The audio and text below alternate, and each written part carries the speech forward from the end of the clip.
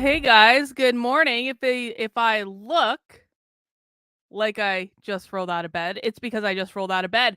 And but we're doing important business today, guys. I'm just getting the stream set up. We are going to be watching Twitter testimony in front of Congress. And let me just throw the C-SPAN stream up. That's what we're going to be streaming today. Former Twitter executives are testifying in front of Congress. Let's just basically saying that I guess it's not live yet. That came out was a little bit surprising. Oh no, it's not live yet. Apparently, they haven't gotten started, but we do have it up here for when it does go live. And so we're gonna sit back and we're gonna wait for these congressional hearings to start. So what the description says: former Twitter executives testify on Hunter Biden laptop story. Former Twitter executives testified on the social media company's role in blocking access to an October 2020 New York Post story about Hunter Biden's laptop. The hearing takes place in the House Oversight and Accountability Committee, and you can just see here they've got on the bottom of the screen former Twitter executives on the Hunter Biden laptop story starting shortly. Good morning. What would they say? It's morning in America. I don't even know what that reference is. But I'm rolling out of bed early just for you, and I'm actually excited. I'm going to be honest. I have my cup of coffee. I'm going to be ready to go. But how are you guys doing this morning? Let me know in the chat. And I don't know. So for people in my community, I talked about this yesterday for my supporter call today. I can't do the supporter call today because I want to stream these hearings. But I'm trying to coordinate if someone wants to host the call with them to still allow that call to happen. We're gonna have to organize this stuff on the fly. That's all right. That's how we do it. All right, looks like they're getting started. 2020 New York Post story regarding Hunter Biden's laptop. I recognize myself for the purpose of making an opening statement. Oh God, it's gonna be low sound. Today's hearing is the House Oversight and Accountability Committee's first step in examining the coordination. How is my sound compared to his? And big tech to restrict because it sounds really low to me and interfere in the democratic process. Social media platforms are increasingly the place Americans go to express their views, debate issues, and gather news and information. These platforms God, I wish I had are a the mimosa. virtual town square. I wish. However, many social media platforms are under the control of people who are hostile to the fundamental American principles of free speech and expression protected All right, in the US we're going to work on Constitution. his sound, but you guys are going to have to bear with me. Big tech autocrats wield their unchecked power to suppress the speech of Americans to promote their preferred political opinions. Twitter Let me know if was that's once one of these better. platforms Is that any better? until Did I get Elon loud Musk too? purchased the company a few months ago. Mr. Musk has pledged to end censorship that goes beyond the law. He has pledged Am to I allow the American same voices be heard or not louder? quashed. In this hearing, we will examine the actions taken by Twitter prior to Mr. Musk's ownership. Many of these actions were carried out by the witnesses before us today. Prior to Mr. Musk's takeover of the company, Twitter aggressively suppressed conservative There's no elected difference. officials, journalists, and activists. This includes shadow banning, Great. locking Okay. accounts, and banning accounts altogether. In fact, Twitter's previous management team There's no difference in his sound at all. Not just conservative voices, but anyone whose opinion strayed from what they deemed acceptable. Opinions such as that students could and should attend school in person to curb learning loss. In the past, Twitter's leadership included previous CEO Jack Dorsey. Well, I'm going to do some claimed technical, the company like did not tech limit the troubleshooting, visibility of certain accounts and tweets known everyone's as going shadow to banning. He said this in front of Congress do the in best they can. 2018. Everyone make sure you But turn we up now your know personal they volume did. on your personal Even computer. placing such accounts on search and trend backlists. And I will try to see if we can find Twitter's another employees source. made censorship decisions on the fly, often not following the company's own publicly stated policies. It worked hand in hand with the FBI to monitor the protected speech of Americans, receiving millions of tax dollars to do so. Twitter, under the leadership of our witnesses today, was a private company the federal government used to accomplish what it constitutionally cannot: limit the free exercise of speech. We now know all this thanks to Elon Musk and the independent journalists who have contributed to what are known as the Twitter files. That brings us to the specific topic of today's hearing: Twitter's censorship of a news article that shed light on Joe Biden's involvement in his family's suspicious business deals. In the months leading up to the laptop story, the FBI advised senior Twitter executives to question the validity of any Hunter Biden story. We also know that one of the witnesses before us today participated in an Aspen Institute exercise in September 2020 on a potential hack and dump operation related to Hunter Biden. Other big tech companies and reporters attended as well. This exercise prepared them for their future collusion to suppress and delegitimize information contained in Hunter Biden's laptop about the Biden's family business schemes. On October 14, 2020, the New York Post published its first story based on information contained in Hunter Biden's laptop story. The Post provided proof of the laptop's legitimacy by releasing a computer repair store's signed receipt for the laptop and the federal subpoena used by the FBI to retrieve it in 2019. The article revealed that a top executive at Burisma, who was paying Hunter Biden $50,000 a month, had spent time with then Vice President Biden in Washington, D.C. Throughout his presidential campaign, Joe Biden assured the American people that he had never spoken to his son about his overseas business dealing. However, the details exposed in the Post article indicate that Joe Biden lied to the American people. Immediately following the story's publication, America witnessed a coordinated campaign by social media companies, mainstream news, and the intelligence community to suppress and delegitimize the existence of Hunter Biden's laptop and its contents. That morning, Twitter and other social media companies took extraordinary steps to suppress that story.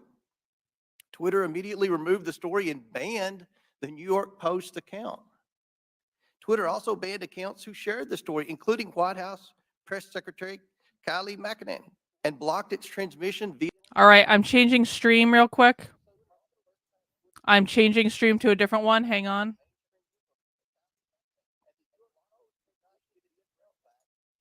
You guys can't see that. It's not showing. God damn it. Never mind. Twitter's not letting me, or Comcast isn't letting me play that game. Officials published a letter that Hunter Biden's laptop was Russian disinformation, which Joe Biden used as a talking point at a presidential debate on October 22nd. All right, guys. Well, the sound is what it is. I can crank it up on my end, but that is as loud as I can go on my end. Let me know if that's. It wasn't disinformation. Is that blowing my voice up too? I want to make sure the American people truly understand the timeline here because it's very important. The Hunter Biden because laptop it sounds story was normal published to me. On Wednesday. Twitter did not acknowledge a mistake for at least 24 hours. Then on Monday morning, 51 former intelligence officials published their letter. That letter was then wholeheartedly accepted by mainstream news as proof that the laptop was fake. Okay, good. Joe Sound Biden issue used that letter solved. to brush aside the few questions he received about the story. During that time, the mainstream media was more concerned about what flavor of ice cream Joe Biden had ordered on a particular day. All this happened 2 weeks before the 2020 election. 2 weeks. One survey found that 17% of Biden voters would not have voted for the Biden-Harris ticket if they'd known about the Biden laptop. But many Americans did not know about it because of a coordinated cover-up by big tech, the swamp, and mainstream news. Now mainstream media outlets have verified the laptop, but the damage has been done. Today, we are joined by 3 former high-ranking employees at Twitter. Vijaya Gadde. Oh, Vijaya!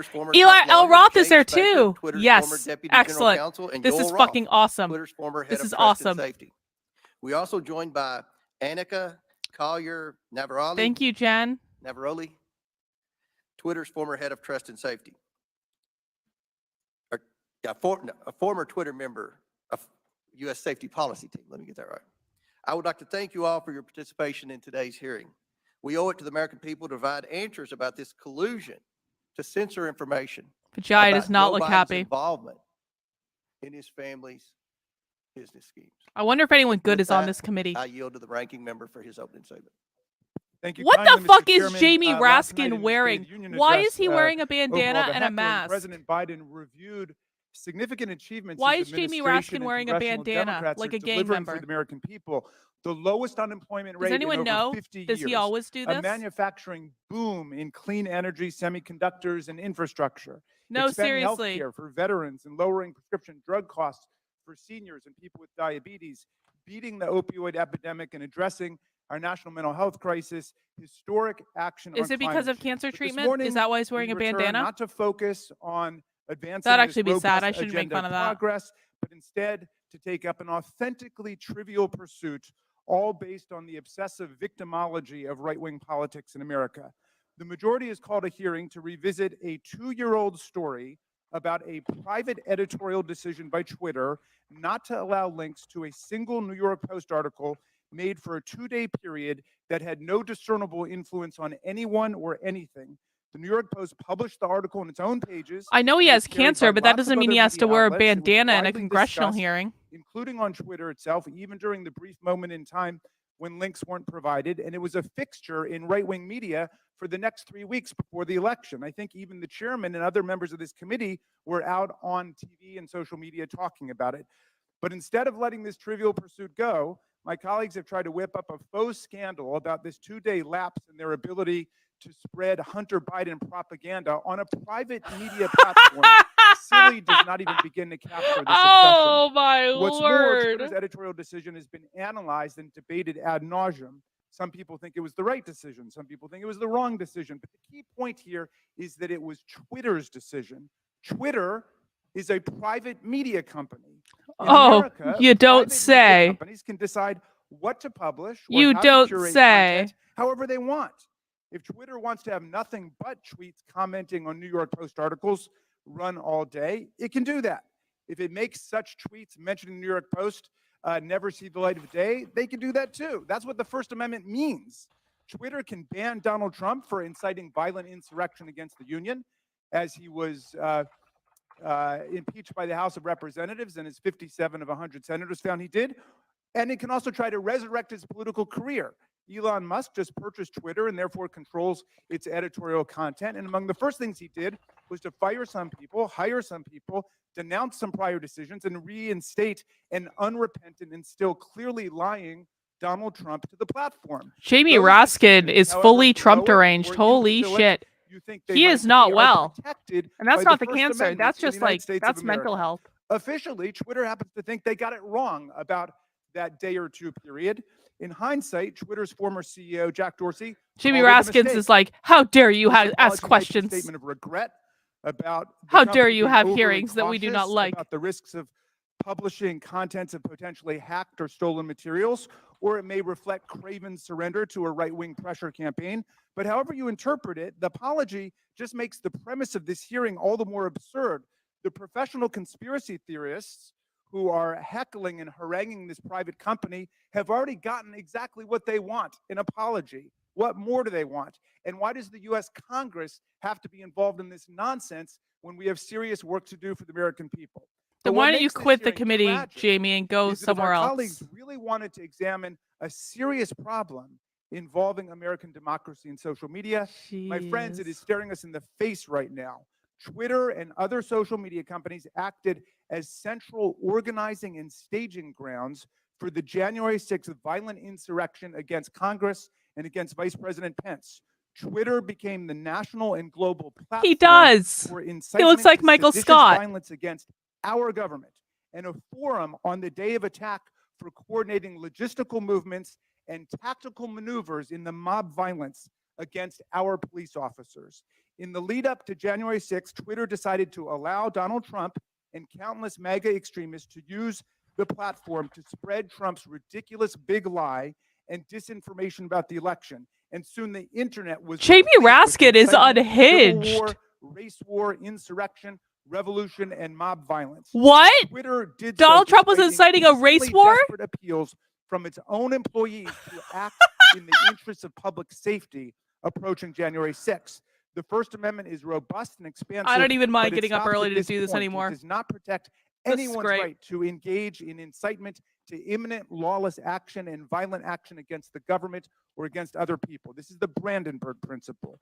There's no carve out to free speech for speech relating to the New York Post or Hunter Biden or laptops, but there's a significant carve out when the speech is deliberately calculated. Am I louder or to at the produce same imminent level as him? violence and chaos against the government.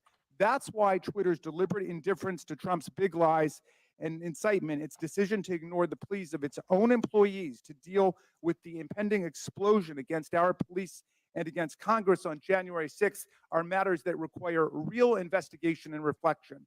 Rather than conspiring to suppress right-wing MAGA speech, as my colleagues astonishingly claim, Twitter thank you, and Reagan. other media Appreciate it. companies knowingly facilitated Trump's spread of disinformation, or what his own sycophantic Attorney General William Barr would come to call bullshit, and gave voice to his followers' glorification of violence. Well, and he can't calls be for civil war. sycophantic if he's calling Today, Trump we will bullshit, hear Kenny. from Anika Collier-Navaroli, a former Twitter employee turned corporate whistleblower and patriotic hero who raised the alarm inside Twitter and about numerous accelerating warning signs. Oh, she's definitely not a social leading up justice to the warrior. violent Definitely and not. catastrophic Absolutely attack not. on the Capitol on Totally January 6th, even-keeled 2021. person. Ms. Navarrete is here today to publicly testify about how senior officials at Twitter resisted her efforts to put policies in place or to enforce existing policies to promote public safety and to defend our national security.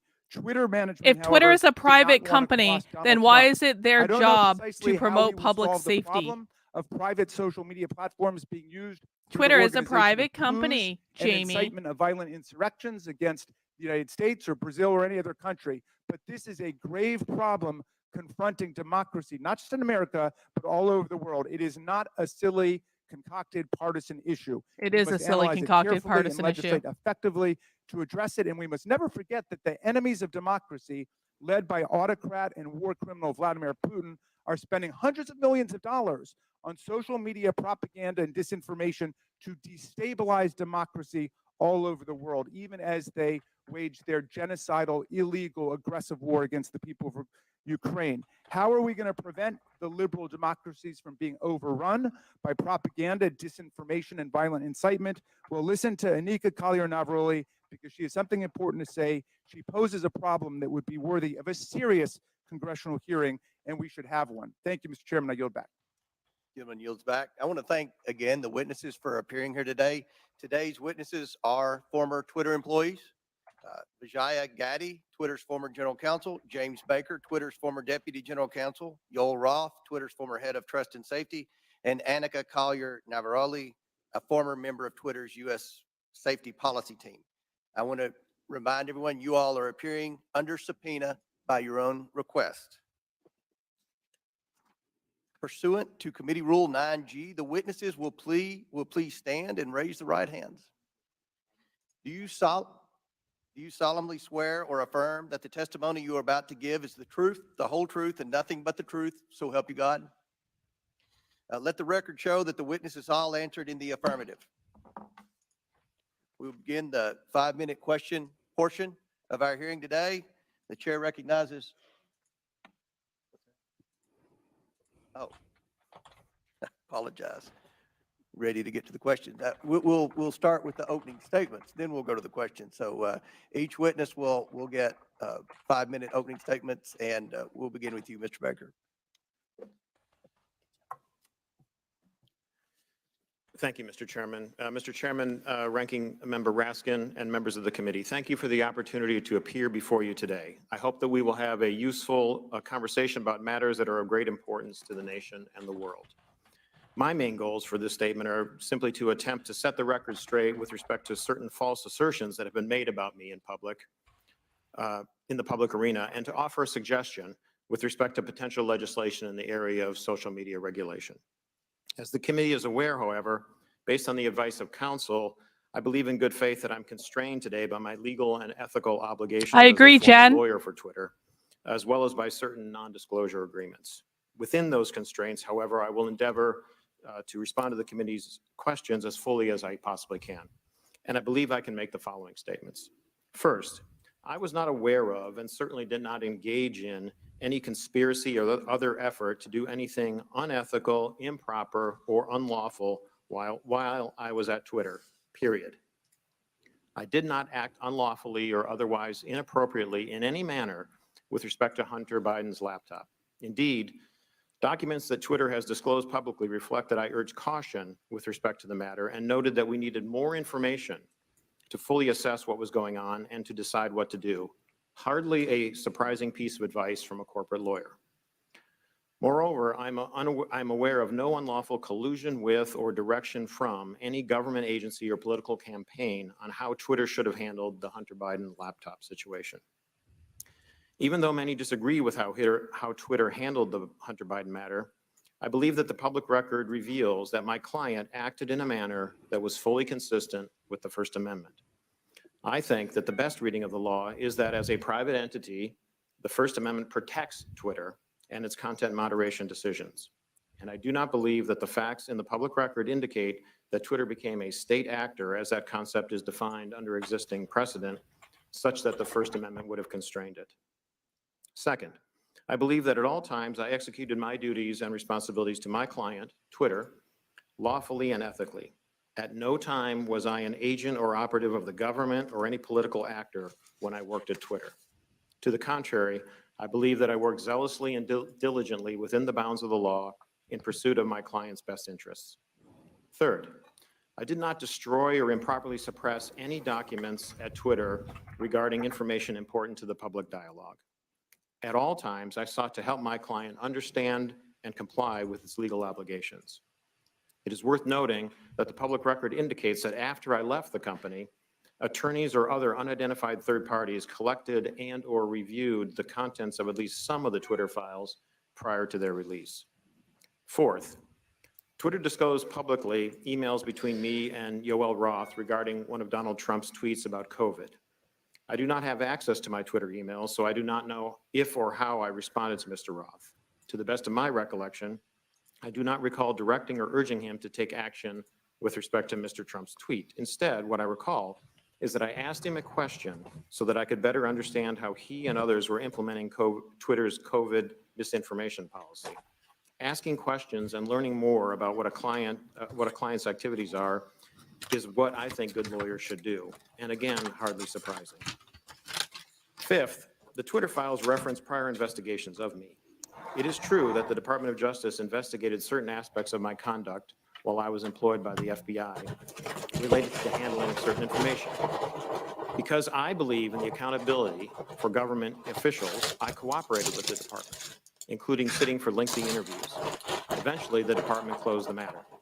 No adverse action was taken with respect to me, and my security clearances while a government employee were never restricted because of the matter. In closing, Mr. Chairman, I want to return briefly to the I can't wait to hear what Vijaya has to say. Social media companies. The law permits the government to have complex, multifaceted, and long-term relationships with the private sector. Law enforcement agencies and companies can engage with each other regarding, for example, compulsory legal process served on companies, criminal activity that companies, the government, or the public identify, such as crimes against children, cybersecurity threats, and terrorism, and instances where companies themselves are victims of crime. When done properly, these interactions can be beneficial to both sides and in the interests of the public. As you, Mr. Chairman, Mr. Jordan, and others have proposed, And I don't want to hear anything about it, Sam. A workable way to legislate in this area I needed a may quick be to snack, focus all right? on the actions of federal government agencies and officials with respect to their engagement with the private sector. Congress may be Sorry able if to that was limit loud. I the didn't think nature my and mic scope was of going to those pick that up. interactions in certain ways, require enhanced transparency and reporting by the executive branch about its engagements, and require higher level approvals within the executive branch prior It may to have been in such the video too, but I engagements don't on know. certain topics. I'll be so more that you careful can on my hold end. Senate-confirmed officials, for example, accountable for those decisions. In any event, if you want to legislate, my recommendation is to focus first on reasonable and effective limitations on government actors. Thank you, Mr. Chairman. Thank you, Mr. Baker. Ms. Gaddy. Chairman Comer, Ranking Member Raskin, and members of the committee, thank you for this opportunity to provide. Well, this I've heard opening from others statement. that I'm just a little bit louder than After the a stream, decade as a so we're corporate just going to have to lawyer, I joined manage. Twitter in 2011 as the first member of the corporate legal team. In 2013, I was promoted to general counsel. In 2018, I became the chief legal officer and continued in that role until October of 2022. During my time at Twitter, I had many distinct teams reporting to me, including legal, trust and safety, public policy, corporate security, and compliance. I was drawn to work at Twitter because I was inspired by how people were able to use the platform and awed by its potential. Twitter enabled anyone to hear directly from any individual instantly. People from around the world were coming together on Twitter for an open and free exchange of ideas. The work was challenging and fulfilling. She's nervous. Her voice is After Jack shaking. Dorsey returned as CEO in 2015, one of his top priorities became what we called the health of the public conversation. This was based on customer research, advertiser feedback, Twitter's declining revenue, user growth, and stock price. Teams across Twitter were focused on making the platform safer, better, and more profitable. As an executive of the company, I also was responsible for helping to achieve the corporate goals set by Mr. Dorsey, and I was accountable to him, the board of directors, and ultimately Twitter's public stockholders. As we prioritized the health of the public conversation, we did not lose sight of what Twitter was for most people, a place to talk about their favorite things. Topics that animated the platform range from K-pop to the World Cup to video games and movies. We needed to ensure that differences of opinion would not cross the line, for example, into sending death threats to soccer players who missed important goals, distributing non-consensual intimate photos, or cyberbullying so vicious that it could compromise a teenager's mental health. Twitter's platform rules covered a wide range of conduct and changed over time based on new behaviors and harms on the platform and feedback from customers, regulators, governments, advertisers, researchers, and others. This feedback led to a principles-based approach, which we applied to an array of difficult yet equally complicated situations around the world. These rules were also benchmarked against industry standards. We all knew how difficult it would be to design, much less apply, one set of global rules for hundreds of millions of accounts that shared billions of tweets a week. While I was at Twitter, the company never lost sight of its deep commitment to promoting and defending free expression around the world. For example, to protect human rights defenders, we fought for the right of people to use pseudonyms on the platform. We litigated in courts around the world to protect the rights of people to express their opinions, often defending them against their own governments who are acting unlawfully or violating international human rights. And we took extra precautions to Yes, ensure Twitter we is the scrutinized platform and of the challenged people. and never just Never acquiesced forget it. to government legal demands. Power to the people. Defending free expression and maintaining the health of the platform required difficult judgment calls. Most applications of Twitter's rules were fact-intensive, subject to internal debate, and needed to be made very quickly. We recognized that after applying our rules, we might learn that some of them did not work as we imagined and that we would need to update them. We always remained open to new information from our customers and critics regarding our policies and enforcement. At times, we also reversed course. For example, on October 14, 2020, the New York Post tweeted articles about Hunter Biden's laptop with embedded images that looked like they may have been obtained through hacking. In 2018, we had developed a policy intended to prevent Twitter from becoming a dumping ground for hacked materials. She's definitely going to cry. We applied this policy to the New York Post tweets and blocked links to the articles embedding those source materials. At no point did Twitter otherwise prevent tweeting, reporting, discussing, or describing the contents of Mr. Biden's laptop. People could and did talk about the contents of the laptop on Twitter or anywhere else, including other much larger platforms, but they were prevented from sharing the primary documents on Twitter. Still, over the course of that day, it became clear that Twitter had not fully appreciated the impact of that policy on free press and others. As Mr. Dorsey testified before Congress on multiple occasions, Twitter changed its policy within 24 hours and admitted its initial action was wrong. This policy revision immediately allowed people to tweet the original articles with the embedded source material. For what? Relying on its I mean, long-standing sure, but for practice what? not to retroactively apply new policies, Twitter informed the New York Post that it could immediately begin tweeting when it deleted the original tweets, which would have freed them to retweet the same content again. The New York Post chose not to delete its original tweets, so Twitter made an exception after 2 weeks to retroactively apply the new policy to the Post's tweets. In hindsight, Twitter should have reinstated the Post account immediately. There is no Yes, easy way to run a Vijaya. global Thank you. communications platform that satisfies business and revenue goals, Or perhaps individual never have customer censored them in the expectations, first local place. laws, and cultural norms, and get it right every time. Still, while I was at Twitter, we worked hard every day to make Twitter a healthy platform and ultimately a healthy business. Thank you for your attention. I look forward to your questions. Thank you very much. Mr. Roth. Thank you, Chairman Comer, Ranking Member Raskin, and members of the committee for the opportunity to speak with you here today. Yoel In is going to nearly be a 8 bitter years at bitch. Twitter, I He's worked so in bitter. and led a division called Trust and Safety. He also Trust looks and like he's going to Safety's cry, core but he's duty bitter is and angry. content moderation, removing tweets that violate Twitter's terms of service, and suspending users who repeatedly break the rules. This work is sometimes dismissed merely as censorship, but it represents a key way that Twitter and other companies live up to their responsibility to keep the users of their products safe. Much of this work is uncontroversial. For example, taking down accounts that engage in child sexual exploitation or promote terrorism. The gray area of this work, though, is when trust and safety teams have to make decisions about so-called lawful but awful material, content that may be legal in many jurisdictions, but isn't something most people would want to experience.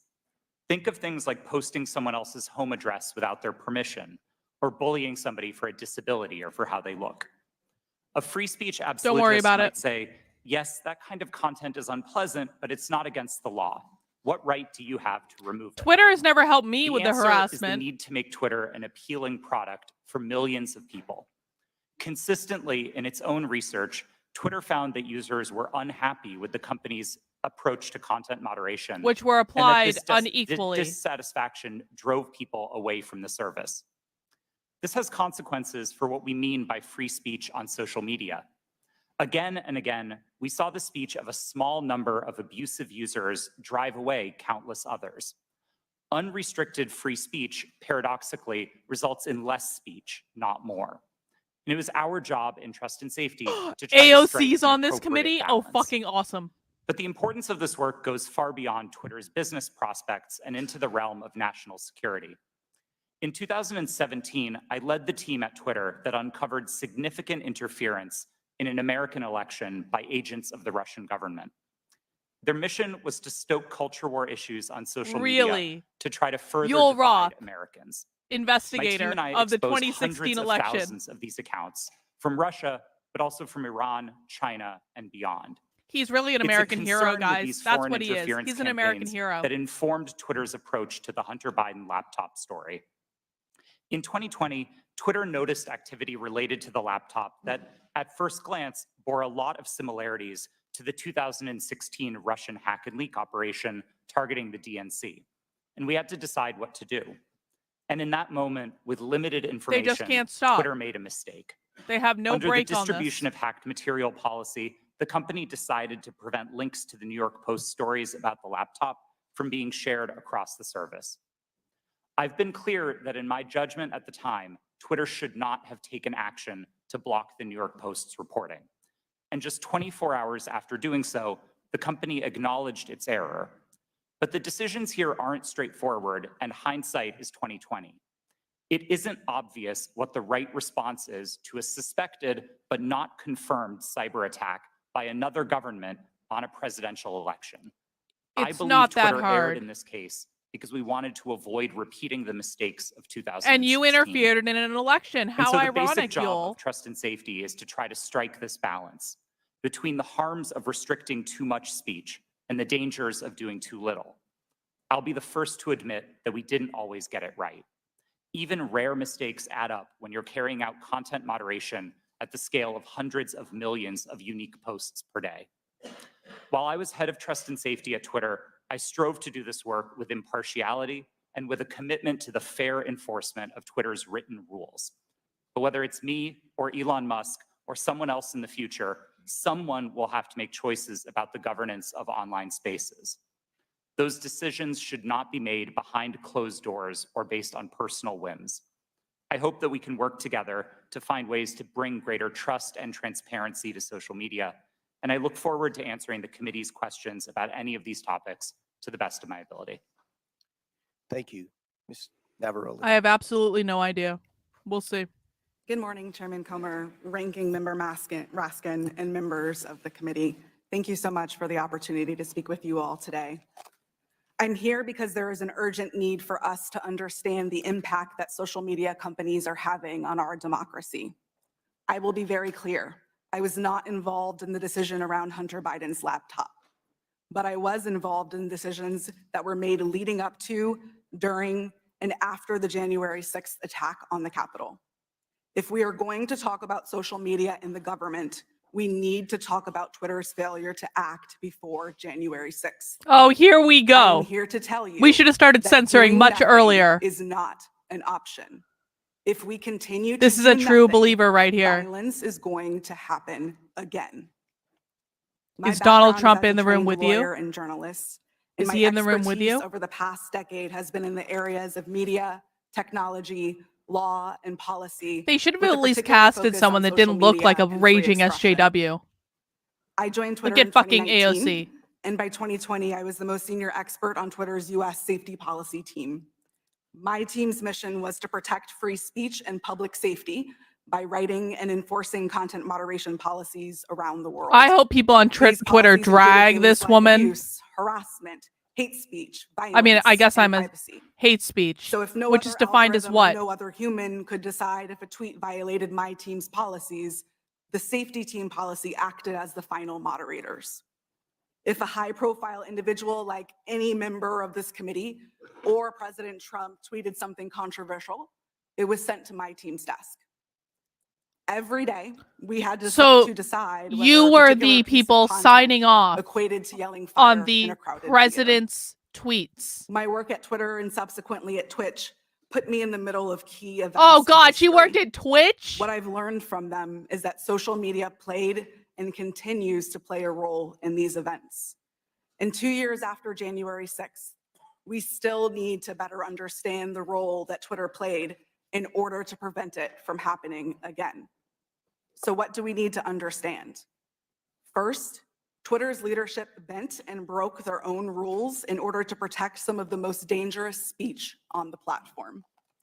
I'm going to talk a little bit about what happened in the Oh months leading up to my January 6th. God. During this time, She's my about to team say worked Twitter try to protected minimize Donald the threat of Trump. violence that we Okay, saw coming. sure, yeah. After President Trump instructed the Proud Boys to stand back and stand by in a debate, we considered the danger that that statement would have if it was tweeted. So we crafted what we called a coded incitement to violence policy to address dog whistles like this. Instead of approving it, management bent over backwards to find ways to not approve it. On So January you 5th, bent when over the policy backwards was to find still not ways to approved, censor I led Donald a Trump's meeting where one of my tweets. colleagues asked management Is that what you just said? whether someone was going to have to get shot before we were allowed to take down tweets. Who got shot on January 6th? Another colleague looked up live tweets and read them to management to try to convince them of the seriousness of the issue. Still, no action was taken. Remind On the me, morning of who January got shot on 6th, January 6th? I sent Twitter lawyers a message warning them that our team was hamstrung by leadership. 2 days later, when it looked like it was going to happen all over again, I asked management whether they wanted more blood on their hands. This woman Only honestly saw it then as her did they job to act. censor the president of the United The States. Really second think about problem is that. that there is way too much power concentrated in the hands of too few. With January 6th and many other decisions, content moderators like me did the very Golly, best she that kind of we sounds could. like a collectivist. But far too often, there are far Like a too few of us, socialist. and we are being Huh. asked to do the impossible. For example, in January 2020, after the U.S. assassinated an Iranian general and the U.S. president decided to justify it on Twitter, management literally instructed me and my team to make sure that World War III did not start on the platform. She's No honestly person, saying that it was wrong people, to or assassinate a company terrorist. should have that kind of She's unchecked defending power an or that Iranian kind of terrorist. responsibility. The modern day public conversation should not be susceptible to the whims of any one individual or any one company. Fixing the systemic issues that lead to bad decisions is not going to be easy, but people like me who have been in the trenches can help lead the way. But I must say, coming forward and offering this information is risky and it is difficult. Doxing and harassment are real and people are afraid to tell what they know. So we need to make sure that there are protections for those who speak the truth. We need to create space to hear from people on the front lines. We need to give them protection so they can share their experiences. Only then can we begin to understand the full scope of the problem and to find solutions. There is far too much at stake for us to do nothing. Thank you. Thank you all. Excellent opening statements. Now we'll begin with the question portion. We'll begin by recognizing Mr. Biggs for 5 minutes.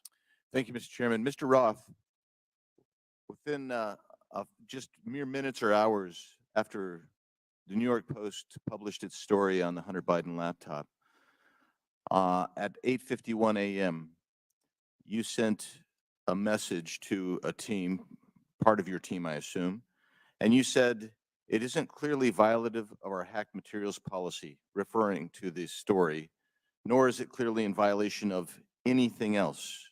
Do you remember sending that message? Thank you for the question, Congressman. I don't recall that message specifically, but that does sound like my judgment on that day, yes. Okay, so that was early on in the day.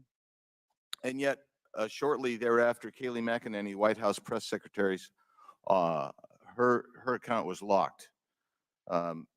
So an inquiry was made the next day by a person named Carolyn Strom. You know Carolyn Strom? Yes, sir, I do. Yeah, and Carolyn Strom asked, what's going on here? And somebody named Elaine Ong Soto said, the user was bounced by site integrity for violating our hacked materials policy. Do you remember that incident? Yes, sir, I do. Yes, the press And secretary somebody of the named United Tim States is a hacker. Kennedy said, I'm struggling to understand the policy basis Makes for total marking this sense. as unsafe. And I think the best explainability argument, now that may be a technical term for you, but for me, it looks like we're trying to create a narrative here to cover our butt. The best explainability argument for this externally will be that we're waiting to understand if this story is the result of hacked materials. Do you remember Mr. Kennedy's communication? Yes, I do.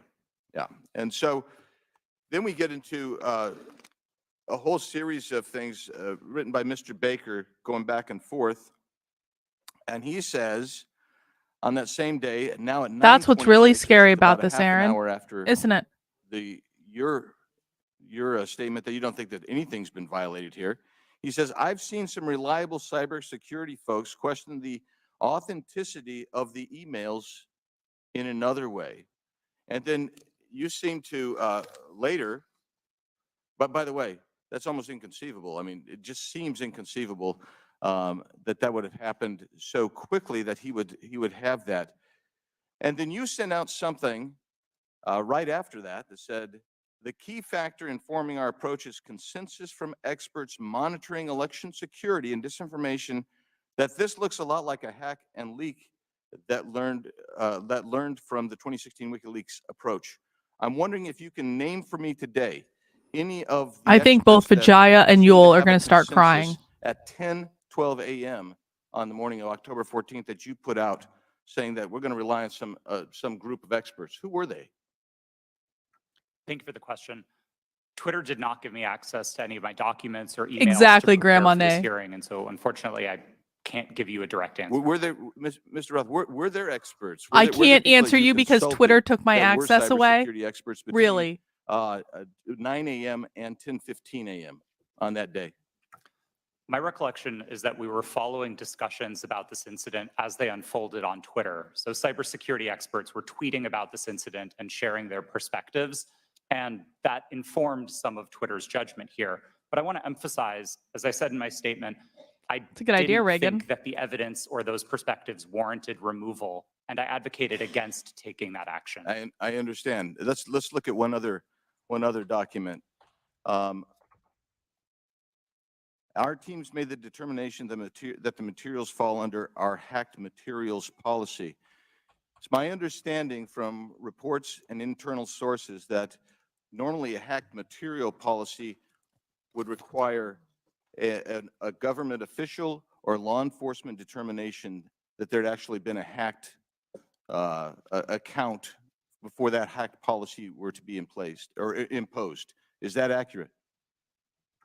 No, sir, it's not.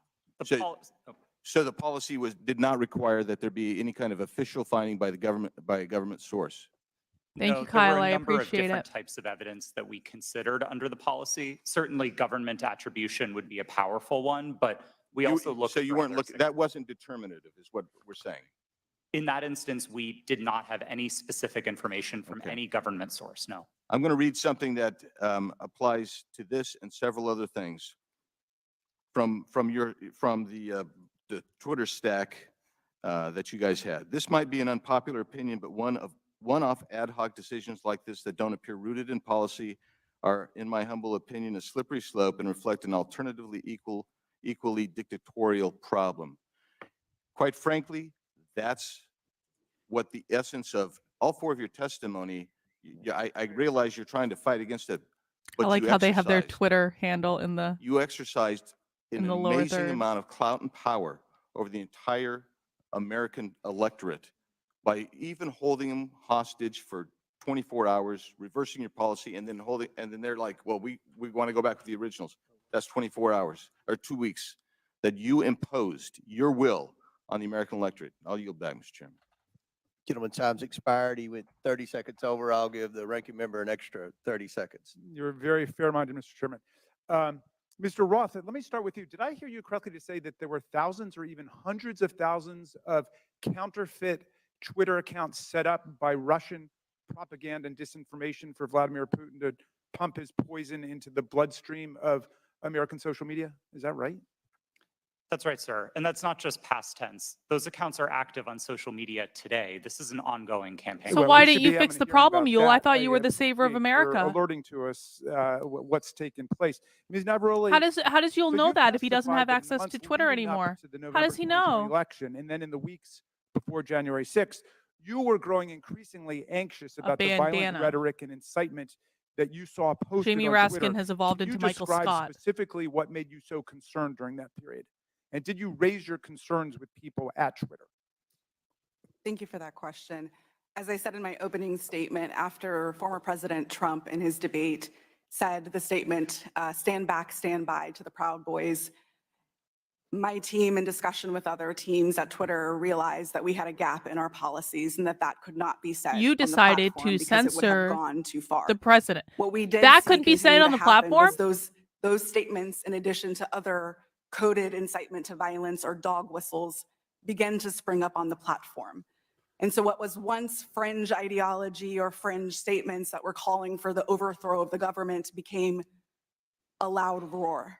And so God, we the heard LPNH calls individuals for the beginning overthrow to of the say that government they every were day. locked and loaded, that they were ready for Civil War Part 2, that they were ready for another revolution, that they were ready for the day of the rope in very clear English. Who said on that? Twitter. And on the January 6th committee, I want an we have example. tens of thousands of statements like that being made on Twitter and other parts of social media. Jamie So we got Raskin's only going a to little talk to the taste of what you were SJW. experiencing on a That's daily it. He's basis. not going to talk Now, to there anyone was else. this meeting on January 5th at Twitter. I don't think it was called specifically to look at what was going to happen the next day. That just happened to be a regular meeting. But at that meeting, you and other employees raised. I mean, I'm not the problem of unsympathetic to what the you fact that saw he's coming undergoing on cancer January 6th. treatments, but he looks How did ridiculous. I'm Twitter sorry. management And he's an respond unhinged to the lunatic, concerns and that I you don't feel raised? bad for him.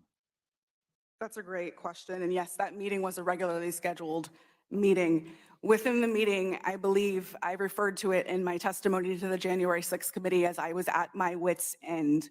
I had argued, I had asked questions, I had asked for clarification. I just wanted We to had censor the found president. dangerous That's tweets all. within the I was at meeting, my wit's and end. yet Why the won't Twitter individual who let is the me most censor senior, the president? leader within the team in that meeting That's told us basically that we her. were not allowed to take that content down and that we were not allowed to use the coded incitement to violence policy.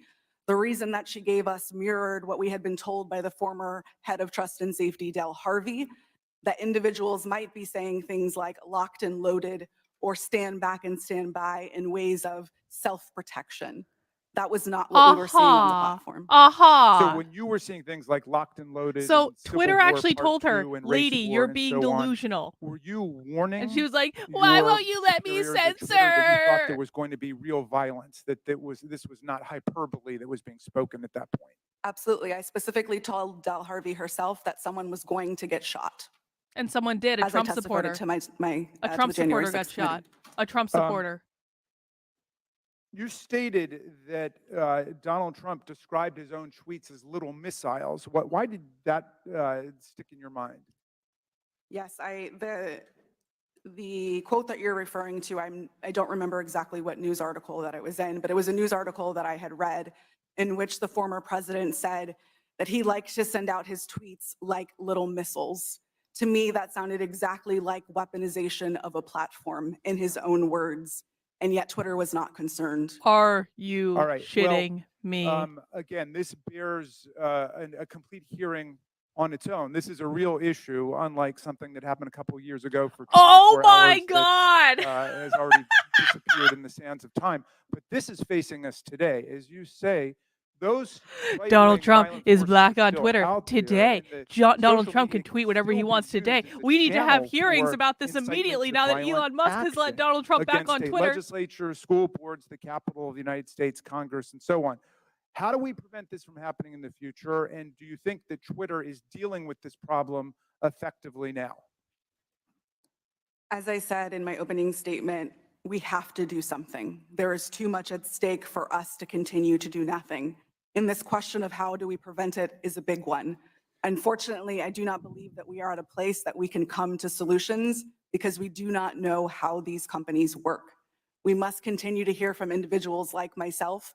We must have a seat at the table to be able to share our experiences, because our experiences and the ways that we have succeeded, the ways that we have Yes, failed, this hold the woman's key lived to our futures experience and the key to our should guide the democracies. future All of right, thank you, Twitter. Mr. Chairman. I would just say I was skeptical about revisiting Power to the the whole lived New York Post experience. thing, where there have already been congressional hearings and they've already apologized for their little lapse. But this is a serious issue, and so I'm glad we at least have the opportunity to begin to talk about it in public. And I yield back to you. Yes, her Thank you. feelings are very, very deeply, Gentleman yields deeply back. I'll recognize serious. myself now for questioning. The Biden family investigation begins with the story of how big tech, the media, former intelligence agents, and the Bidens themselves suppressed the story of Hunter Biden's laptop weeks before the 2020 election.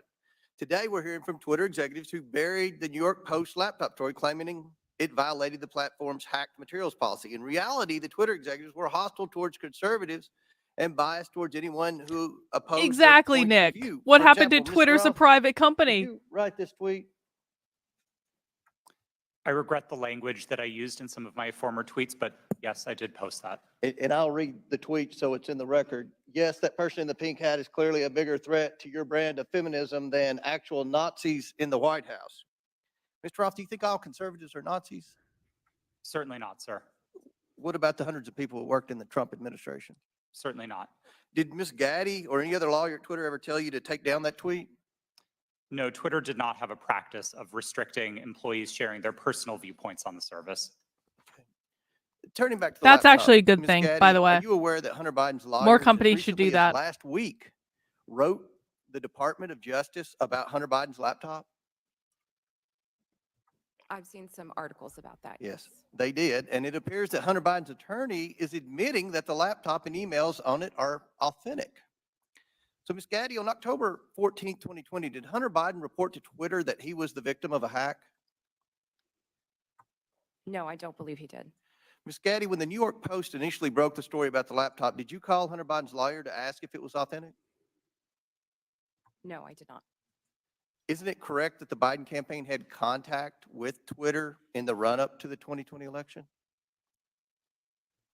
Not to my knowledge. And you're telling this committee that you didn't ask any Biden representative if the laptop was real or for Hunter Biden's attorney's phone number to confirm its authenticity? We did not speak to anybody related to that. Mr. Baker, are you aware that the FBI had Hunter Biden's laptop since December of 2019? I'm sorry, am I aware of that now? Well, were you aware then? Then, no, I don't believe, sir, that to the best of my recollection, I don't think I knew But that. you're aware now? I've heard that now, yes. Mr. Baker, did you call any of your contacts at the FBI to ask whether or not they knew if the material had been hacked? I don't recall contacting them about that on that day. Mr. Roth, Ms. Gaddy, and Mr. Baker, it appears to me that you failed at your jobs. You were entrusted with the highest level of power at Twitter, but when you were faced with the New York Post story, instead of allowing people to judge the information for themselves, you rushed to find a reason why the American people shouldn't see it. In a matter of hours, you were deciding on the truth of a story that spans years and dozens of complex international transactions. You did this because you were terrified of Joe Biden not winning the election in 2020. That's what it appeared. I can assure you this committee will succeed in holding the Bidens accountable. So much of the evidence of wrongdoing from this family is located in that hard drive that you all led the American people to believe was Russian disinformation, when in fact it was not. Now, I agree with Mr. Baker's opening statement. The concern for me is the level of involvement the FBI had with not just Twitter, but all of our social media platform companies. And I think it kind of goes in the opposite direction of where my friend, the ranking member, was trying to take this in his opening statement. This is something this committee should be concerned about. The government doesn't have any role in suppressing speech. And that's something the media should be very concerned about. What if there's a conservative president that somehow cleans out our FBI and they put in conservatives to suppress liberal speech? Which would absolutely happen, by the way. That should never That's not happen. theoretical. That would So absolutely I happen look if they had forward power. to more questions, and at this time, I yield to the gentleman from. I think Ohio. the chair for yielding. Mr. Baker, you said you didn't talk with the FBI that day. Did you talk to the FBI about the Hunter Biden laptop story prior to then or after that day? I'm trying to make sure I can answer this question consistent with the restrictions that I talked about in my opening Simple statement. question. Did you Yeah. talk to the FBI about the Hunter Biden story? I do. Jim to the Jordan best is of a my boss. recollection, I did Mount not the talk like up button for to Jim the FBI Jordan. about the Hunter Biden story before that day. Did you talk to him after it? You said your don't recall. response is real. Your response is real specific to the chairman. You said, I did not talk to the FBI about the Hunter Biden laptop story that day. I assume that day is October 14th. I want to know if you talked to him on the 13th or before, or if you talked to him on the 15th and after. I don't recall speaking to the FBI, sitting here today, I don't recall speaking to the FBI at all about the Hunter Biden matter. Well, then why'd you answer Laptop. it the way you did? I beg your pardon? I yield back there. Chair recognizes Ms. Norton for 5 minutes. Thank you, Mr. Chairman. Like Benghazi before, Republicans are on a taxpayer-funded expedition to attack their political rivals, and they're feeding the flames of conspiracy in the process. See, this With the woman can release of pull the off bald. So-called Twitter files. What the fuck is wrong with Jamie Donald Trump Raskin? has seized the moment Can't he to just shave further his head and be own done with it? conspiracies about the 2020 She makes it work. election, writing in December, and I quote, "Do not throw the presidential election results of 2020 out and declare, do you throw the presidential election results of 2020 out and declare the rightful winner, or do you have a new election?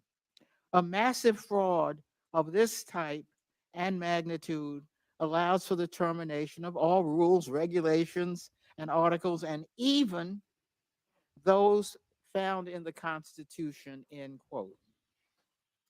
Now, it bears repeating that this is the same man who incited an insurrection on January 6th, and just last week reposted a message on Truth Social that suggested his supporters will, quote, and I'm quoting him now, physically fight for him this time, and added, "They got my 6 and we are loaded," and I mean loaded. This is a question for Ms. Navarrete. What did the phrase "locked and loaded" mean to you while you were at Twitter prior to January 6th? Yes, thank you for that question. The way that I read "locked and loaded" to be interpreted by the tweets that I saw coming on Twitter prior to January 6th was that individuals were loaded, were armed, and that they were ready to commit violence. Are you concerned that the use of this language will continue to incite and legitimize political violence leading to the next election? Absolutely. We are sitting exactly 1 month in which the exact same playbook was played in Brazil, and we saw almost deja vu happening again. As I said in my opening statement, unless we do something, this will continue to happen again. Thank you, Ms. Navarrete. Mr. Roth, you are no stranger to conspiracies and their real-world consequences. If you don't mind, can you please describe for the committee how the release of the so-called Twitter files has affected your personal safety? Thank you for the question, Congresswoman. The Twitter files, I would note first and foremost, didn't just affect me, but affected much more He's gonna junior cry. employees at Twitter. He's gonna cry. Oh, Employees as far boo-hoo. away as Manila in the Philippines were doxxed, had their families threatened, and experienced harm equal to or greater than what I've experienced. But concurrent with the Twitter files, Elon Musk also made the decision to share a defamatory allegation that I support or condone pedophilia. And this lie led directly to a wave of homophobic and anti-Semitic threats and harassment against me, of which Twitter has removed vanishingly little. And following Oh, the so you Daily mean you Mail's were decision treated like to all of publish us, where I Yule? live, ultimately I had to leave my home and sell it. Those are the None. consequences for this type of online harassment and speech. Well, that's, I must say, those are very real consequences. It's kind of like he was treated by like all of us legitimizing always have been on unsubstantiated Twitter. conspiracy theories I'm harassed every day of my about life the on deep Twitter. state, big tech, and Poor government Yule. censorship for Poor political gain. Yule. Committee Republicans are holding a match to a Exactly. powder keg. We all saw the consequences of this kind of rhetoric on January 6th, and we continue to see it play out as political violence and hate crimes grip communities around the country. And I yield back, Mr. Chairman. Lady Yule, yields quoting back. my Chair recognizes dissertation Ms. is hate Mace for 5 speech. minutes. Thank you, Mr. Chairman. The Twitter files were not just about Hunter Biden's laptop. Twitter files make it apparent Twitter worked overtime to suppress accurate COVID information.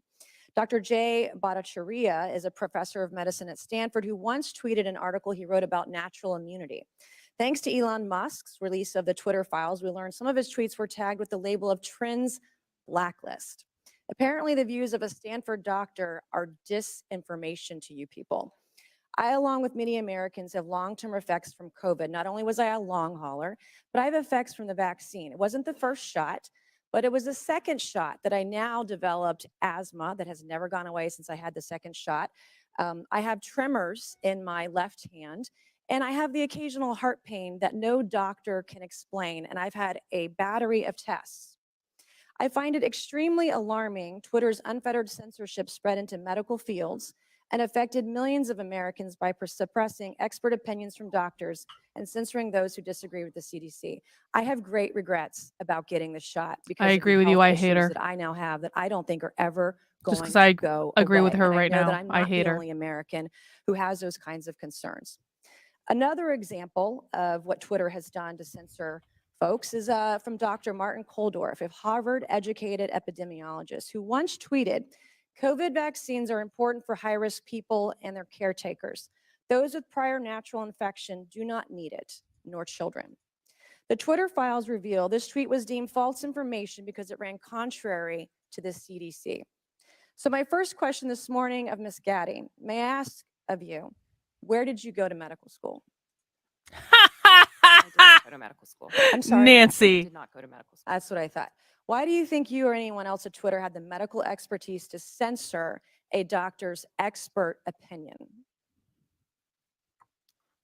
Our policies regarding COVID were designed to protect individuals. We were seeing You guys censored Harvard-educated doctors, Stanford-educated doctors, doctors that are educated in the best places in the world, and you silenced those voices. My next question is, did the U.S. government, oh, excuse me, I have another chart I want to show you, Ms. Gaddy.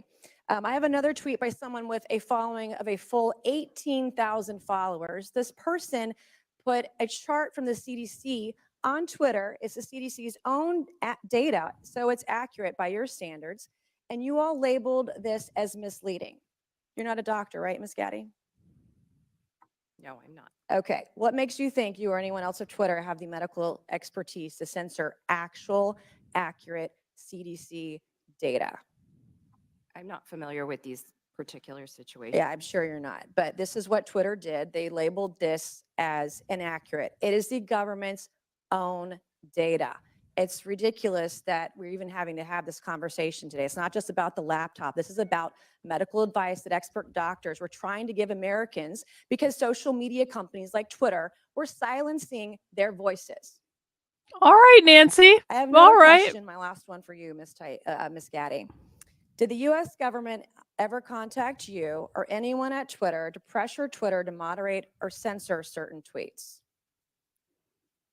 Yes or no?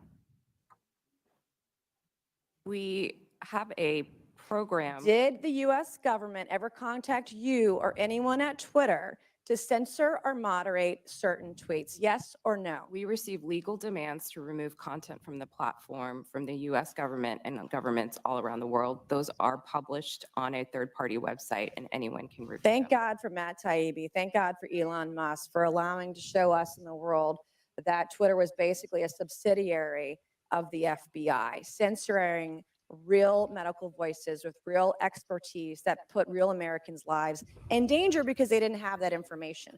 I also want to thank one of my colleagues, Ro Khanna, because as it turns out, censorship isn't just an important issue to conservatives. Some of my colleagues on the other side of the aisle, like Ro, found this censorship very concerning, and he even wrote to you and to folks at Twitter that he was concerned about the First Amendment being censored. So I want to thank him for speaking up and speaking out about this issue, because this should not be a partisan issue. This should be an issue that's an American issue. Mr. Chairman, I would like to enter into the record, I ask unanimous consent, to enter into the record a Wall Street Journal article from December 9th, 2022 by Justin Hart entitled "The Twitter Blacklisting of Jay Bhattacharya."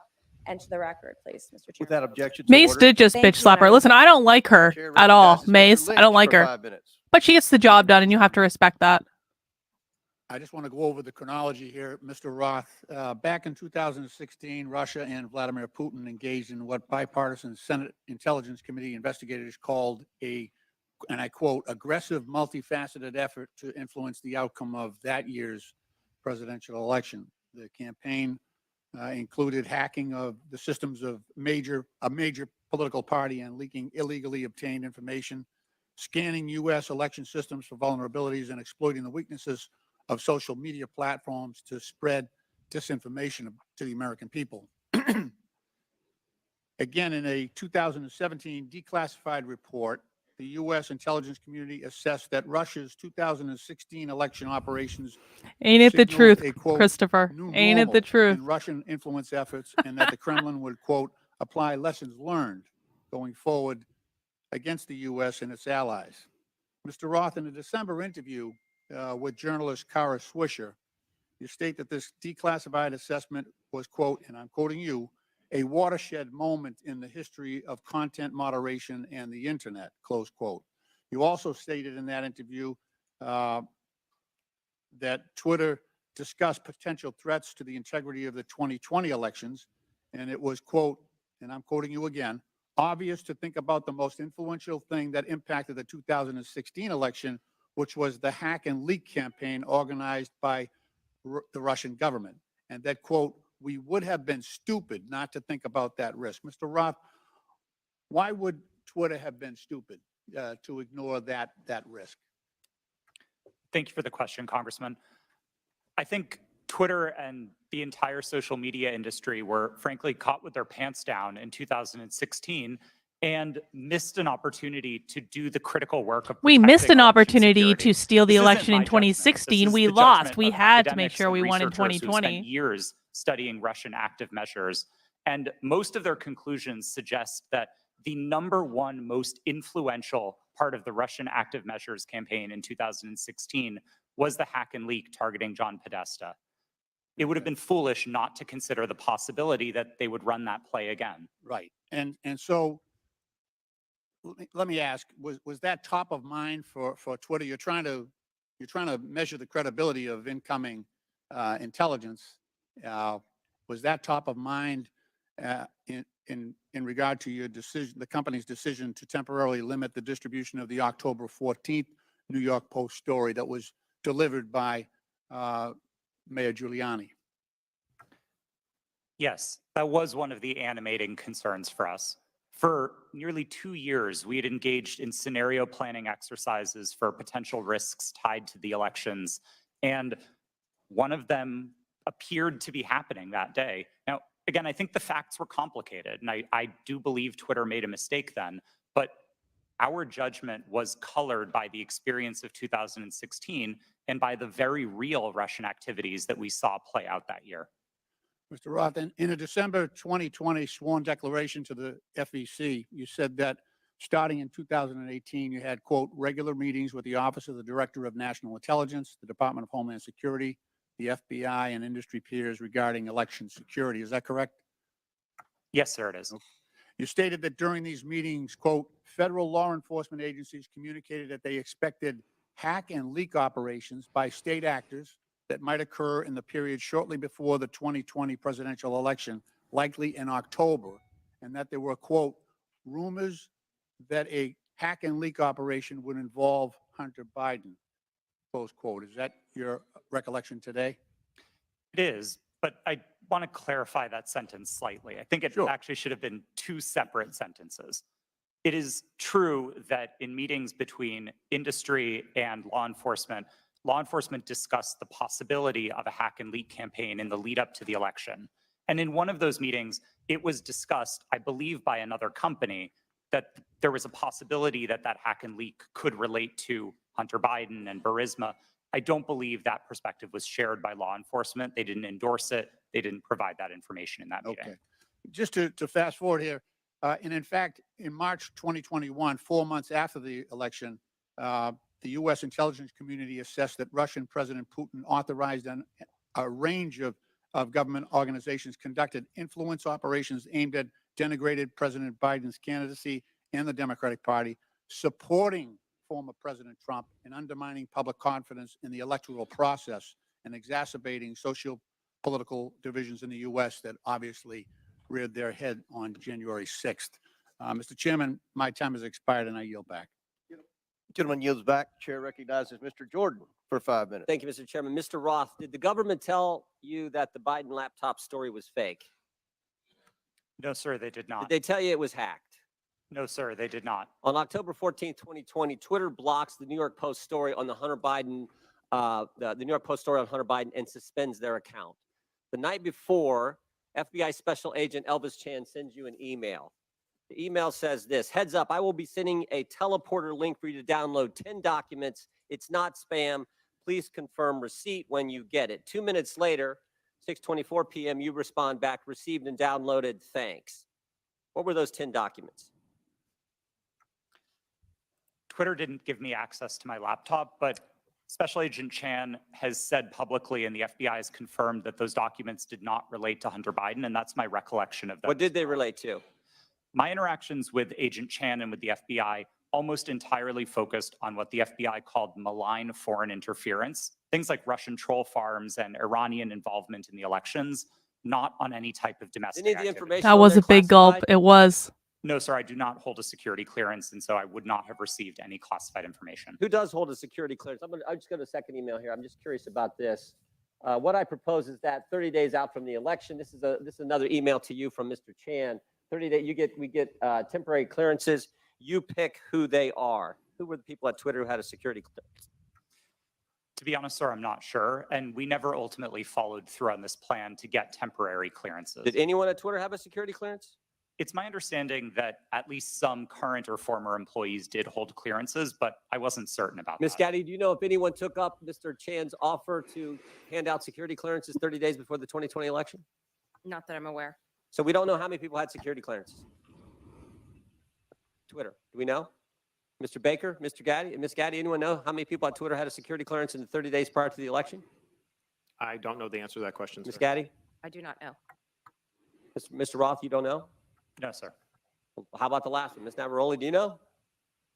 No. I mean, it seemed like the offer was to sort of just hand them out like candy. I just wondered who had them. No one knows? Okay.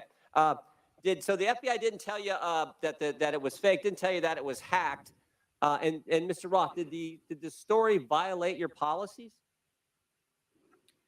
In my judgment at the time, no, it did not. Yeah, that's what you said. Said what I would propose, is you said it isn't clearly a violation of our hack materials policy, nor is it clearly a violation of anything else.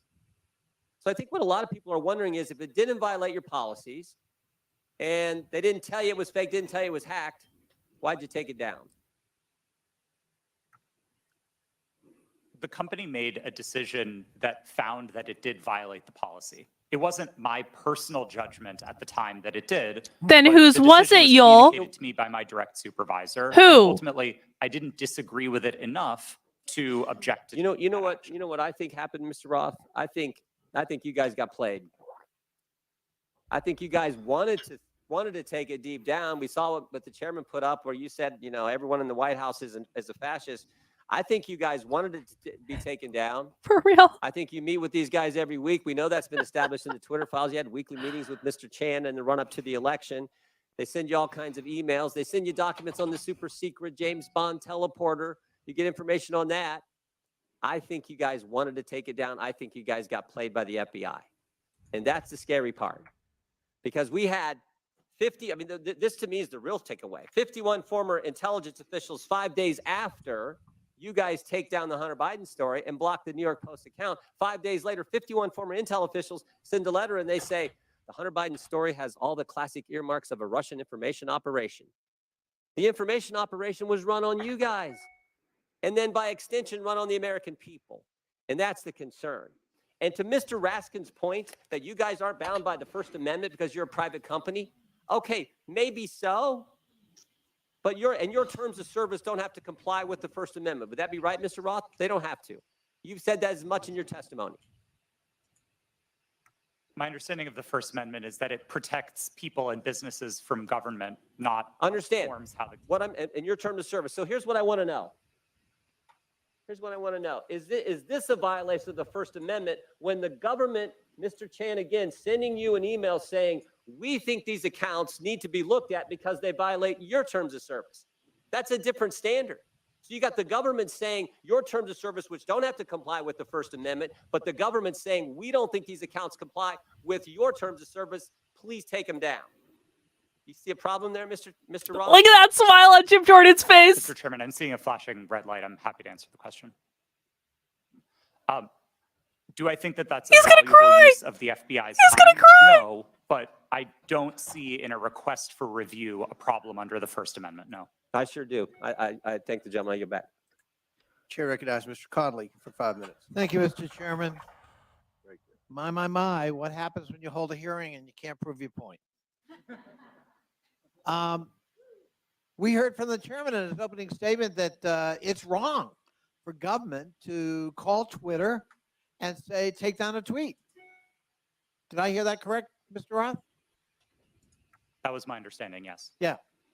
So on May 27th, 2020, President Donald J. Trump tweeted, and I quote, Republicans feel that social media platforms totally silence. Thank you, Mama. By the way, something that would come as news to you, apparently, Mr. Roth, because you're still the subject of conservative harassment. We will strongly regulate, he went on to say, or close them down before we ever allow this to happen, unquote. Ms. Navaroli, doesn't that sound eerily like a government official telling Twitter that there's a threat, we'll shut you down if we don't like the content? I am not familiar with the tweet that you have referenced. Well, but if I just told you that quote without telling you who said it, might it have some ominous overtones from your point of view if you're still at Twitter? We'll shut you down. We'll regulate you. We will never allow this to happen. Those are pretty strong words. They are. Yeah. Okay. On September 8th, 2019, at 11:11 p.m., Donald Trump heckled two celebrities on Twitter, John Legend and his wife, Chrissy Teigen, and referred to them as the musician John Legend and his filthy mouthed wife, unquote. Are we calling that hate Teigen speech? responded to that email at 12:17 a.m. And according to notes from a conversation with you, Ms. Navaroli's counsel, your counsel, the White House almost immediately thereafter contacted Twitter to demand the tweet be taken down. Is that accurate? Thank you for the question. In my role, I was not responsible for receiving any sort of request from the government. However, what I was privy to was my supervisors letting us know that we had received something along those lines or something of a request. In that particular instance, I do remember hearing that we had received a request from the White House to make sure that we evaluated this tweet and that they wanted it to come down because it was a derogatory statement directed whoa, towards the president. They wanted it to come down. They What? made that request. To my recollection, yes. I thought that was an inappropriate action by a government official, let alone the White House. But it wasn't. It Joe is. Biden about his son's laptop. I don't care. was It Donald isn't an Trump, because appropriate he didn't like what action. Chrissy Teigen had to say about him. Is What that the correct? fuck, Trump? Yes, that is correct. My. Wow. You ever think it's appropriate for the President of the United States to direct or otherwise influence No. a social media company to take down its content? I think it's a very slippery slope. Mr. Roth, Ms. Gaddy, Mr. Baker, any evidence that Joe Biden's ever done that? Certainly none that I'm aware of, no. I don't recall anything like that. I'm sorry, that President Biden did what, sir? Has Joe Biden ever called Twitter, to your knowledge, or his White House at his behest to take down content or urge you to take down content?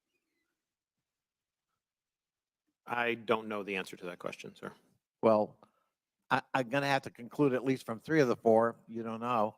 There's no evidence he's ever done that, but there's plenty of evidence Donald J. Trump tried to do that. You're And, honestly saying there's no we're gonna have a evidence hearing that the government about the under misuse Joe of social Biden media and the asked Twitter intrusion to of censor government information? Is that what in we're talking about? There's the no evidence of content that? social media. Okay. Yeah. We've sure. got an environment-rich target, but it's not Joe Biden. It's Donald J. Trump. And of course, we don't want to talk about that.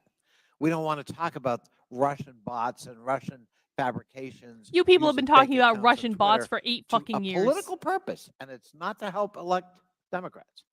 And we don't want to talk about 4 years of Donald Trump manipulating the truth and trying to Oh, he manipulate represents social Fairfax media County, and Virginia. That threaten it, makes total sense. or directly to try to shape it by taking down content because it was critical of him personally. And that's what we ought to be talking about as we move forward, not the subject of today's hearing. I yield back. Gentleman yields back. Chair recognizes Mr. Donalds for 5 minutes. Thank you, Mr. Chairman. Real quick, Mr. Roth, you've stated already that what happened with the New York Post story was similar to the hack and leak scenarios from 2016.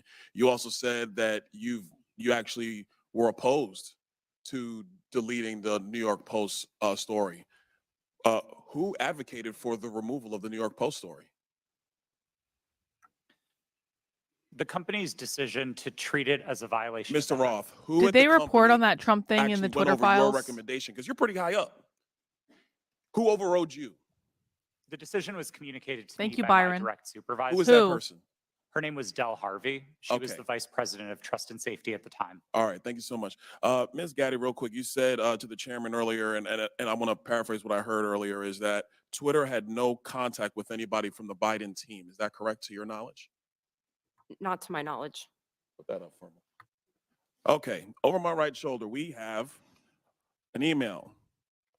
They did. I stopped Reference- paying this is attention this after is a while. Saturday, October 24th, 5:39 p.m., referencing 5 different tweets. This is with a Twitter email chain. Under the line, it's more to review from the Biden team. Does anybody have a comment on how much interaction was happening with the Biden team at Twitter with respect to tweets that they wanted Twitter to review? Ms. Gaddy, Mr. Roth? I'm not familiar with this email. So you're not familiar with this email, Mr. Roth? Are you familiar with this email? Only from what's been reported in the Twitter files. Did you ever have contact with anybody from the Biden team? No, sir, I did not. We explicitly separated the teams that would interact with campaigns from teams like mine that were responsible for content How moderation. big was the organization in Twitter that was actually working with campaigns? I couldn't say for sure. Did you ever have any contact with the DNC? Directly? No, I did not. Did anybody at Twitter have any contact with anybody at the DNC? I think it's likely that somebody at Twitter did, yes. In these emails, it's listed that these are tweets that had to be flagged from the Biden team. That's what's in the files. You have no idea how many people actually engage with the Twitter team or how frequently that engagement happened. No, and again, that was by design. We kept those functions separate from content moderation so that we could impartially assess reports like Do this. you know how many tweets were actually flagged and taken down at the behest of the Biden team? I wouldn't agree with the characterization of it as being at the behest of them. These tweets were reported and Twitter independently evaluated them under its But rules. They were but reported by the email Biden is very team. clear. More to review from Biden team. The response 3 hours later at the bottom, hold this up real quick so we can see. The request at the bottom, it says, handled these. What does handled these mean? My understanding is that these tweets contained non-consensual nude photos of Hunter Biden, and they were removed by the company under. Hold on, real Oh, quick, Mr. you Roth, mean how from do the you know so laptop? much From about the content of laptop? These tweets, I mean, as far as I'm concerned, these are just web addresses. Oh, I don't Byron know just what's in nailed these his tweets. ass. You have these things committed to memory that you know the Yes. content, but you don't know who you talk to. Yes. At Thank the you, Biden Devin. team? Sir, I didn't meet with the Biden team, but there was extensive public reporting about these tweets specifically that uncovered what they were. You know the contents of the tweets. Byron Donalds is a national I was treasure and must obviously be at protected Twitter. at all costs. But you have no idea how often people who worked in your organization had with the Biden team during the end of the 2020 presidential elections. I would emphasize that the people who interfaced with the campaigns were not part of my team or organization. I would know what the interactions were if they were on my team. It was a different part of the organization, not mine. Let me ask you a separate question, and I'll ask it of you too, Mr. Baker. Have you guys been able to quantify the amount of in-kind contributions associated with taking down the New York Post story? Because the New York Post story was down for 2 weeks, give or take. Do you have any understanding of how much that story was limited by Twitter and also by other social media companies? What the impact of an in-kind contribution that would be to the Joe Biden presidential election in 2020? That'd be an amazing ticket. Come on. I don't know the answer to that question, sir. Do you think it's big? I don't know the answer. Do you think it's more than a maximum contribution to a campaign? I wouldn't want to speculate. Would you call it 25,000? I don't know the answer to that question. 100,000? Sir, I don't know the answer to the A question. million? I don't know the answer to the question. Do you think Twitter will be in violation of federal election laws with the size of an in-kind contribution to take down a story, which is true, by the way, because you guys thought you knew something with limited information? I'm not going to speculate on that sitting here today, sir. I try to propound a legal analysis of election laws. I yield back. Gentleman yields back. Chair recognizes Ms. Ocasio-Cortez. Oh, good. Buckle up. It's your turn. You want to go? Okay. We won't start the clock till you get there. Appreciate also your generosity. I just want to start off right here at the top here. This isn't even my line of questioning, but I'd like to submit to the record a Washington Post article now warning about Hunter Biden laptop disinformation, the guy who leaked it.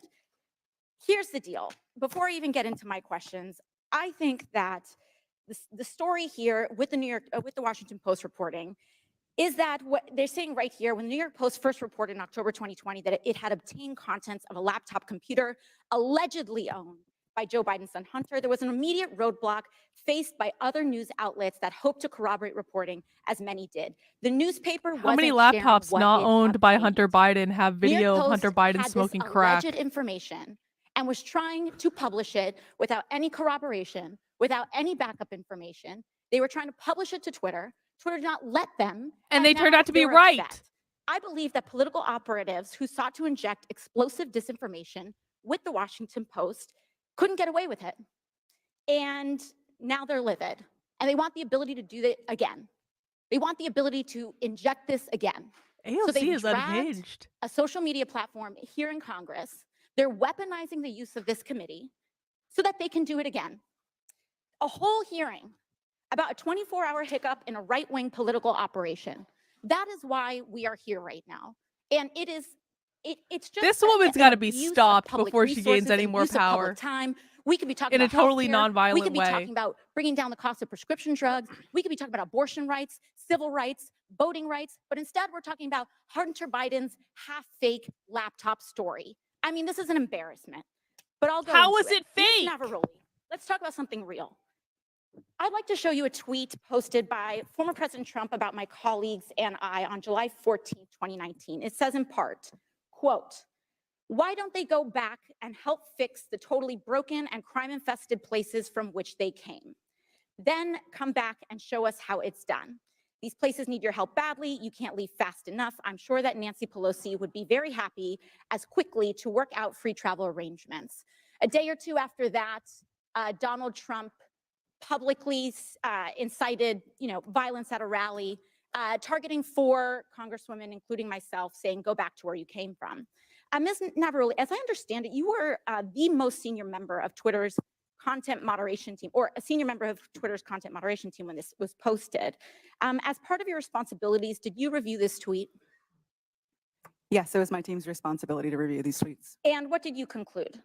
My team made the recommendation that for the first time, we find Donald Trump in violation of Twitter's policies and use the public interest interstitial. For the first time? Yes. And Because at the he's time, pointing Twitter's out that cities policy are dangerous? included a specific Really? example when it came to banned abuse against immigrants, as they Thank you, Jen. specifically included the phrase, "Go back to your country," or go back to where you came from, correct? Yes, that was specifically included in the content moderation guidance as an And example. You brought this up to the Vice President of Trust and Safety, Del Harvey, correct? I did, yes. And she overrode your assessment, didn't she? Yes, she did. And something interesting A woman with happened after she sense, at overrode least your somewhat. assessment. A day or two later, Twitter seemed to have changed their policies, didn't they? Yes, that trope, "go back to where you came from," was removed from the content moderation guidance as an example. So Twitter changed their own policy. They're a private after company. the They're allowed to president do that. violated it, in order to potentially accommodate AOC his is tweets. arguing that Twitter Yes. changed their policies to Thank protect you. Trump. So much for Oh bias my against right wing God. on Twitter. Additionally, Ms. Oh yeah, Navarrete, that are you just familiar with the takes care of account everything, Libs of AOC. TikTok? Oh God. I Here have we heard of go. it from the news, yes. Here we go. Mr. Roth, are you familiar with this account? Yes, ma'am, I am. Are you aware that from August 11th to August 16th, that account posted false information about Boston Children's Hospital, claiming that they were providing hysterectomies to children? Yes, I am aware of that and other claims from the account. And are you aware that this lie was then circulated by other prominent far-right influencers? Yes. And are you aware that all these claims, which I have reiterated were false, culminated in a real-life harassment and ultimately a bomb threat to the Boston Children's Hospital? So Yes, I am true aware. reporting should not be And this reported. account is still on that platform today, isn't it? Regrettably, yes, it is. Despite inspiring a bomb threat due to the right-wing incitement of violence against trans Americans in this country, because they cannot let go of this obsession with fixating violence and inciting violence against trans and LGBT people, in addition to immigrants, in addition to women of color. This is a party that cannot pick on anyone their own size. And they are trying to co-opt an entire social media platform and use the power of this committee and of Congress in order to pursue a political agenda. I yield back. Lady yields back. Chair recognizes Mr. Fry for 5 minutes. Thank you, Mr. Chairman. Wow. This hearing shows who really has been in control of what is said to be one of the world's most widely used websites, Twitter. The American people probably didn't know who these witnesses were today, but these witnesses were powerful enough to silence an American president with just a few clicks from their California office. We're also learning that some of those in Washington, D.C. have forgotten their role and exercised their power to achieve ends antithetical to American principles of free speech and expression. The FBI is the lead federal agency responsible for investigating foreign influence operations. However, in recent years, the FBI has devoted countless amounts of time, taxpayer money, and manpower to combating Russian foreign influence on social media. The FBI, as one reporter noted, acted as a, quote, doorman to the vast program of social media surveillance and censorship encompassing agencies across the federal government, from the State Department to the Pentagon to the CIA. End quote. Reports suggest that thousands of reports from the FBI and the Foreign Influence Task Force were sent to Twitter. This isn't what the American people are paying for. This isn't what we trust the FBI to do. FBI agents shouldn't be sitting at a desk in Washington, D.C., scrolling through Twitter and emailing with social media companies. An email from one Twitter employee to another reads, quote, the FBI San Francisco Emergency Operations Center sent us the attached report of 207 tweets they believed may be in violation of our policies, end quote. Another email revealed that there are, quote, some folks in the Baltimore field office and at headquarters that are just doing keyboard searches for violations. Mr. Roth, Twitter usually found little evidence that the accounts the FBI flagged had ties to foreign influence. Is that correct? In part, but we received many reports from the FBI, particularly related to malign foreign interference, that were highly credible and were constructive. So I would say it was a bit of a mixed bag. Guys, please mount that like button for me if you're To enjoying the this. FBI I when you appreciate would- it. When they would send you a list of American-based accounts, is that correct? Politely, but yes.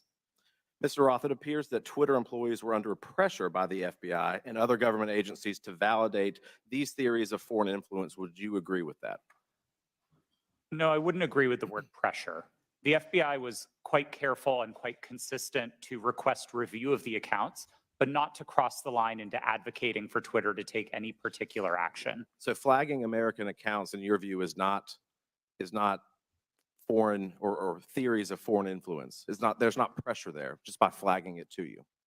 Again, Domestic accounts. I don't think it's a great use of the Bureau's time, but I wouldn't characterize how they communicated with us as pressure.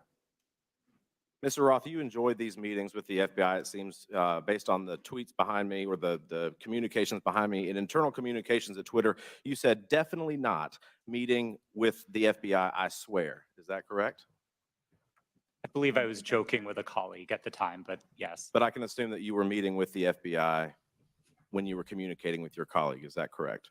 Yes, one of my job responsibilities was meeting with law enforcement. If that's more about your thing, election Melissa, security. that's fine. And just so I'm clear, the person you're communicating with here says, very boring business meeting that is definitely not about Trump.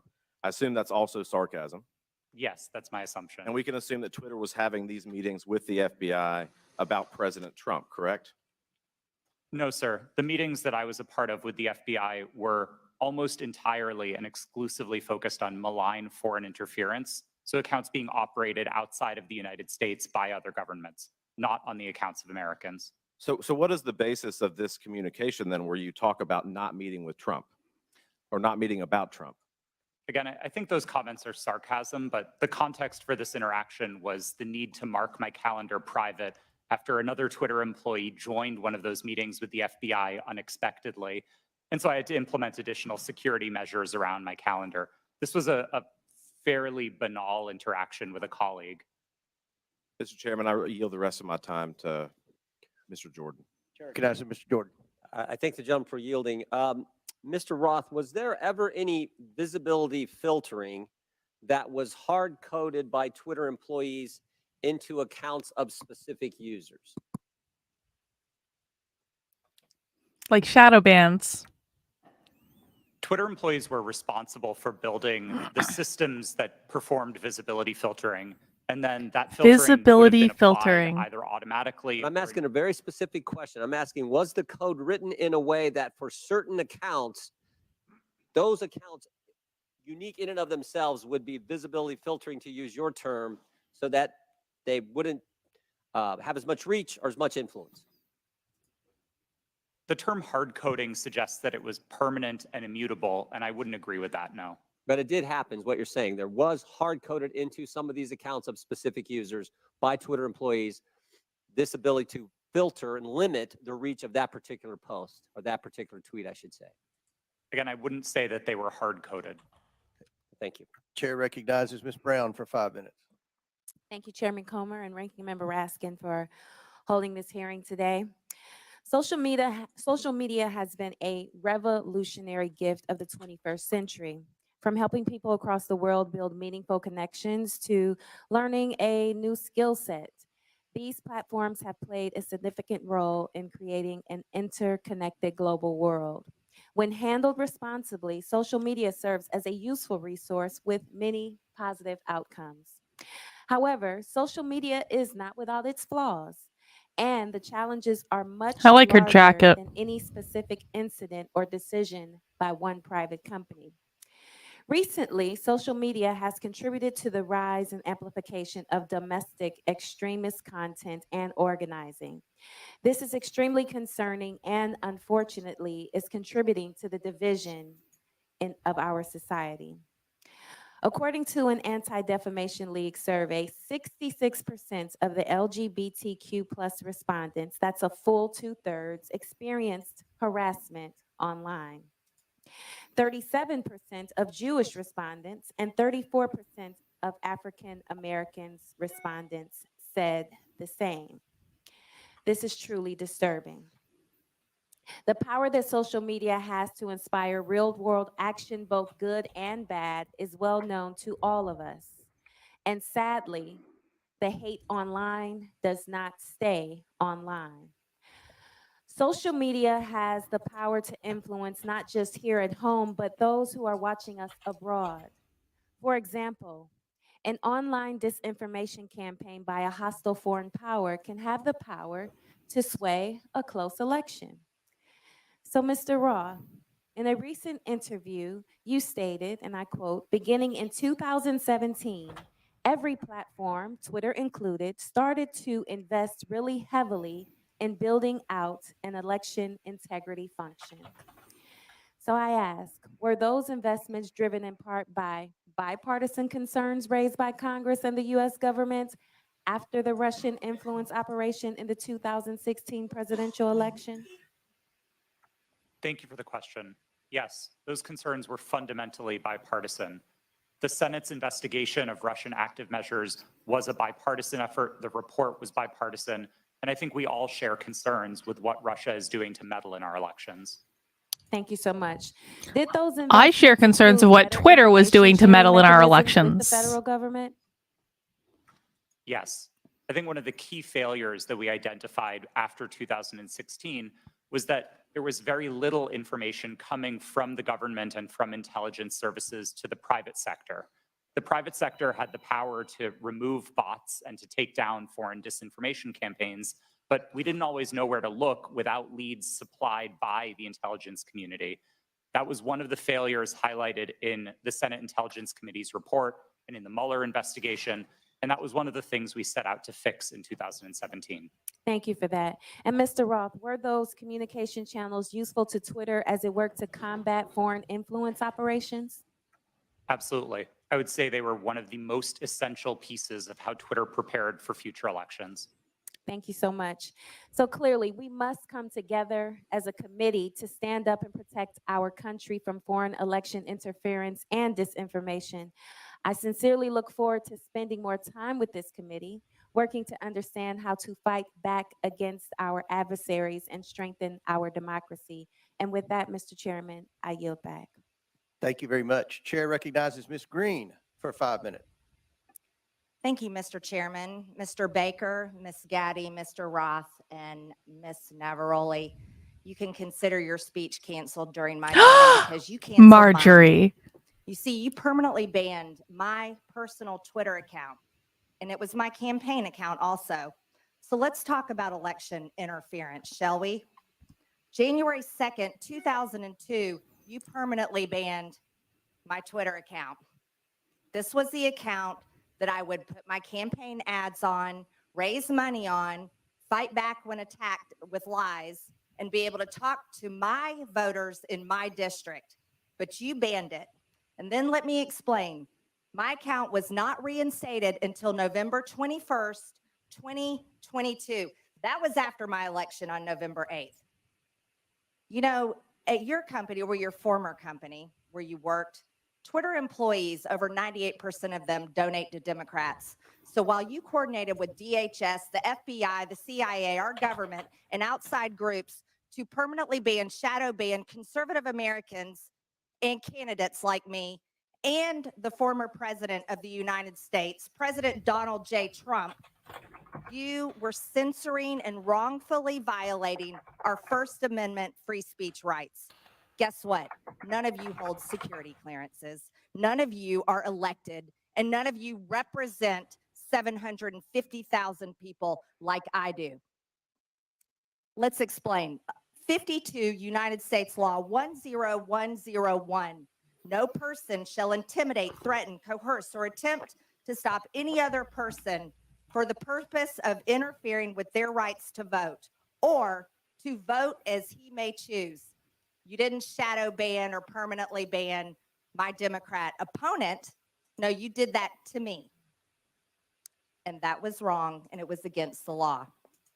You see, not only Drag 'em, Marjorie. was it me that you violated my First Amendment rights, you violated countless conservative Americans.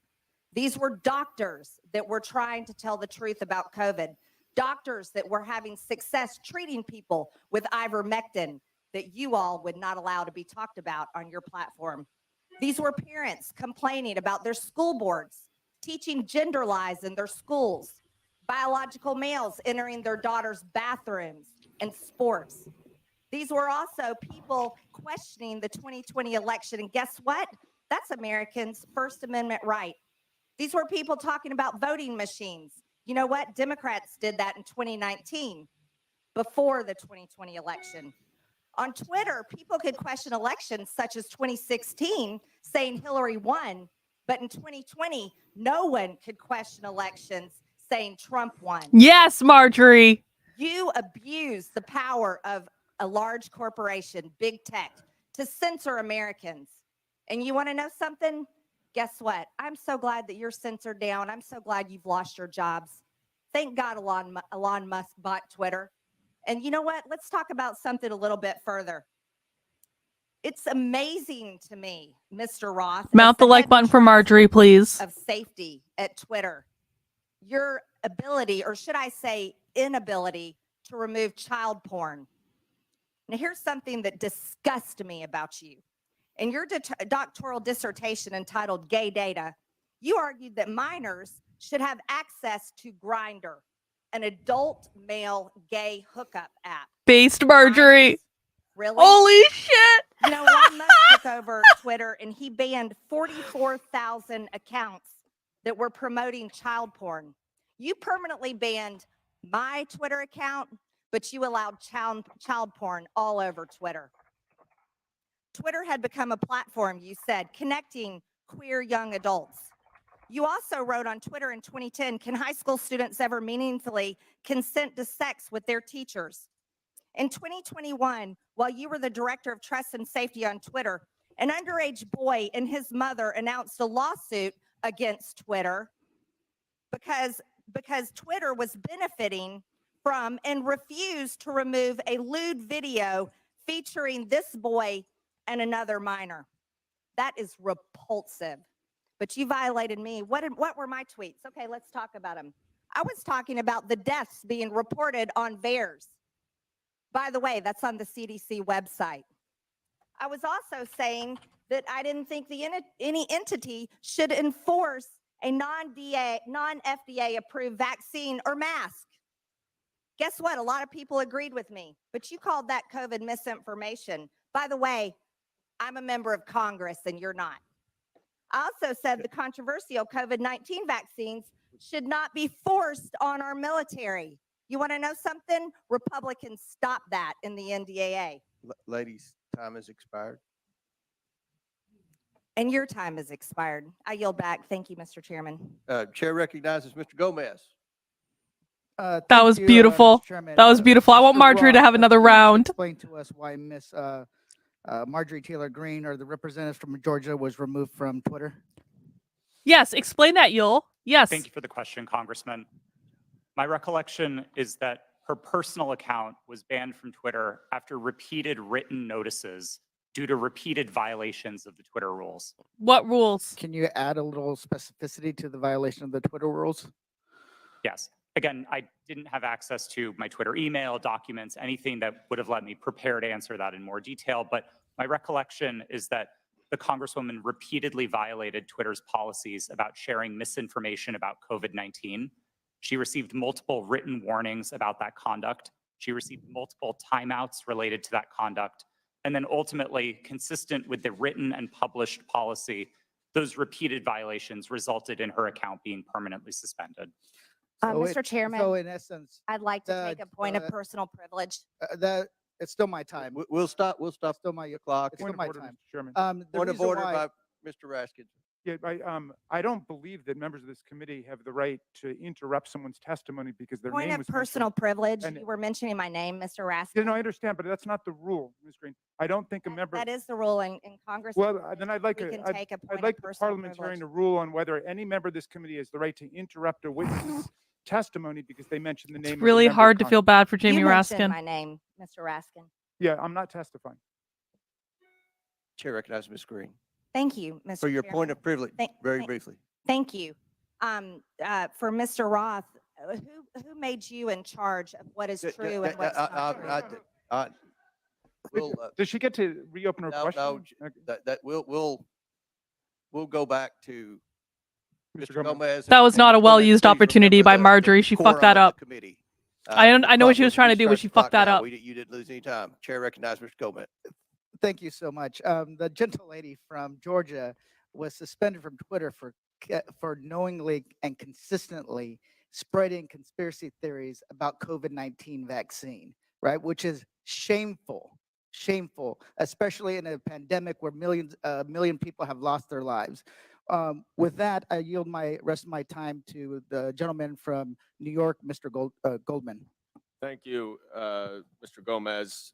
Let's talk about the so-called Twitter files, which my Republican colleagues seem to think are God's gift to journalism.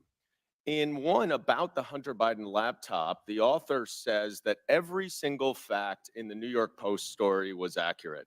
And Chairman Comer, I noticed you True. blew up the cover of that New York Post story, which I appreciate you doing that because I'd like to dig into this article. The very first paragraph says Hunter Biden introduced his father to a top executive at a Ukrainian energy firm less than a year before the elder Biden pressured government officials in Ukraine into firing a prosecutor who was investigating the company. That is false. 100% false. Is the gentleman sure about that? Yes, in fact, I am sure about that. And as the lead counsel in the first impeachment investigation, we proved that he was actually fired because he was not prosecuting corruption, not that he was fired because he was prosecuting corruption. Corruption The of fact that the president's son's company. I'm sorry, would the gentleman yield corruption of the president's son's company? I'd like to reclaim my time. Gentleman's recognized. The fact that Joe Biden fired, consistent with U.S. policy and every single European country, the prosecutor general in Ukraine because he did not prosecute corruption, including at companies like Burisma, has been proven over and over and over. And if you want to know who actually prosecuted Burisma, Chairman Comer, you should talk to the British authorities because they were the ones who were prosecuting Burisma, and they couldn't get any cooperation from the Ukrainian prosecutor general. So that's why he was fired. So right off the top, the very first I'm sorry. What does that have to do with Hunter Biden's laptop? What does that have to do with it? Completely false. Okay. Now, what is the allegation that we are hearing from our Republican colleagues about the connection? As to a Joe reminder, Biden and lying is protected It is speech an under the email First Amendment. from So a even if everything Burisma he's saying is employee true, thanking it doesn't fucking Hunter matter. Biden for organizing a meeting with the Vice President Biden. We know nothing about the substance of that meeting.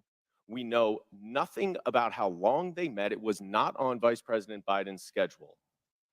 And in fact, I would ask my Republican colleagues, do you meet with foreign businessmen?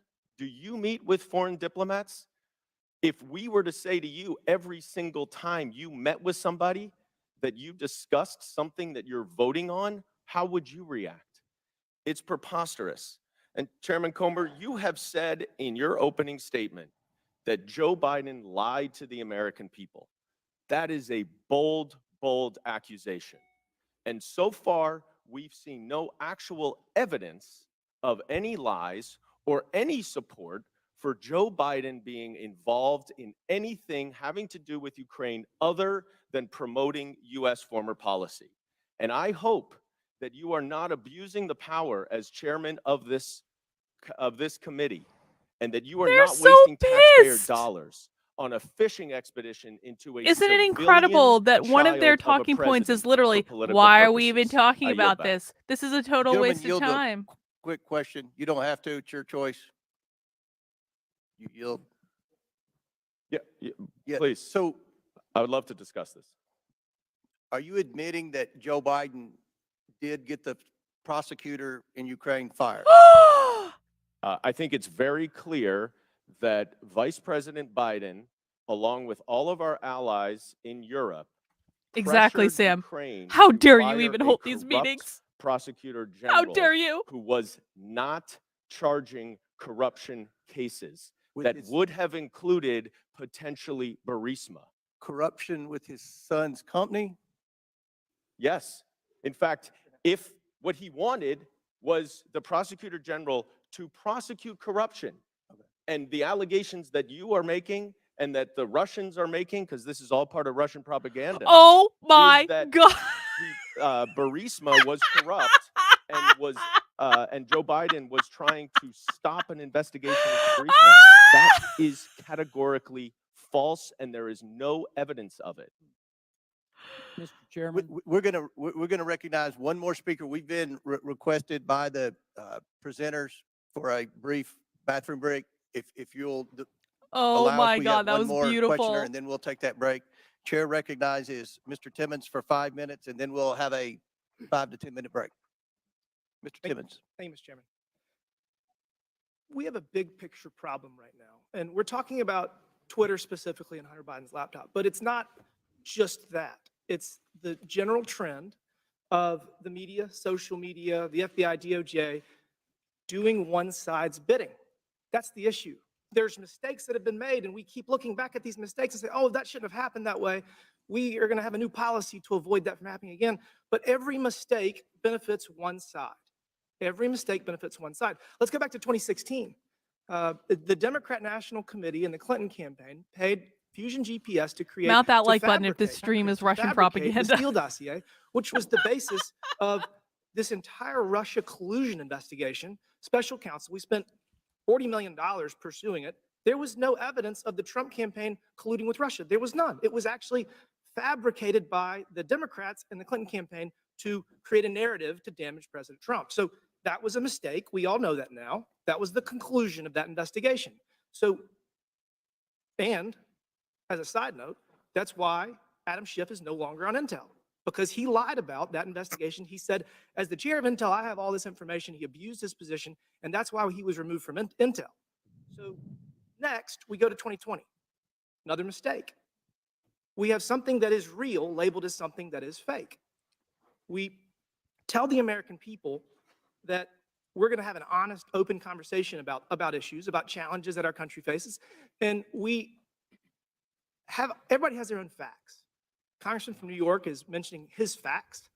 It's just very bizarre that Hunter Biden making tens of thousands of dollars a month with no credentials from a business in Ukraine, whether they're being investigated, who knows? I mean, these are all speculation, and it's something the American people can't really digest because we don't know the answers to it. And when we're told the answers by our government, by big corporations, by big tech, and they're repeatedly wrong, it creates a trust issue. It creates a trust issue. So the American people do not trust what they're being told. They do not trust what they're being told. We're going to dig into the Hunter Biden laptop briefly. Jack Dorsey has said that he did not make that decision. Ms. Gaddy, did you make the decision to censor the Hunter Biden laptop story? Yes, I was involved in that decision. Who was the final? Oh, Mr. Roth said that you made that decision. vagina. Who was the final person that said, we're going to do this? I ultimately approved that decision. Okay, thank you. Mr. Roth, you have said previously that you do not believe that the New York Post story violated any policy. You've said that multiple times today. How many times, other than this one, did something get banned or flagged that you disagreed with? Is this the only one? No, sir, not at all. Okay, so These are Twitter challenging. Twitter repeatedly banned and censored material that you thought shouldn't be censored. Is that fair? These are challenging judgment calls, and I think reasonable minds can differ about whether a given piece of Okay, content. but on this does one, you or did doesn't. disagree. I just want to say, the American people need to have valid information to process decisions. I would argue that denying the American people the substance of Hunter Biden's laptop story was Hunter Biden's laptop was wrong. You got photos and text messages of Hunter Biden committing multiple felonies, which was never actually criminal. There were no criminal charges. Must be nice. Hunter Biden and James Biden were negotiating deals with Chinese Communist Party agents, one of whom Hunter Biden classified as the spy chief of China. We have evidence at least one of Hunter's deals with Chinese Communist Party linked entities. Joe Biden was given a 10% equity stake in the joint venture. You have evidence that the Bidens were trying to sell America's natural resources to the Chinese. And this is my personal favorite. Evidence that the Bidens and a Chinese energy company owned by the Chinese Communist Party had leased office space no further than 3 miles from where we're sitting right now. And the man running for president had his own office in that office space, his own personal office. No shit. You think the I didn't American know people that. deserve to know that? I do. I think that there's a lot of smoke surrounding the Biden's relationship with the Chinese Communist Party. There's a lot of smoke surrounding the Biden's relationship with Ukraine. And they deserve to have. Oh, no, resume. What the hell? Resume. C-SPAN. God damn it. What are you doing to me, C-SPAN? Oh, no. Deserve better. Will the gentleman yield for a question? Gentleman yield. Will the gentleman yield for a question? Gentleman yield. Yes. We're back. Sorry about that. And Mr. Raskins. Mr. Baker, did you talk to any of the 51 former Intel officials who sent the now famous letter on October 19th, 2020, saying that the Russian, the story in the New York Post had all the classic earmarks of a Russian information Exactly. They operation? don't want Have us you talked to any streaming of those this. 51 prior to that letter being sent on the 19th or after? Sir, I can't remember who's on that group, but Clapper, Brennan, Morrill. I've talked to those people during the course of my career, yes. Have you talked to them in your time at Twitter?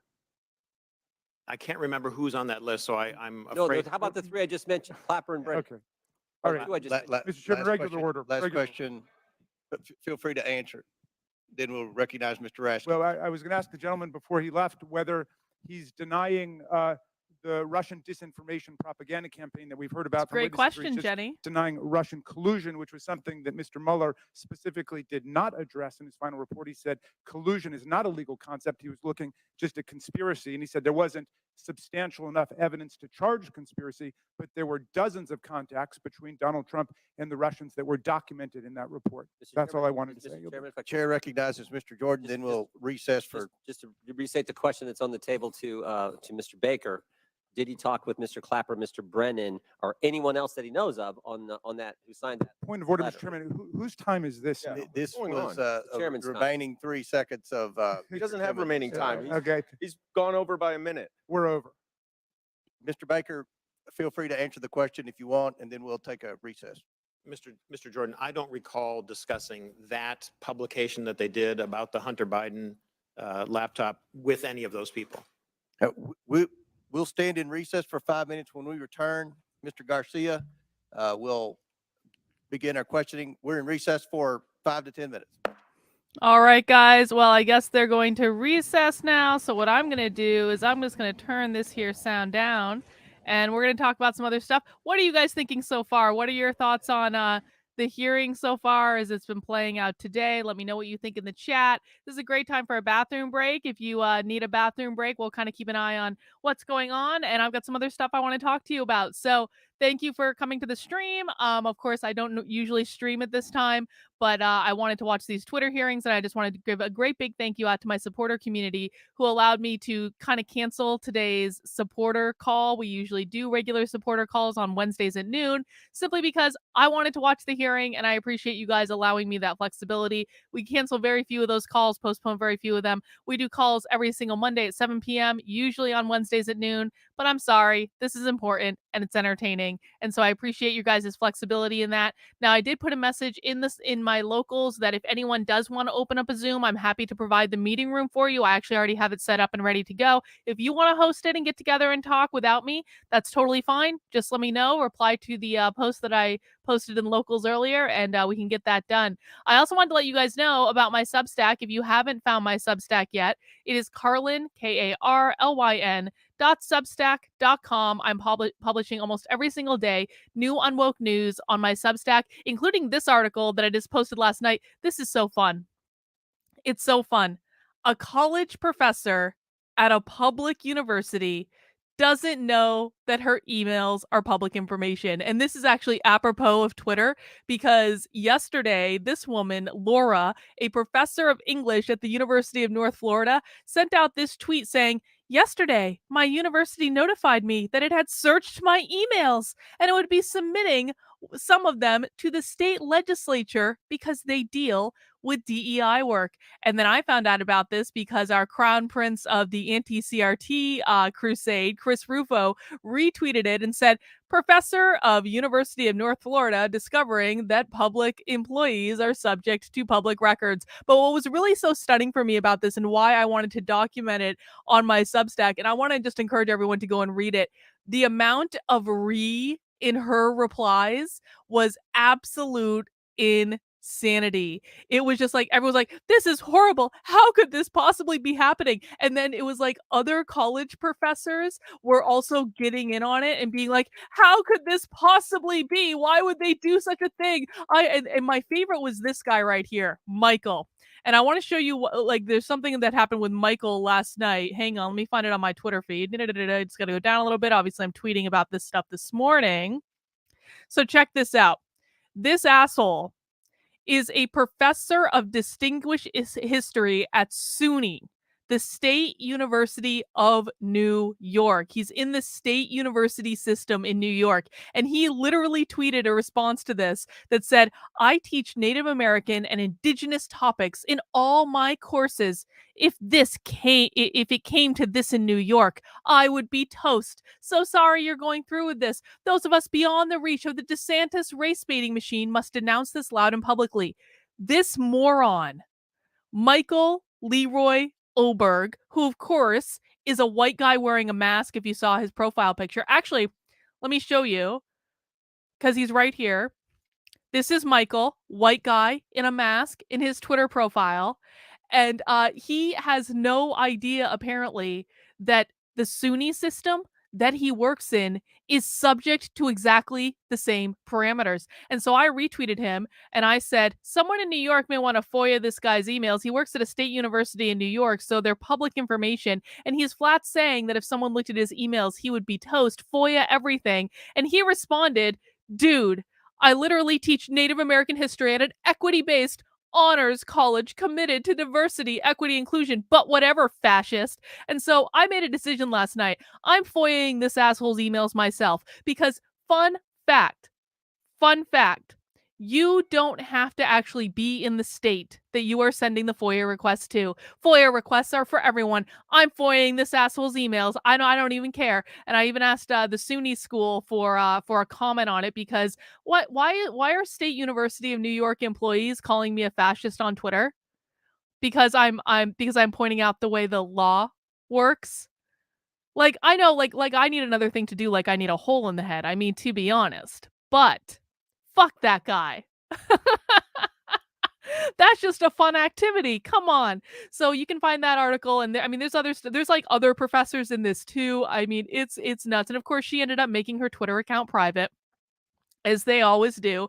But guys, if you're new to FOIA requests and you don't know how to do them, I actually have an on-demand training, and I'm just going to pop this in the chat right now, and I'm going to pop it in the chat over on. Thank you to everyone watching on Odyssey, by the way. I do see you guys watching on Odyssey, and I do appreciate it. I'm going to pop the link to the article in the chat on Odyssey, in the chat on Rockfin, in the chat on Rumble. You guys can check it out for yourselves. But if you've never done a FOIA request before, or a public records request, they're called different things in different places, I actually do have a workshop available on activelyunwoke.com with Nicole Solis, who is the mom that submitted so many FOIA requests. She got sued by the teachers unions, and so she actually did a workshop for us teaching you how to do FOIA requests. They're really easy. She tells you how to do it. She tells you which words to target, and you can access that on demand for free on activelyunwoke.com. And basically what you do, let me show you.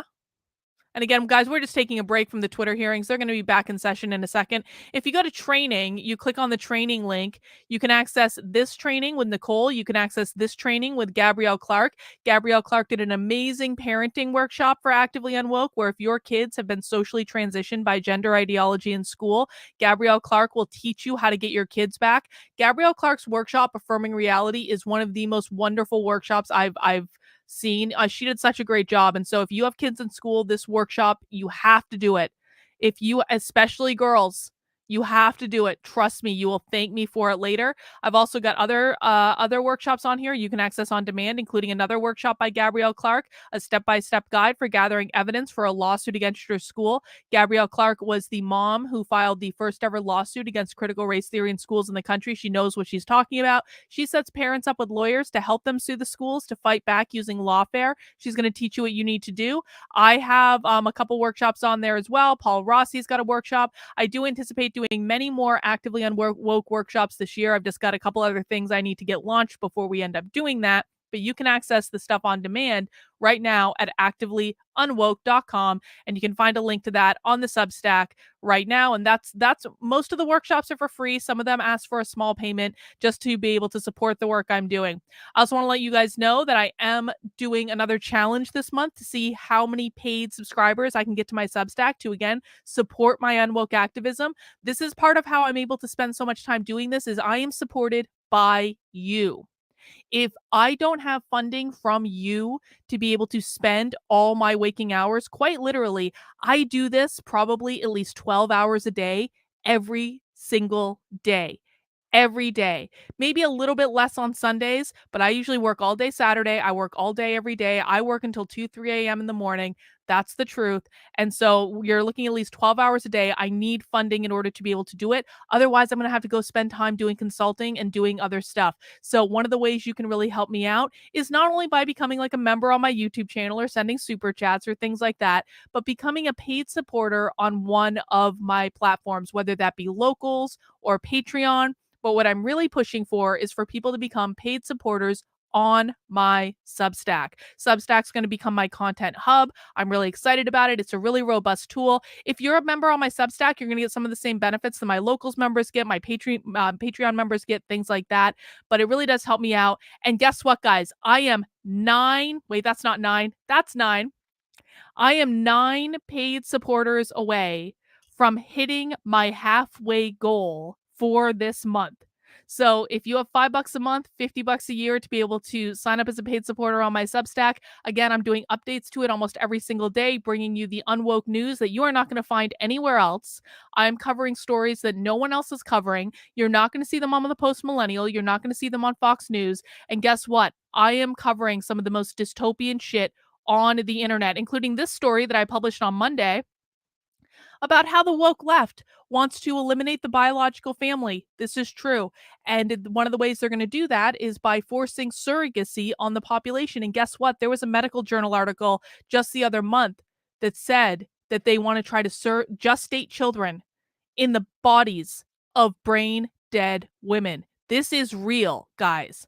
This is real. I've documented it all. I've laid it all out. I've showed it to you.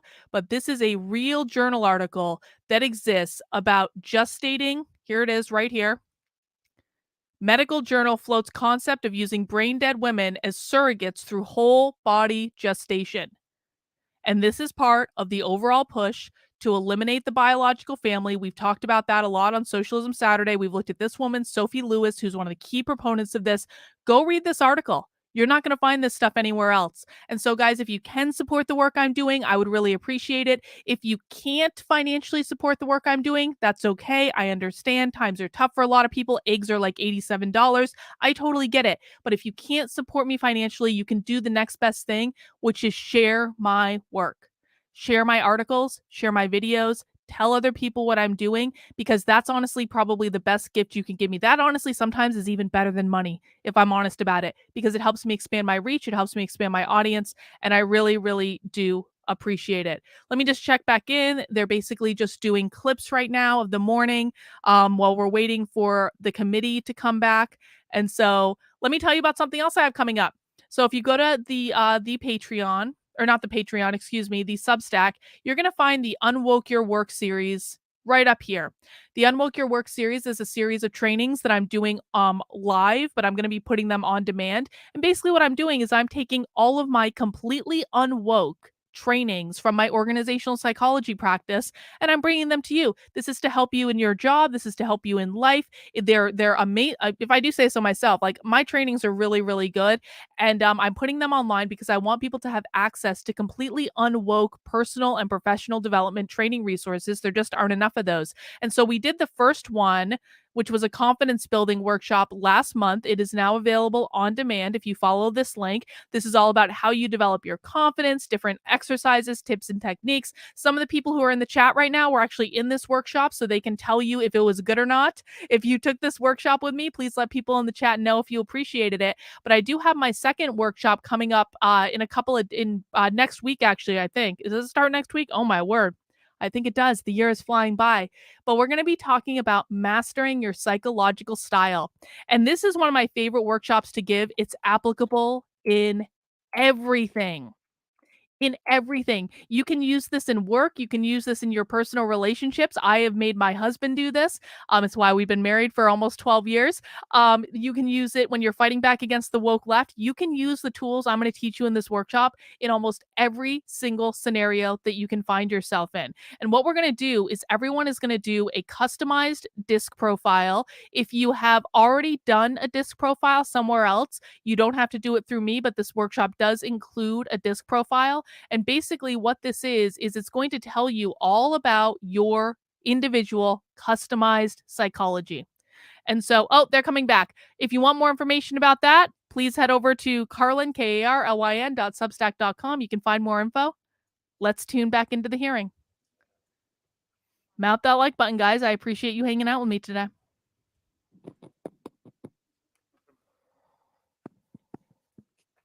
Again, I want to thank the witnesses for your indulgence, and know it's a long day. You're doing great. We really appreciate it. Now we'll resume questioning. And Oh, they're quiet again. What the hell? Thank you, Mr. Chairman. Thank you, Mr. Chairman. I want to thank our witnesses, and I just want to start off also by just apologizing to our witnesses, particularly Mr. Roth, for just the homophobic rant and comments that were recently just made. What? From the gentle lady from Georgia. That was really shameful. That was a homophobic rant? Are you on glue? Issues, and we're having conversations about Grindr and other issues, which is not really what this hearing is about. So He wrote his dissertation on it. To all of our witnesses. Why is the sound low again? I would probably call a Twitter super user. I use a social platform constantly. I communicate. The sound is cranked up regularly as high as I to can my go on news my end. Of how I find out what's happening in popular culture. And I admire what Jack Dorsey, Evan Oh, Williams, it's my and Christopher fault. Stone Sorry. actually tried My to fault. build as a company. I wish I could say the same for what the My platform fault is today. entirely. I think to me and to many other users, we've seen the site currently degraded. We've seen Mr. Musk more interested in attacking journalists and uplifting conspiracy theories and actually running a company. And I think we can all agree that just overall the service has substantially degraded. I think just an example is the forced For You page mess that I personally don't like, and I think most folks don't as well. But I want to know more seriously that Mr. Musk and the current team has also done damage as far as trust and safety on the platform. He's gutted the trust and safety teams that have been described. He's eliminated content management systems and the human rights team, which is, as we know, has ceased to operate. Yes, Dragon Water, I will wanna do just that. take a Thank minute you. to thank Mr. Roth and particularly Ms. Navaroli and your teams. I know that you are trying your best. I want to thank all of the folks that worked at Twitter because they believed in its mission. A mission I'm not sure holds true today completely, but it's one that I know a lot of folks worked on. And so just thank you for that work. And mistakes were made, and clearly you have actually lived up to those mistakes and the issues that have existed. But I especially want to thank you for your work around the pandemic. The pandemic took over 1 million American lives, 1,300 in my own city back home. And your decisions in content moderation actually saved countless lives in this country. What? Including the work you did by moderating or banning members even of this committee who peddled in lies and were actively causing death and harm to others. And so for that Marjorie work was on content actively moderation, I causing wanna death thank and you. harm. And I want to go back to something that Mr. Roth said briefly. You had mentioned earlier in this hearing that you thought that currently there's still systemic election interference and interference happening. How serious do you think the current threat from Russia and other countries is to current election interference? I think we can look to the evidence from the midterms to know that these campaigns are ongoing and they are serious. And it's not just Russia, Iran, and China, though they are the big players. There's now a playbook for how election interference works. And it's unfortunately all too cheap and all too easy for countries to try to carry this out. Thank you. And I think it's pretty clear what we've learned today. One thing we've learned, which hasn't been much, by the way, is that there's current election interference happening today by Russia and other actors. And so that is something that's serious. My which the focus God. of this hearing should Russia, actually be about, Russia, versus Russia. all of this kind of nonsense and lies and conspiracy theories that this committee is actually focused on today. I want to take the remaining balance of my time and yield to Ms. Ocasio-Cortez. Oh, good. I thank the gentleman from California. I'd like to raise and follow up on a point that the opposition and the other side of the aisle is making, which is trying to insinuate that there is something scandalous The or opposition. unusual about federal agency They're the ones outreach controlling to, Congress, Marjorie. social media platforms and other organizations such as Twitter. The insinuation here is that in the Or AOC, FBI rather. and other agencies reaching out to Twitter, that there's something nefarious about this, that this was some sort of partisan weaponization or attempt to intimidate. But AOC is advocating we for the actually government have to reach out to quite Twitter. a documented history of representatives from the Trump administration hailing the progress that the government had made in working with companies like Twitter to counter foreign influence operations and other areas of concern.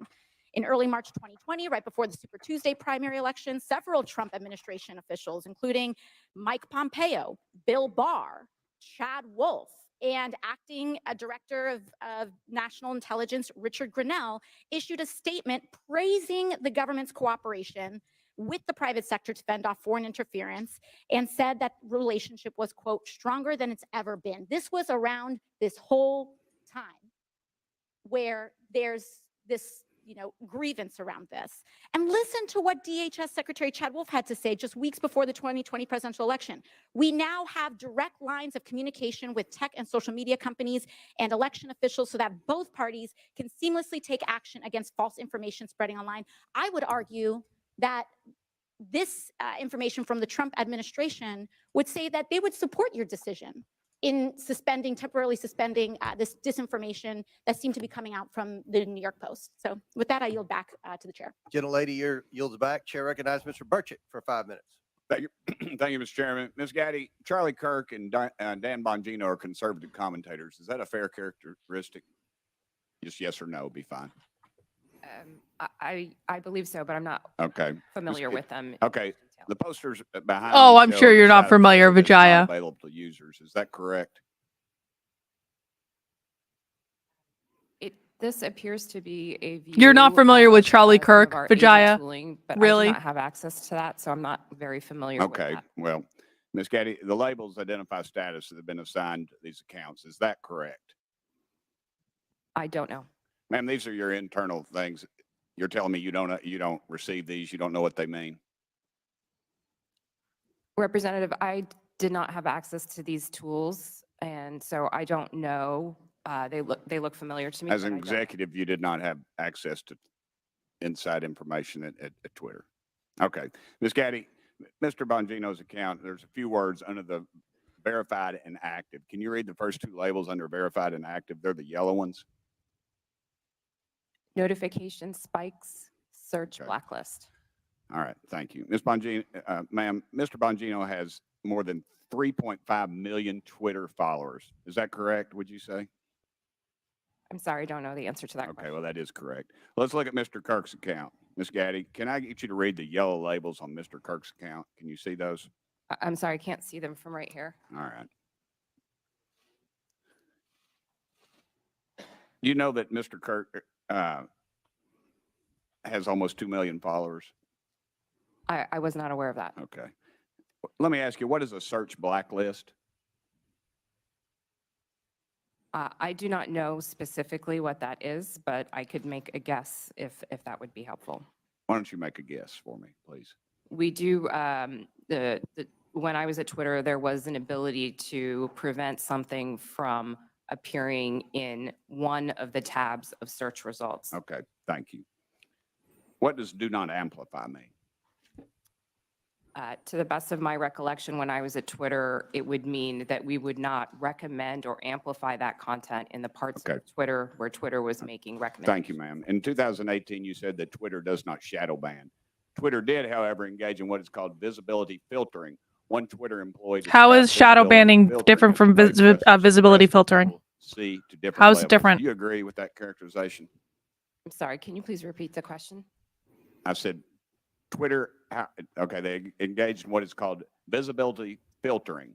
One Twitter employee described visibility filtering as a way for us to suppress what people see to different levels. Do you agree with that characterization? I agree that visibility filtering does give an ability to change. Okay. how Shadow banning, ma'am, is understood that the practice is limiting the visibility of a user's post without their knowledge. How is it different? How is visibility filtering Yes. any different? Thank you. Representative, I believe there are different definitions of shadow banning. Okay. But you said that Twitter in 2018 Thank you, Jenny. does not shadow ban. Was that a truthful statement, ma'am? Was that a lie? At that time, I'd specifically defined shadow banning to mean something different Okay. than visibility filtering. You also said that Twitter does not shadow ban based on political viewpoints or ideology. Do you stand by those comments? While I was at Twitter, to the best of my knowledge, we did not do that. Okay.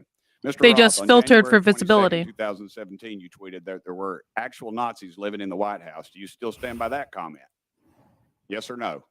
Sir, I regret the language I used. No, I do not. Okay, Mr. Roth, earlier in your testimony, you said you regretted tweeting that, quote, actual Nazis are living in the White House. However, Iran's Ayatollah sent anti-Semitic tweets, one stating, quote, Israel is a malignant, cancerous tumor that has to be removed and eradicated. Oh, Yes good or for no, did this Twitter guy's ever ban the this guy's Ayatollah or based. remove I don't know who this this guy is, but hateful he's awesome. tweet?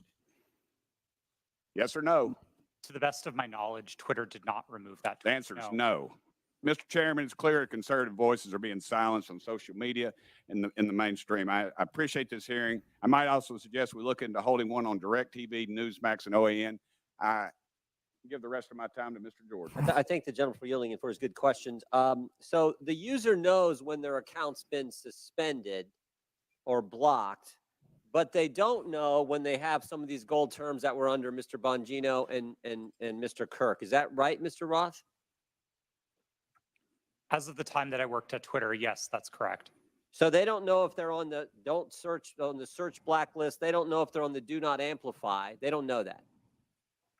That's correct. Twitter did not disclose So that. you did that to these two accounts. What I want to know did you know, Mr. Roth, if that was at the prompting of anyone from the government? Gentleman's time's expired, but please answer the question. No, sir, I'm not aware of any requests or orders or demands or anything from the government requesting that visibility filtering be applied to those accounts or any others. Chair recognizes Mr. Frost for 5 minutes. Thank you, Mr. Chairman. Look, I mean, I've been sitting here for over 2 hours, and I'm still not really seeing the point of this hearing. Oh It's to God, it's solve the the approved problems talking of American points. people, what people are struggling with. I don't even know why You we're get it, my here. Republican colleagues Why are we wish even that the Hunter talking about Biden this? story would've helped them Why? win the I just don't 2020 even know. election, and We that should all didn't just go to happen. brunch. And so they're angry about it, and that's the point of this hearing. You know, it was actually the foundation of the chairman's opening statement. It's why he Guys, brought can we up just that, go to that brunch? poll on the 2020 election. So That's that what like this is all about. 23-year-old kid. Well, I And guess so you'd have to be I want to say to my 25. colleagues, don't worry. There's still many platforms you can spread disinformation on, Parler, Truth Social, that have questionable editorial policies but aren't here today. There was no collusion, as the witnesses have said, under oath. There was no pressuring from the United States government, as we heard under oath. We're wasting our time here bullying former Twitter employees. So that way, it's calling the ref. So that way, in the future, when they want disinformation to be put on the internet, social platforms will be scared to call them out down the road. It's called calling the ref. But let's talk about the root of this hearing. My Republican colleagues would have folks believe that Democrats are preparing for some sort of major culture war. And there's a difference No, between not a preparing, culture engaging war in. and how culture naturally changes. Engaging Culture in, change. not preparing, Some on this committee engaging are in. very resistant to culture change. I mean, just yesterday we heard a member equate immigration negatively to changing our culture, Black and brown folks coming to our country. The reality Yeah, Republicans got to is stop that doing culture that shit. changes, it adopts, it welcomes more people, it becomes more understanding, and it also decides to reassess what's acceptable behavior and rhetoric. It could be different now than it was in, say, the 1950s.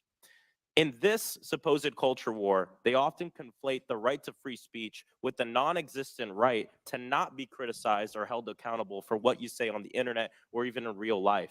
And just because it's legal to say something and the government won't throw you in jail for it, doesn't mean the rest of the world, and sometimes even your own family, have to associate themselves with you or your comments.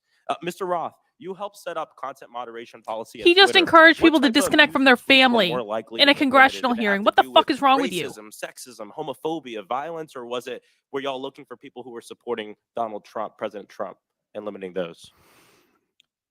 Our policies were built fundamentally to be viewpoint neutral. They were focused on harm reduction, looking to things like the Universal Declaration of Human Rights with a focus on protecting people's safety, people's right to free and fair elections, people's rights to free speech. And we built concern with those rights into our policy. That makes, so being a decent human being. Yes, this kind of sounds like that, Kira. It does. Ms. Naravoli, earlier you testified about a 2019 tweet that was about President Trump. And I think it was from Ms. Teagan. What was the tweet about? Would you like me to give the direct quote? Yeah. Please excuse my language. This is a direct quote, but Chrissy Teigen referred to Donald Trump as a pussy ass bitch. Okay. Free speech. And what happened after Ms. Teagan posted her tweet? What did the White House do? What did the Trump White House do? From my understanding, the White House reached out to ask that this tweet be removed. It was my team's job. This fell underneath the policy for abusive behaviors, and we evaluated underneath our insults policy. At that time, up to 3 insults were allowed, and so it was our job to determine how many insults were included. Only within that 3 range. insults are allowed? Reached out, not Do you? an agency, but I the have White House accounts reached on out Twitter and that requested insult you me more remove than the 3 times a From my day. understanding, yes. Okay.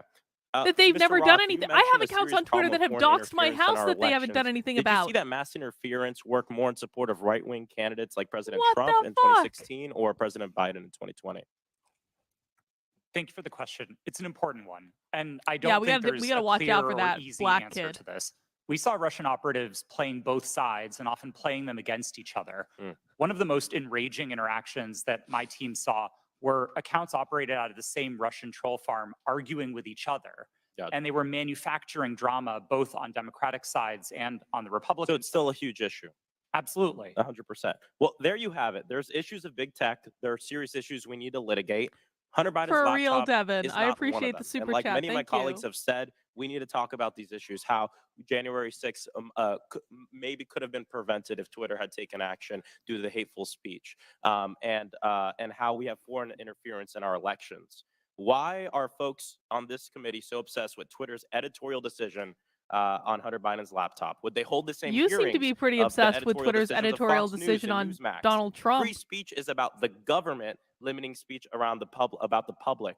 My governor, Ron DeSantis, is doing that right now. I have a venue in my district that he's revoking the liquor license of, trying to close because they had a drag show. We have teachers who are not able to teach the curriculum that they want because they disagree with Ron DeSantis and his view of the world. That is Boo-hoo, limiting too free bad, so speech. And I'd love sad. to see this committee Elections bring have in some of these governors consequences. who are abusing their power, like Governor DeSantis in my state of Florida, to limit the free speech of people. I yield back. Gentleman yields Then back. file Chair now a recognizes lawsuit. Mr. Gosar for 5 minutes. Thank you, Mr. Chairman, for this Oh, go, important Saro. hearing. This is going to be Thank you good. for our witnesses for appearing. Thank you, Sam. It's good to see I want to be you. clear. Despite claims in witness testimonies, government cannot deputize the private sector for actions that would be otherwise be restricted by the Constitution. In this case, the censorship of lawful speech. Now I want to direct you to a tweet over my shoulder sent by President Trump on October 5th, 2020, before Twitter banned him from the platform. This was after President Trump had become infected with COVID and received treatment at Walter Reed Medical Center. It says in part, "Don't be afraid of COVID. Don't let it dominate your life," end of quote. Do you see that, Mr. Roth? Yes, sir, I do.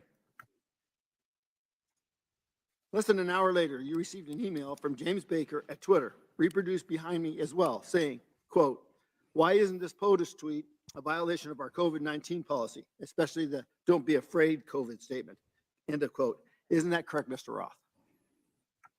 Yes, I believe that's the email displayed. Now, Mr. Baker, was it your understanding that the Twitter COVID-19 policy was people should be afraid of COVID? Sir, my recollection. Yes or no? Could you repeat the question, sir? Was it your understanding that Twitter's COVID-19 policy was, quote, people should be afraid of COVID? Yeah. At that point in time, I did not fully understand what Twitter's COVID misinformation Okay. policy was, and Okay. so I was trying to I'm understand. recapturing my time. So maybe you thought that Twitter's policy was that it should dominate people's lives. Is that what you thought?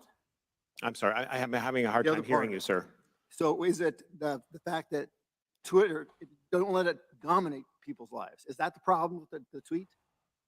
I didn't, at that point in time, I did not understand fully. I was relatively new at Twitter, and I was trying to understand what the Well, policy was. it actually is, Devin. It is free speech, which I know you don't want to hear, but it is. I beg your pardon? But I understand your I did not perspective. go to It is medical free. school. Now, I'd Now, like to have a yes or public no from each schools of the can limit witnesses the on speech of following these questions. teachers in the Did you or classroom. others at Twitter communicate with But government if you're in officials other by means of venues that are not disappearing public messaging schools, systems it like is Signal, protected Snapchat, speech, or Wicker? sadly. Mr. Baker, yes Well, or no? not sadly. Speech is Have I speech. ever communicated with a government official using those? Yes But or no? but the don't state recall. can limit Ms. the Gaddy. speech of teachers Not to when the they're best in the of my classroom recollection. in public schools. Yes. Mr. Rowley. Not to my recollection, no. Once again, did you or others at Twitter receive requests from federal law enforcement to allow criminal activity or content whose distribution is criminal to proceed on Twitter? Mr. Baker. I'm sorry, I don't understand the question, sir. Ms. Gaddy. Can you please repeat the question, sir? Mr. Roth. If I understood the question correctly, it was whether we received requests to allow unlawful activity, and Yes. the answer is no. Okay, Ms. Navaroli. Not to my knowledge, no. Now, I'd like to submit for the record an article by the New York Post titled, quote, Twitter refused to remove child porn because it didn't violate policies. Ms. Gaddy, who was involved in this determination? I'm not familiar with this situation. Mr. Roth, are you familiar with it? No, sir, I'm not. Once again, I'd like a yes or no from each of the witnesses. Did you apply labels to users with an administrative tool to downrank them? Mr. Baker. I'm sorry, sir, I'm having a very hard time hearing your questions. Ms. Gaddy. I'm having the same problem, sir. Can you please repeat the question? Mr. Roth. I'm not sure I understood the question, sir. Well, I'm asking you, did anybody use an administrative tool to downrank users? Yes, sir, that's a part of Twitter's content moderation capabilities. Mr. Baker? Well, I'll rely on Mr. Roth. Okay, Ms. Gaddy? Yes, we're very public about our recommendation systems and Thank how you. they work. Mr. Chairman, today's witnesses played a central, powerful, and disturbing role in limiting not only free speech, but even people's good faith inquiries and research regarding their own health. The internet is increasingly where my constituents go to engage in civic discourse. Our liberties as Americans will be diminished if we do not recognize our speech is increasingly virtual and right now subject to hostility and threatened through bans and deplatforming. The suggestions by witnesses that all of the removal of, quote, lawful but awful speech, quote, was done in favor of users is bunk. You could just as easily provide content filter options to allow lawful speech, letting users decide what lawful materials they do or don't want to engage with. But you didn't. You censored and manipulated millions of people. Do not allow people like this sitting in front of us today to be the arbiters of truth. I urge my colleagues to support my Section 230 reform, Stop the Censorship Act, which empowers users with the editorial contract. Our private businesses, you always have a contract with your customers. Allow them to pick. I yield back my time. Gentleman yields back. Chair recognizes Ms. Baker. Guys, please remember to mount that like button for me if you're enjoying this. Thank you. Former history teacher. I care a lot about the facts and the details, so let's dive in. On December 4th, then ranking member Comer appeared on Fox News and alleged that what Elon Musk's Twitter files showed was, quote, evidence that the Biden campaign colluded with big tech to suppress a story that we now know is 100% true, unquote. That is simply not true. It is not true based on what we knew then. It is not true Vermont. based on what we know now. Mr. Roth, in a Huh. declaration to the So she's a FCC in communist. December 2020, Flat you stated, communist. quote, I did not receive any communications from or have had any communications with representatives of Biden for president, the Democratic National Committee, or any of their agents regarding the New York Post articles before Twitter implemented the enforcement actions on October 14th, 2020, unquote. Mr. Roth, do you stand by that statement? Yes, absolutely. It's also worth noting that your colleague, I believe, Lauren Culbertson, told Yes. the FEC the same thing. Almost all. Ms. Gaddy, 85%. did anyone from the And I say Biden that as someone who campaign grew up in or Vermont. the Democratic National Committee Lived there till I was direct Twitter to remove almost or 30. take action against the New York Post story? No. Mr. Baker, same question to you, please. Not to my knowledge, no. So the evidence is clear. Neither Vermont is the actually Biden awesome. campaign Vermont's nor the great, DNC but it's totally had anything communist to now. do with Twitter's decision-making about the New York Post story. My Republican colleagues are using what are otherwise innocuous emails to suggest that there was somehow collusion between Twitter and the Biden campaign. For example, in one email, and They this flat is the same one demonstrated there mentioned was. in Mr. Donald's questioning earlier, in one email selectively used by Elon Musk, one Twitter executive sends another a series of hyperlinks on October 24th, 2020, with the comment, quote, "More to review from the Biden team." For the record, this is tweet number 8 in the first installment of the so-called Twitter file. So, Ms. Gaddy, are you familiar with this email? No, I'm not. Okay. So just to be clear, this email has nothing to do with the New York Post story. It is dated October 24th, 2020, after Twitter had both made and reversed I its cannot decision increase the about the New C-SPAN York volume Post story. anymore, and my Mr. volume Baker, is do I about have as that good as right? it's going to get. Based on We're just going to nothing have to exhibit that was manage. shown earlier, Most that people have sounds said that correct, it's yes. fine.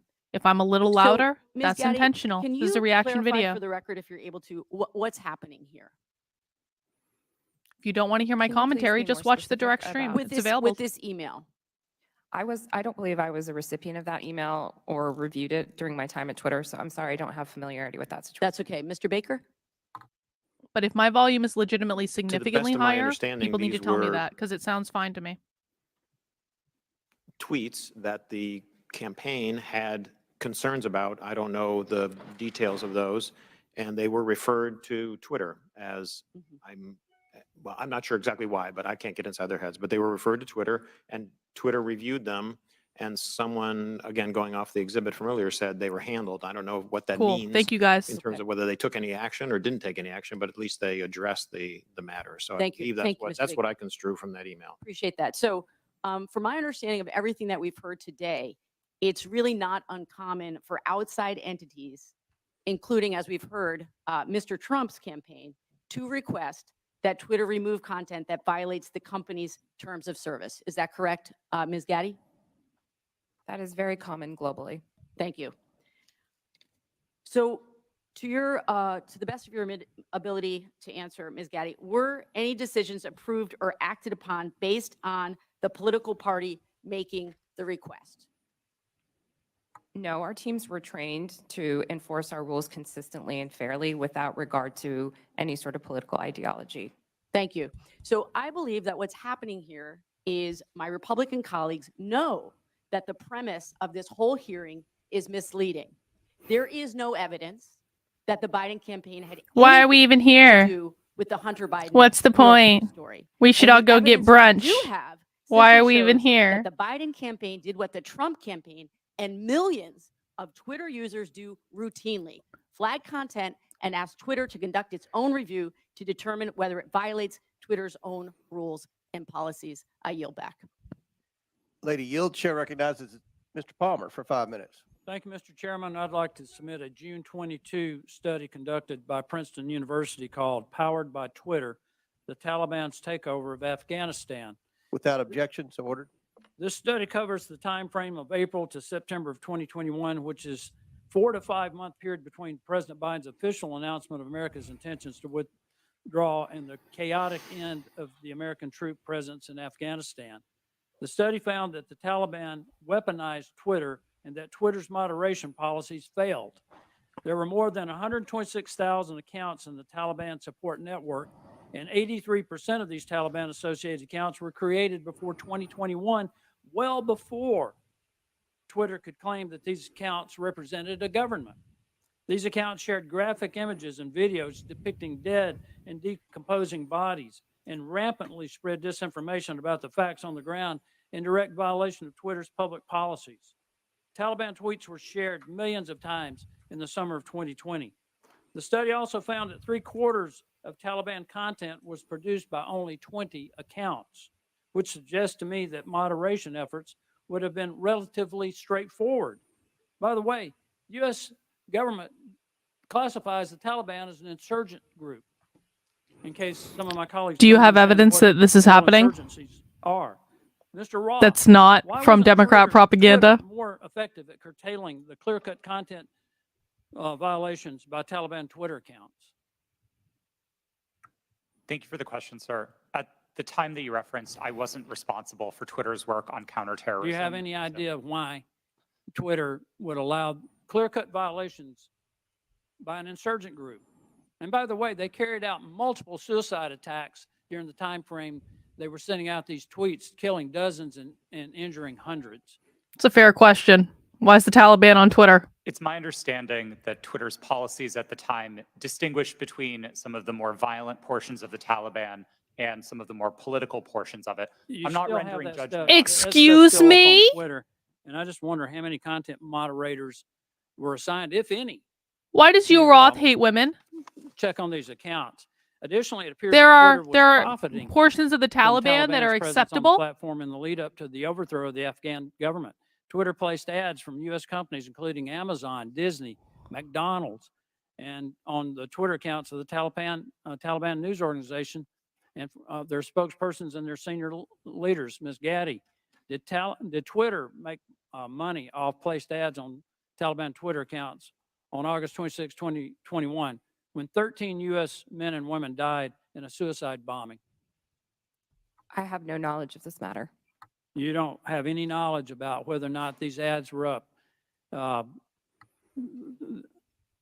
do not. Twitter executives simping for the Taliban. God damn it. But Trump is really the dangerous one. Context around them, specifically how they are being received and interpreted on and off Twitter. On June 3rd, 2018, the Iranian Ayatollah. What the hell? What's going on, C-SPAN? Where's the feed? This is C-SPAN's feed, guys.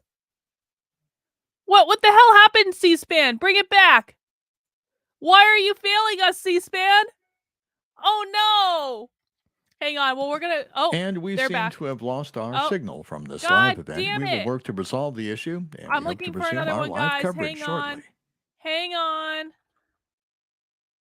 I'm trying to find something else.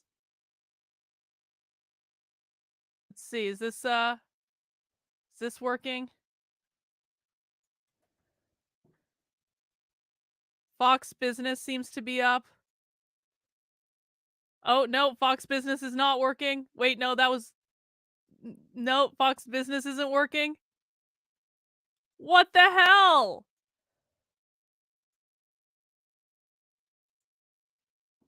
Why are they cutting out the testimony? I can't find another feed. Okay, guys, bear with us. We're going to try to get the feedback. I'm looking for another source. If you guys have another source, let me know.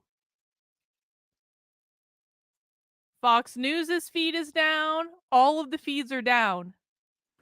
Oh, and wait. we seem to have lost our signal from this No. live event. We will work to resolve the issue, and we hope to resume our live coverage shortly. Everyone's feeds are down. What the hell? Why don't they want us to see this?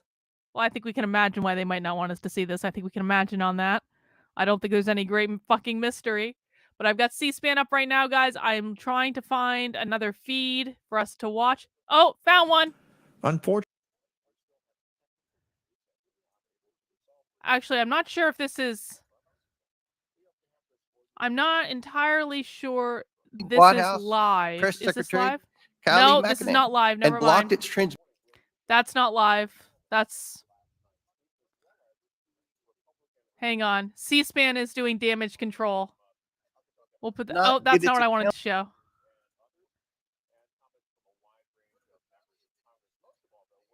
Here you go. From you. What C-SPAN did is you doing hear commentary from as the they're trying to president fix the last night that you feed. I'm liked trying to or find a different disliked? feed, What guys. did you take Thank away? you, Jen. 202-748-8001 Yes, C-SPAN is great. for Republicans. Every channel has stopped streaming it as they're trying to fix the 202-748-8000 for feed. Democrats and for What independents the hell? and others. 202-748-8002.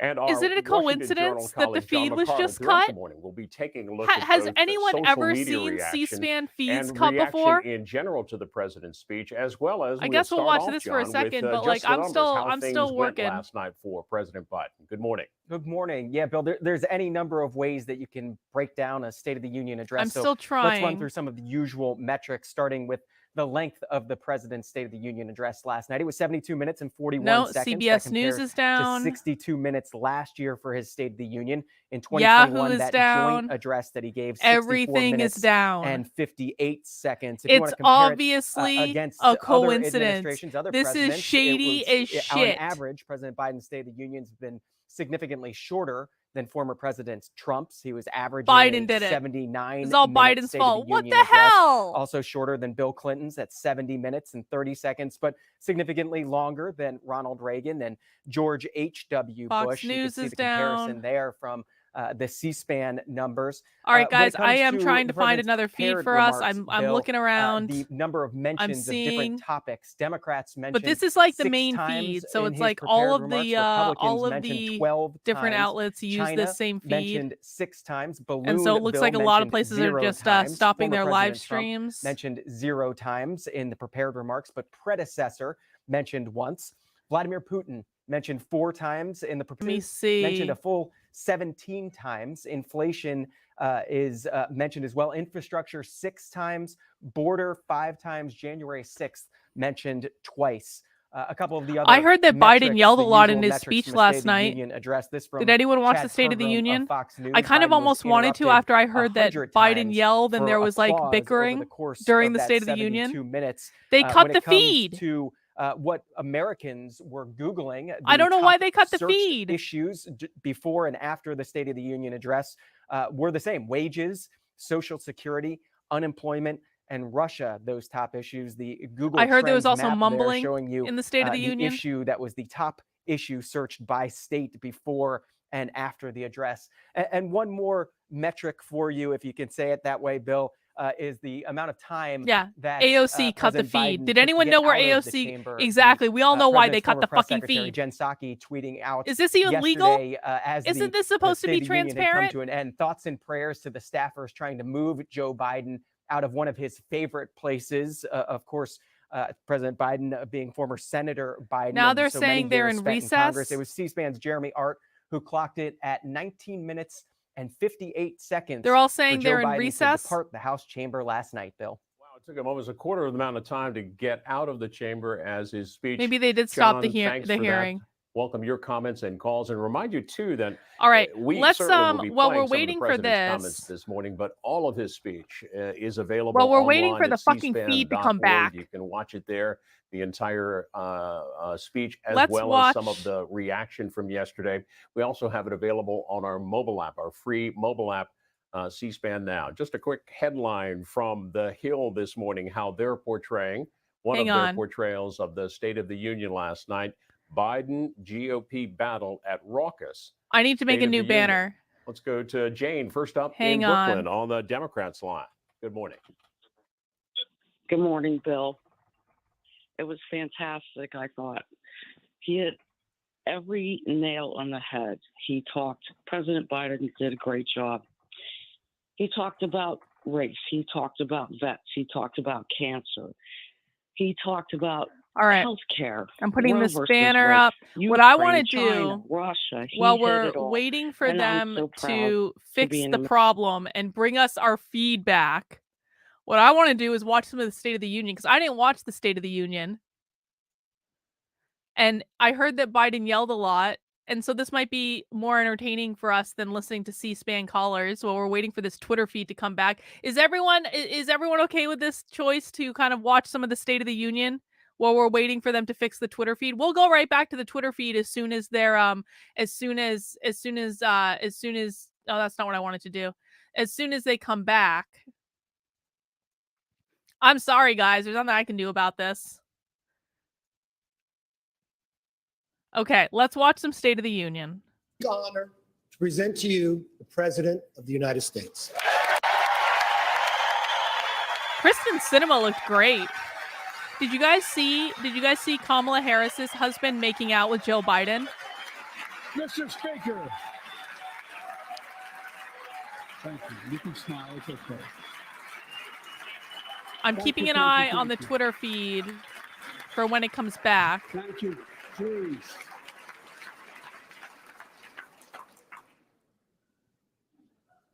Mr. Speaker, Madam Vice President, our First Lady and Second Gentleman, good to see you guys up there. Members of Congress.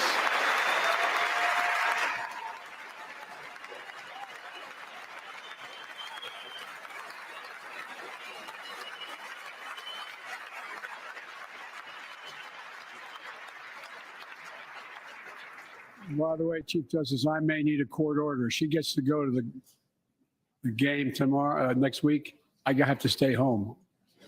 Got to work. By the way, something out guys, here. 80% of Members you the think Cabinet, that leaders either of our Yule or military, Chief Virginia Justice, is going to Associate cry. Justice, and retired Justice of the Supreme Court. And to you, my fellow I'm Americans. so pissed they cut the feed. You know, I start tonight by congratulating the 118th Congress and the new Speaker of the House, Kevin McCarthy. There's a power outage in DC. That's why they cut the feed. There's a fucking power outage. God damn it.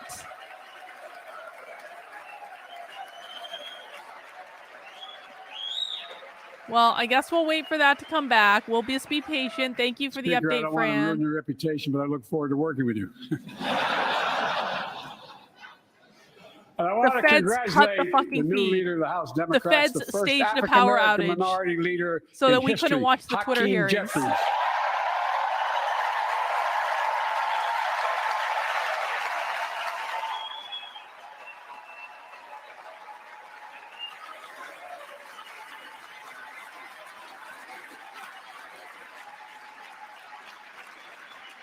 He won in spite of the fact I campaigned for him.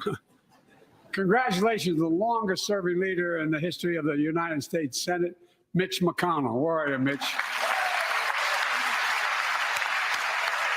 Fuck you, Mitch. I was all geared up for this. I was going to do this all day. Chuck Schumer, another, another Cyber term attack. as Senate Could be a minority cyber leader. attack. I think you. Maybe the aliens have well, this finally time you have a arrived. slightly Exactly. Bigger majority, Mr. Leader. You're the majority leader. About that much bigger? Yeah. Wouldn't Well, I that be tell you freaky what, if this is like the I day wanna the give aliens chose to, special recognition to someone arrive who in I think is going to DC? be considered the greatest speaker in the history of the House of Representatives, Nancy Pelosi.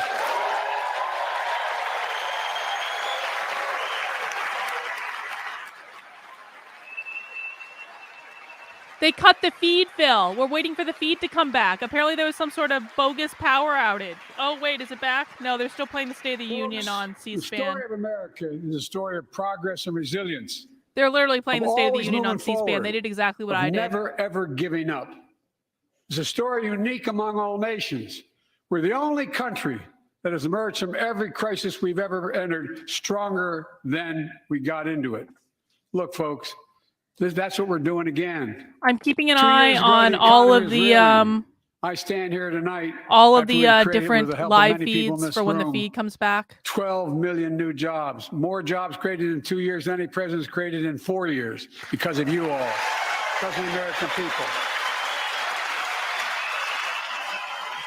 2 years ago,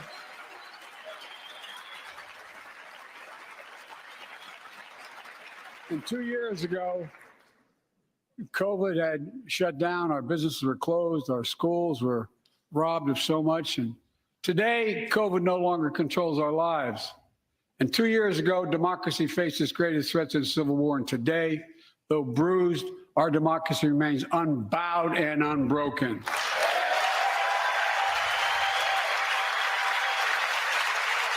I'm checking to see if Marjorie's tweeting. Marjorie, tell us what's going on. As we gather here tonight, we're writing the next chapter in the great American story, a story of progress and resilience. When world leaders ask me to define America, and they do, believe it or not, I can define it in one word, and I mean this. Democrat. Possibilities. We don't think anything is beyond our capacity. Everything is a possibility. You know, we're often told that Democrats and Republicans can't work together. But over the past 2 years, we've proved the cynics and naysayers wrong. Yes. God, he's been we in office disagreed 2 plenty. years already. And yes, Holy there were times shit. when Democrats went alone. But time and again, Democrats and Republicans came together to defend a stronger and safer Europe. So I will say this. So it appears that we aren't missing anything in the hearing, because what I'm seeing on Twitter is that, ironically, what I'm seeing on Twitter is that there was a power outage in DC and the whole meeting room just went black. So we're not missing anything. There's nothing going on. I have a couple of feeds pulled up on my desktop just in case like the feed resumes and they come back, just in case. What we're doing right now is we're watching the State of the Union, because I didn't watch it last night because I thought it was going to be boring. And then I heard that Biden was like yelling at people and having shouting matches and mumbling and slurring. And I was like, you know what? If they want to cut our Twitter fun, then let's make fun of Biden for a little while. So if you didn't watch the speech last night, welcome. This is a time where we can mock Biden incessantly. I apologize we don't have the Twitter hearings, but it's not my fault that the feds staged a power outage in DC as soon as they were talking about the Taliban. Does anyone think that that's a coincidence? That as soon as they were literally talking about how Twitter is platforming the fucking Taliban, and Yul Roth was like, there are different parts of the Taliban. Some parts of the Taliban are kind of okay. What? Yeah, that happened if you missed it. Anyway, guys, we're going to watch the State of the Union, and hopefully the Twitter hearings will come back. And I'm monitoring the situation, but just hang out. Grab a cup of coffee and a snack. Grab your lunch. Let's get into it. It came together to pass once in a generation infrastructure law, building bridges connecting our nation and our people. We came together to pass the most significant law ever, helping victims exposed to toxic burn pits. And in fact,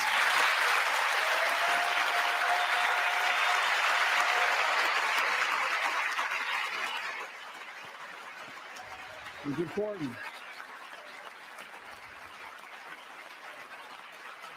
And in fact, I signed over 300 bipartisan pieces of legislation since becoming president.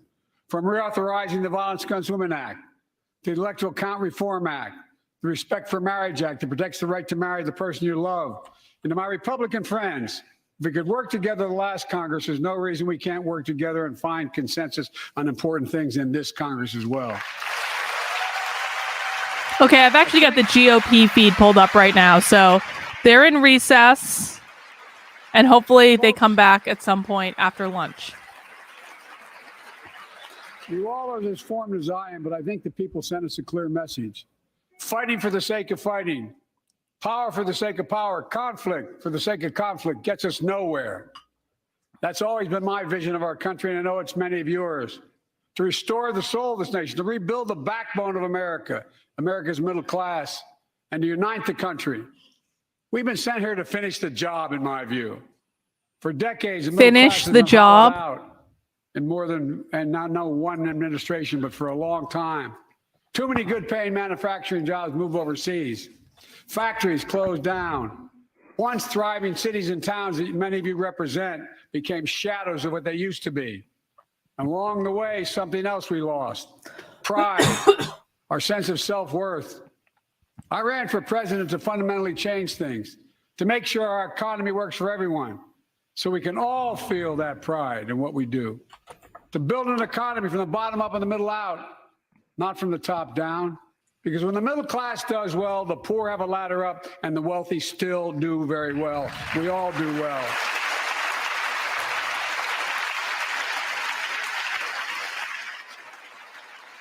Bernie's wearing a mask. Bernie, what's wrong with you? I know a lot of you always kid me for always quoting my dad, but my dad used to say, Joey, a job's about a lot more than a paycheck. He really would say this. It's about a lot more than a paycheck. It's about your dignity. It's about respect. It's about being able to look your kid in the eye and say, honey, it's going to be okay, and mean it. Well, folks, so let's look at the results.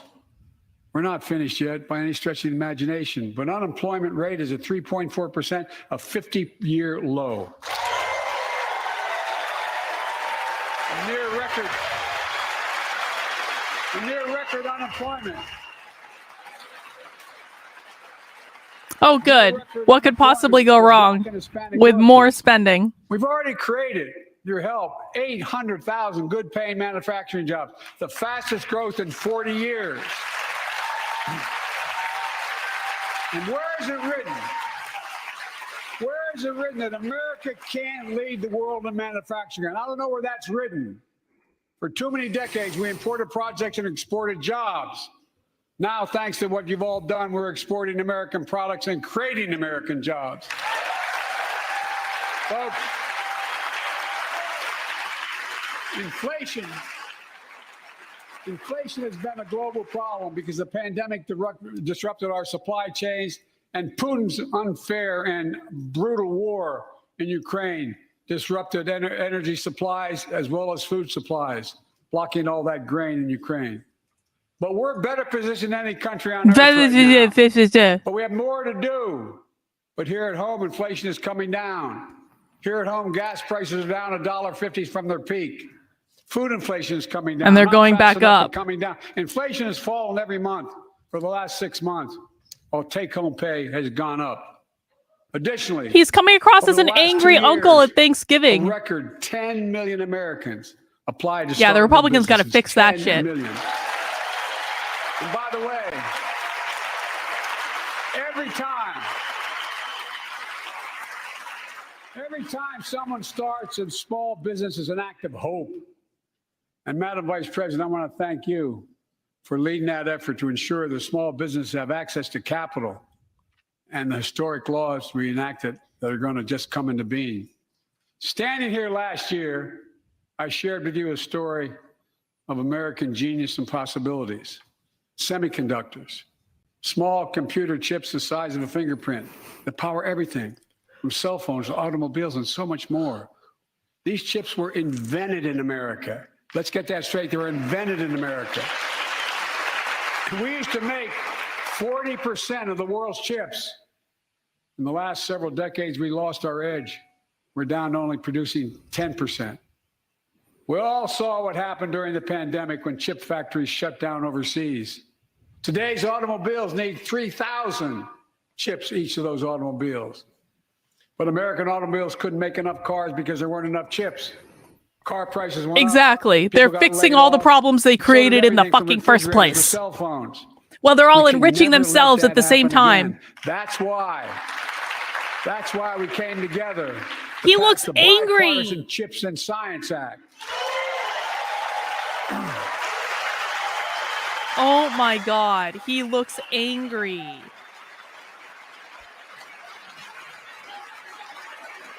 Folks, I know I've been criticized for saying this, but I'm not changing my view. We're going to make sure the supply chain for America begins in America. The supply chain begins in America. That actually is a good thing. I agree with that. We've already created. Why would that be bad? Why aren't Republicans clapping? That's a good thing. We've already Got to give created credit where credit is due. 800,000 new manufacturing jobs without this law, before the law kicks in. With this new law, we're going to create hundreds of thousands of new jobs across the country. I mean, all across the country, throughout not just the coast, but through the middle of the country as well. That's going to come from companies that have announced more than $300 billion in investment. This is probably true, Brian. They're fixing the problems they're creating. They're just making them more expensive. Outside of Columbus, Ohio. Fair point, well Intel made. is building Thank you for the super semiconductor chat. Factories on 1,000 acres, literally a field of dreams. It's going to create 10,000 jobs, that one investment. 7,000 construction jobs, 3,000 jobs in those factories once they're finished. They call them factories. Jobs paying an average of $130,000 a year, and many do not require a college degree. No job should require a college degree. A college degree is completely unnecessary Jobs. for most things. Not all things. Like being a doctor, you probably need one, but like, Because we work together, these jobs where people don't have to leave home to search for opportunity. It's just getting started. Think about the new homes, the small businesses, the medium-sized businesses. So much more that's going to be needed to support those 3,000 permanent jobs and the factories that are going to be built. Talk to mayors and governors, Democrats and Republicans, and they'll tell you what this means for their communities. We're seeing these field of dreams transform to the heartland. But to Field of maintain the dreams. strongest economy in the world, Why is he we need the best slurring? infrastructure in the world.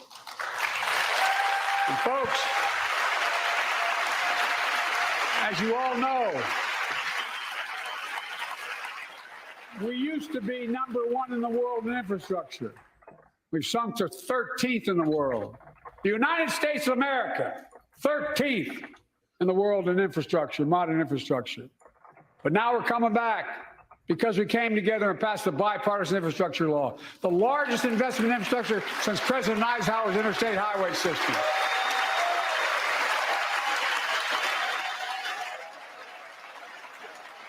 And folks, He really was like yelling, like unnecessarily yelling. already we've I funded didn't over think Trump was the best 20,000 speechmaker in the projects, world, but he's so much better than including Biden. major airports from Boston to Atlanta to Portland. Projects that are going to put thousands of people to work rebuilding our highways. This our is literally bridges, the old man our screaming railroads, at the our tunnels, sky. Ports, airports, clean water, high-speed internet, all across America.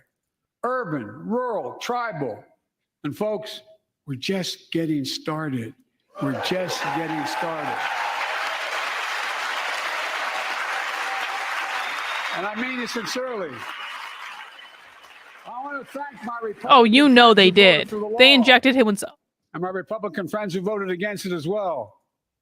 But I still get asked to fund the projects in those districts as well. But don't worry. I promised I'd be a president for all Americans. We'll fund these projects.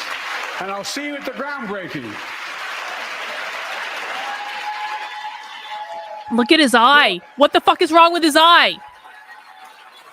This law will further unite all of America. Projects like Brent Spence Bridge in Kentucky over the Ohio River, built 60 years ago, badly needed repairs, one of the nation's most congested freight routes, carrying $2 billion worth of freight every single day across the Ohio River. And folks, I've been talking about Why fixing it is for decades, Biden's eye but closed? we're really finally going to get it done. I went there last month with Democrats and Republicans and from both states to deliver a commitment of $1.6 billion for this project. And while I was there, I met a young woman named Sarah, who's here tonight. I don't know where Sarah is. Is she up in the box? I don't know. Sarah, how are you? Well, Sarah, for 30 years,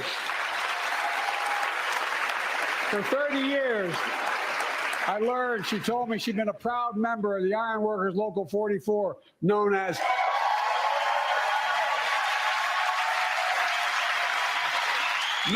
the Cowboys in the Sky. The folks who built Cincinnati's skyline. Sarah said she can't wait to be 10 stories above the Ohio River building that new bridge. God bless her. That's pride. And that's what we're also building. We're building back pride. Look, we're also replacing poisonous lead pipes that go into 10 million homes in America. Hey, listen, man, she does hard work. Child care centers. I don't like So picking every on people who child do in hard work. America- I know you don't mean anything by it, Every child in Trendolin, America but drink the water she does hard work. instead Come of on. having permanent damage to their brain. Look, we're making sure. We're making sure Exactly. Bringing Biden back to life cost a blackout. every community in America has access to affordable high-speed internet. No parent should have to drive by McDonald's parking lot to help them do their homework online with their kids, which many thousands were doing across the country. She's an And when iron we do worker. these projects, and again, I get criticized for this, but I make no excuses for it. Criticizes. Buy American. We're going to buy America. I mean, I don't think anyone disagrees with that.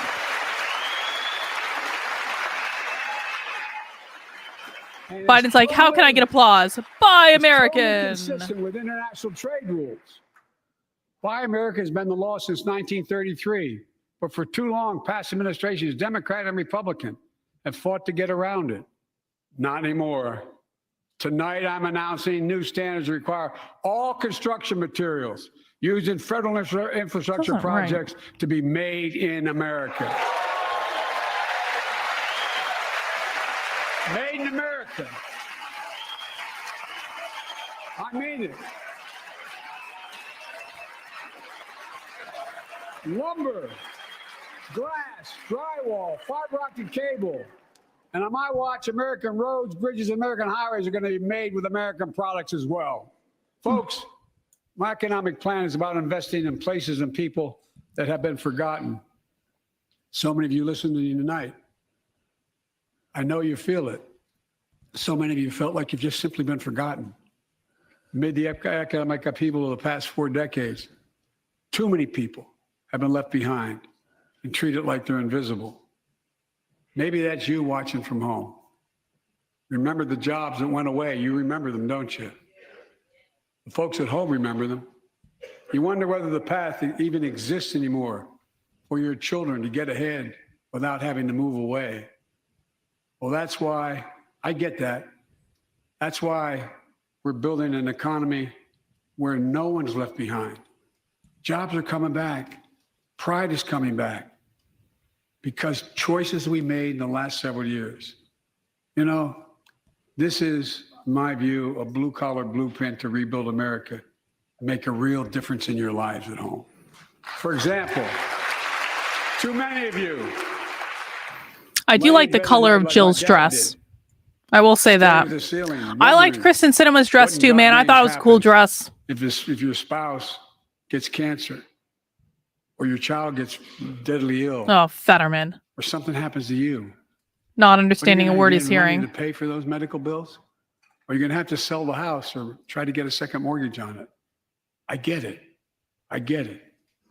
With the Inflation Reduction Act that I signed into law, we're taking on powerful interest to bring healthcare costs down so you can sleep better at night with more security. You know, we pay more for prescription drugs than any nation in the world. Let me say it again. We pay more for prescription drugs than any major nation Because of on Democrat Earth. policies, Joe. For example, 1 in 10 Americans has diabetes. Many of you in this chamber do, and in the audience. But every day, millions need insulin to control their diabetes so they can literally stay alive. Insulin's been around for over 100 years. The guy who invented it didn't even patent it because he wanted it to be available for everyone. It cost the drug companies roughly $10 a vial to make that insulin. Package it and all, you may get up to $13. But Big Pharma has been unfairly charging people hundreds of dollars, $400 to $500 a month, making record profits. Not anymore. Not anymore.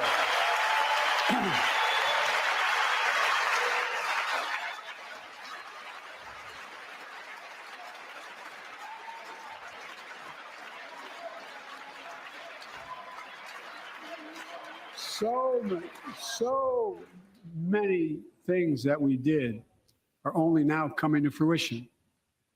We said we were doing this, and we said we passed the law to do it, but people didn't know because the law didn't take effect until January 1 of this year. We capped the cost of insulin at $35 a month for seniors on Medicare. The people that get Of course I'm knitting. I don't know. I don't.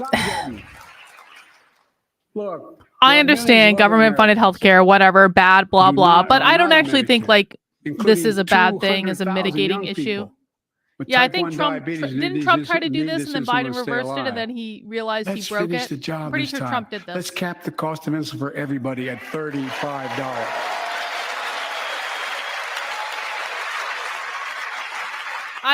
You know, again, as an intermediary measure, I don't necessarily disagree with this. Big Pharma bad. Don't forget to get your C19 Big booster. Pharma's still going to do very well, I promise you all.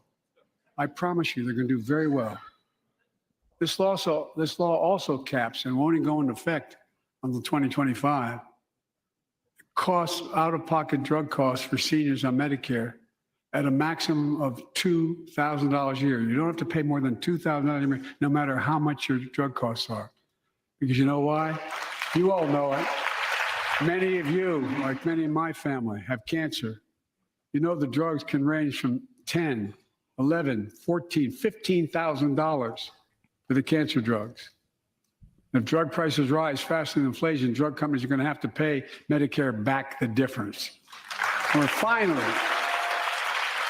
All right. I can get behind that. giving Medicare the power to negotiate drug prices. Bringing down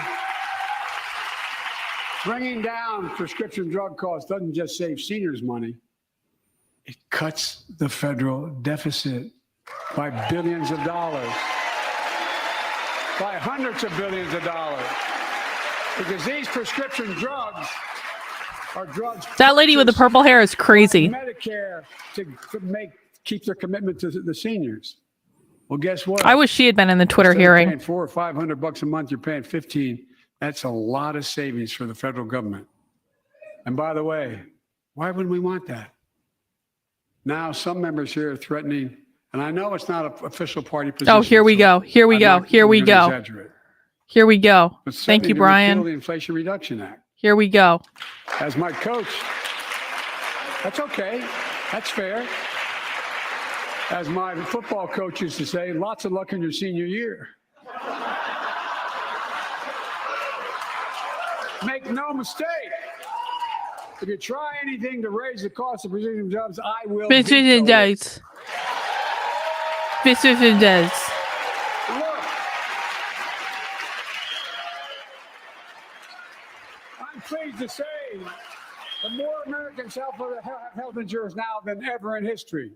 A record 16 million people are enrolled in the Affordable Care Act.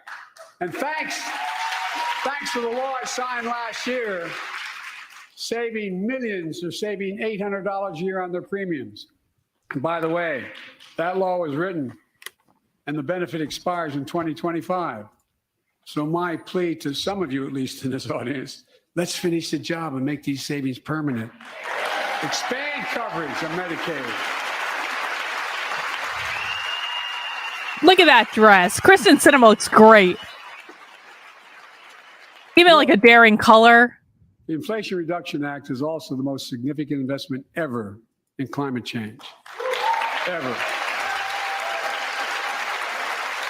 Lowering utility bills, creating American jobs, leading the world to a clean energy future. I visited the devastating aftermath of record floods, droughts, storms, and wildfires from Arizona to Mexico to all the way up to the Canadian border. More timber has been burned that I've observed from helicopters than the entire state of Missouri. And we don't have global warming? Not a problem.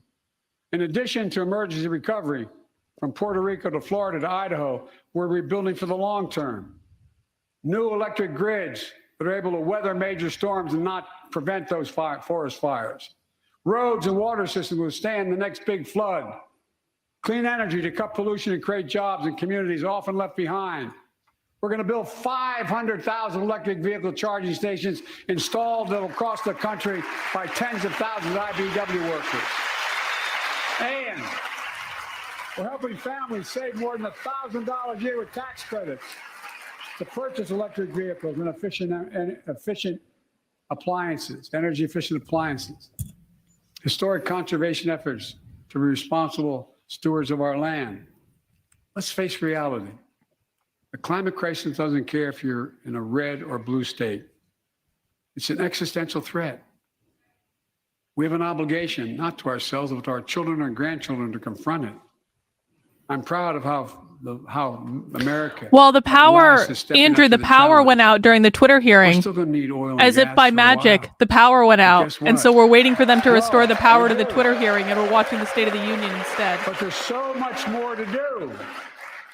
We got to finish the job. We pay for these investments in our future by finally making the wealthiest and biggest corporations begin to pay their fair share. Just begin.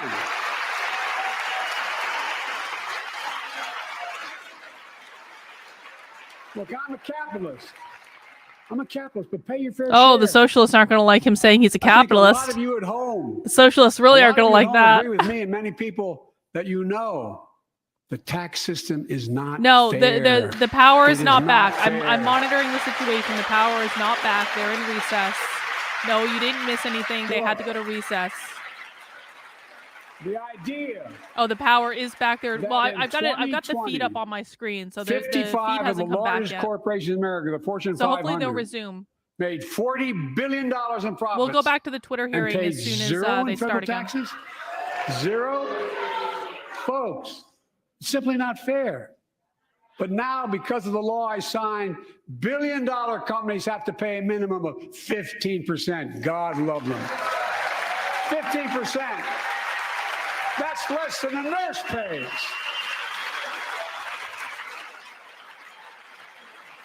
And let me be crystal clear. I said at the very beginning, under my plans, as long as I'm president, nobody earning less than $400,000 will pay an additional penny in taxes. Oh, well, we'll be Nobody finding that out really one soon, penny. Joe. But let's finish the job. There's more to do. We have to reward work, not just wealth. Pass my proposal for the billionaire minimum tax. You know, there's 1,000 billionaires in America. It's up from about 600 in the beginning of the term. But no billionaire should be paying a lower tax rate than a school teacher or firefighter. I mean it. Think about it.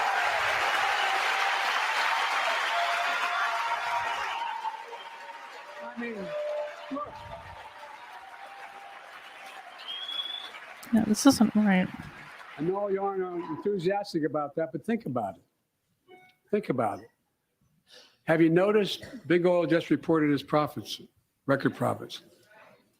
Last year, they made $200 billion in the midst of a global energy crisis.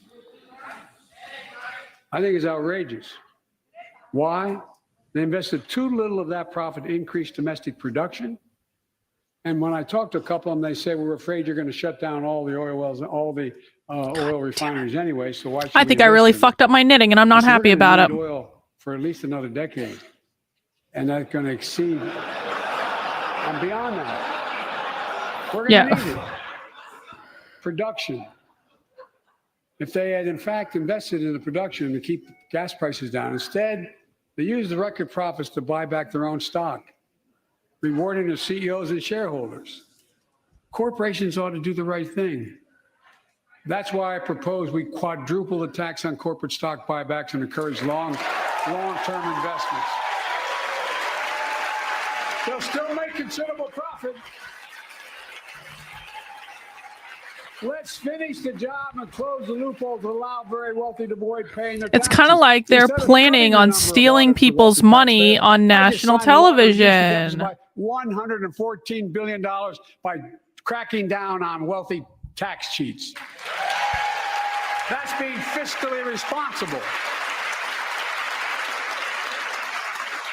In the last 2 years, my administration has cut the deficit by more than $1.7 trillion, the largest deficit reduction in American history.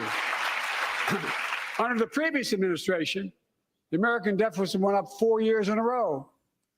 Because those record deficits, no president added more to the national debt in any 4 years than my predecessor.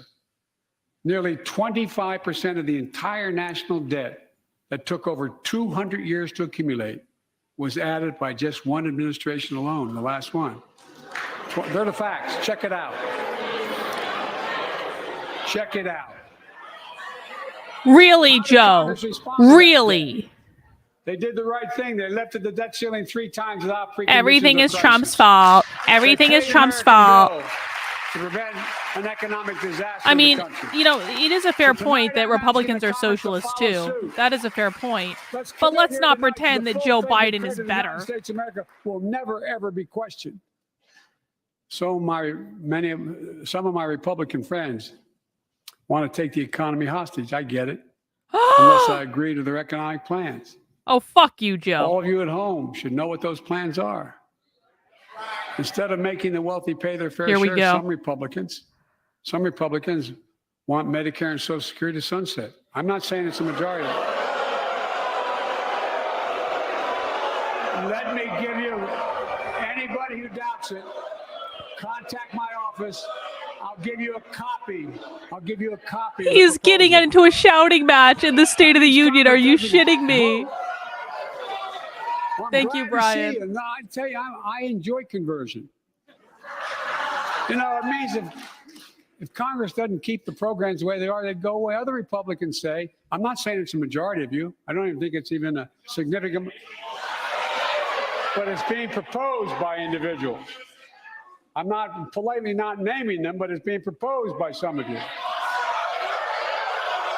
Look, folks, the idea is good for Marjorie. We're not going to be moved into being threatened to default on the debt if we don't respond. Folks, look at Kamala.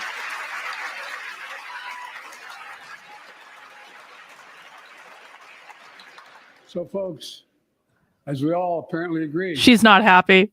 Social Security and Medicare is Look at her. also Like, off why the is she books now, slouching in her right? We're not chair? gonna fight. All right. I'm ready. We got unanimity.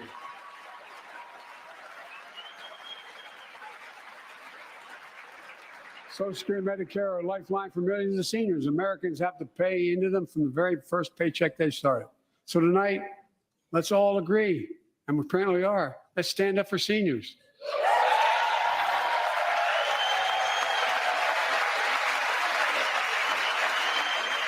Stand up and show them. Getting into a shouting match in the fucking State of the Union. God damn it. Medicare, I'll stop Idiot. them. I'll veto it.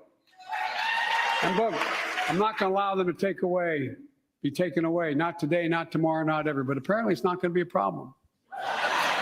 Next month, when I offer my fiscal plan, I ask my Republican friends to lay down their plan as well. I really mean it. Yeah, Let's sit Republicans, down actually together make a fucking and discuss plan. our mutual plans together. Half of the battle do for that. Republicans is just having an alternative plan, and they refuse to do it. Because they're like, everything the Democrats want to do is bad. That's our plan. I can tell you, the plan I'm going to show you is going to cut the deficit by another $2 trillion. And it won't cut a single bit of Medicare or Social Security. In fact, we're going to extend the Medicare Trust Fund at least 2 decades, because that's going to be the next argument. How do we keep it solvent, right? Well, we'll not raise tax on anyone making under 400 grand, but we'll pay for it the way we talked about tonight, by making sure that the wealthy and big corporations pay their fair share. Look. Here's the deal. They aren't just taking advantage of the tax code. They're taking advantage of you, the American consumer. Here's my message to all of you out there. I have your back. We're already preventing Americans from receiving surprise medical bills, stopping $1 billion surprise bills per month so far. We're protecting seniors' life savings by cracking down on nursing homes that commit fraud, endanger patient safety, prescribe drugs that are not needed. Millions of Americans can now save thousands of dollars because they can finally get a hearing aid. The slurring is really bad, isn't it? Look, capitalism without competition is not capitalism. It's extortion. It's exploitation. He's not wrong about that. Last year, I cracked down with the help of many of you on foreign shipping companies that were making you pay higher prices for every good coming into the country. I signed a bipartisan bill that cut shipping costs by 90%, helping American farmers, businessmen, and consumers.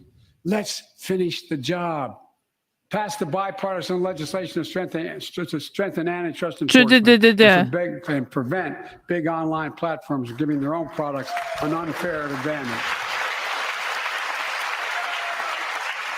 I don't agree with that last part. Why wouldn't they give their own products an unfair advantage? That makes no sense. Fees. Those hidden surcharges too many companies use to make you pay more. For example, we're making airlines show you the full ticket price up front, refund your money if your flight is canceled or delayed. We reduced exorbitant bank overdrafts by saving consumers more than $1 billion a year. We're cutting credit card late fees by 75%, from $30 to $8. Look,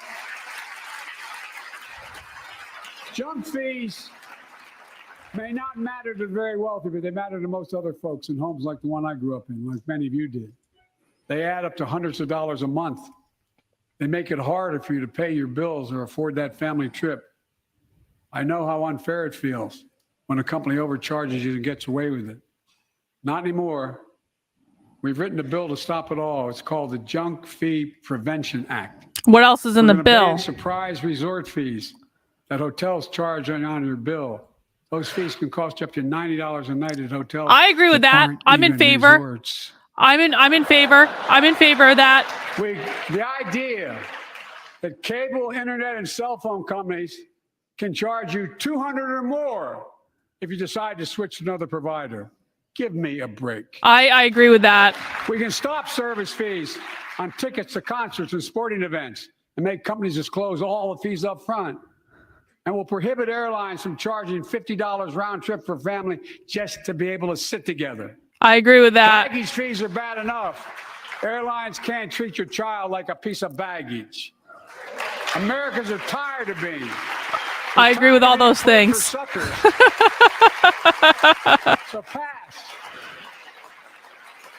pass the Junk Free Prevention Act so companies stop ripping us off. For too long, workers have been getting stiffed, but not anymore. We're beginning to restore the dignity of work. For example, I should have known this, but I didn't until 2 years ago. Yeah, well, this is my question too, 30 Andrew. million workers What else is in the have bill? to sign non-compete agreements with the jobs they take. 30 million. So a cashier Fair enough, at a Brian. burger place can't walk across town and take the same job at another burger place and make a few bucks more. It just changed. But they just changed Well, it because we exposed it. Non-compete clauses That are was kind of part of the deal, bullshit, to be guys. Look honest. it up. They really not are. anymore. I kind of agree about this. We're banning those agreements so companies have to compete for workers and pay them what they're worth. I kind of agree with this. Now, I wish that they just wouldn't be doing these fucking bullshit non-compete clauses in the first place, but This is bound to get a response. they're from our really not friends enforceable. on my left, but the right. I'm so sick and tired of companies breaking the law by preventing workers from organizing. Pass the PRO Act. No. business have a right. Union bad. Workers have a Union right to bad. form a union. No. Union bad. And let's guarantee all workers have a living wage. Let's make sure working parents can afford to raise a family with sick days, paid family medical leave, affordable child care. That's going to enable millions of more people to go and stay at work. And let's restore the full child tax credit, which gave tens of millions of parents some breathing room and cut child poverty in half to the lowest level in history. And by the way, when we do all these things, we increase Well, of course they're productivity. lying, but We but increase but like economic growth. the non-compete So let's thing face is the kind of job. legit if we're honest get more about it. families He's access to framing it in a affordable, bullshit quality way, housing. but that doesn't mean Let's it's get not a seniors legit who thing. want to stay in their homes, the care they need to do so. Let's give more breathing room Thank to you, though, millions Brian. of I family appreciate the super caregivers chats. looking after their loved ones. Pass my plan so we get seniors and people with disabilities the home care and services they need. And support the workers who are doing God's work. These plans are fully paid for and we can afford to do them. Restoring the dignity of work means making education an affordable ticket to the middle class. You know, when we made public education, 12 years of it universal in the last century, we made the best educated, best paid, we became No. the best educated, best paid nation in the world. Best indoctrinated The rest of fucking us caught nation. up. It's caught up. Jill, my wife, who teaches full time, has an expression. I hope I get it right, kid. Any nation that out-educates us is going to out-compete us. Every Any nation is that out out-educates educating gonna us. out-compete us. Folks, we all know 12 years of education is not enough to win the economic competition of 21st century. Oh, for fuck's sake. We want to have the best educated workforce. Let's finish the job by providing access to preschool for 3 and 4 years old. Studies show that They want to children start who go to preschool indoctrinating them are earlier. 50% more likely to finish. They high want to school start and go on to earlier. earn Oh, a 2 or great. 4 year degree, What could no possibly go matter their wrong? background they came from. Let's give public school teachers a raise.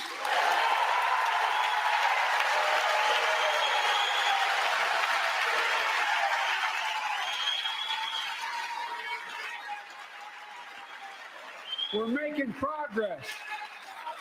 Hang on. Hang on. I think the hearing's coming back. I think they're coming back. I think they're coming back. I can hear them on the other thing. They're doing an audio video check right now on the other thing.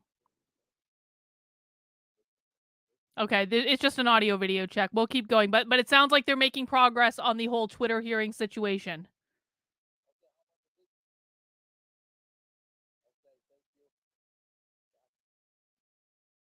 It just sounds like a tech check. Things seem to be working, so I guess they'll be coming back at some point. So sit tight, guys. If you just joined or you just joined recently, there was basically a blackout in D.C. We aren't going to question why that blackout occurred in the middle of the fucking Twitter hearing, but it cut the feed, so we're basically waiting for them to fix things and then come back from recess and resume the Twitter hearing. And while we're doing that, we're watching last night's State of the Union where Joe Biden yelled at the audience and mumbled and slurred an awful lot. Because, you know, it's just a time filler until they get their shit together to actually come back for the thing that we want to watch. I appreciate you guys sitting tight, and hopefully we will be resuming the Twitter hearings as soon as they come back. I do have it pulled up on my desktop. I'm monitoring the situation right now, but we're watching this in the meantime. Reducing student debt, increasing Pell Grants for working and middle-class families. Let's finish the job and connect students to career opportunities starting in high school. Provide access to 2 years of community college, the best career training in America, in addition to being a pathway to a 4-year degree. Let's offer every American a path to a good career, whether they go to college or not. I mean, I agree with that. And folks, in the midst of the COVID crisis, when schools were closed and we were shutting down everything. We see you, Murphy's Pool. Let's recognize how far we came in the fight against the pandemic itself. While the virus is not gone, thanks to the resilience of the American people and the ingenuity of medicine, we've broken the COVID grip on us. COVID deaths are down by 90%. Is there still a power outage? There can't be. I just heard them testing. Our country, we opened our country back up, and soon we'll end the public health emergency. But that's called a public health emergency. But we'll remember the toll and pain that's never going to go away. More than 1 million Americans lost their lives to COVID. 1 million. Families grieving, children orphaned, empty chairs at the dining room table constantly reminding you that she used to sit there. Remembering them, we remain vigilant. We still need to monitor dozens of variants and support new vaccines and treatments. So Congress needs to fund these efforts and keep America safe. And as we emerge from this crisis stronger, we're also got to double down on prosecuting criminals who stole relief money meant to keep workers and small businesses afloat.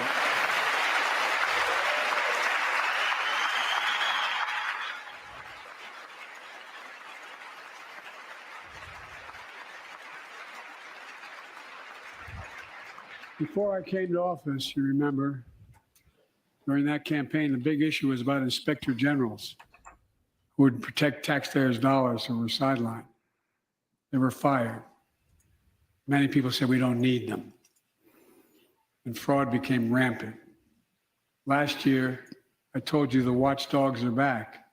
Since then, we recovered billions of taxpayers' dollars. Now let's triple the anti-fraud strike force going after these criminals, double the statute of limitations on these crimes, and crack down on identity fraud by criminal syndicates stealing billions of dollars from the American people. I mean, okay, fine, I guess. It shows that for every dollar we put into fighting fraud, the taxpayers get back at least 10 times as much. It matters. It matters. Oh, this is about the IRS agents. Oh, fuck you, Joe. This is about the IRS agents. This isn't about helping normal people. This is about the fucking IRS agents. First year of the pandemic. God We damn have an it. obligation to make sure all They're so people are sneaky. safe. If you're not really listening. Public safety depends on public trust, as all of us know. It's about the fucking But IRS too often that agents. trust is violated. He's like, let us cut down on Join us identity tonight are the theft. parents That's what we're doing. of It's Tyree identity Nichols. theft. That's what we want the Welcome. 87,000 IRS agents for.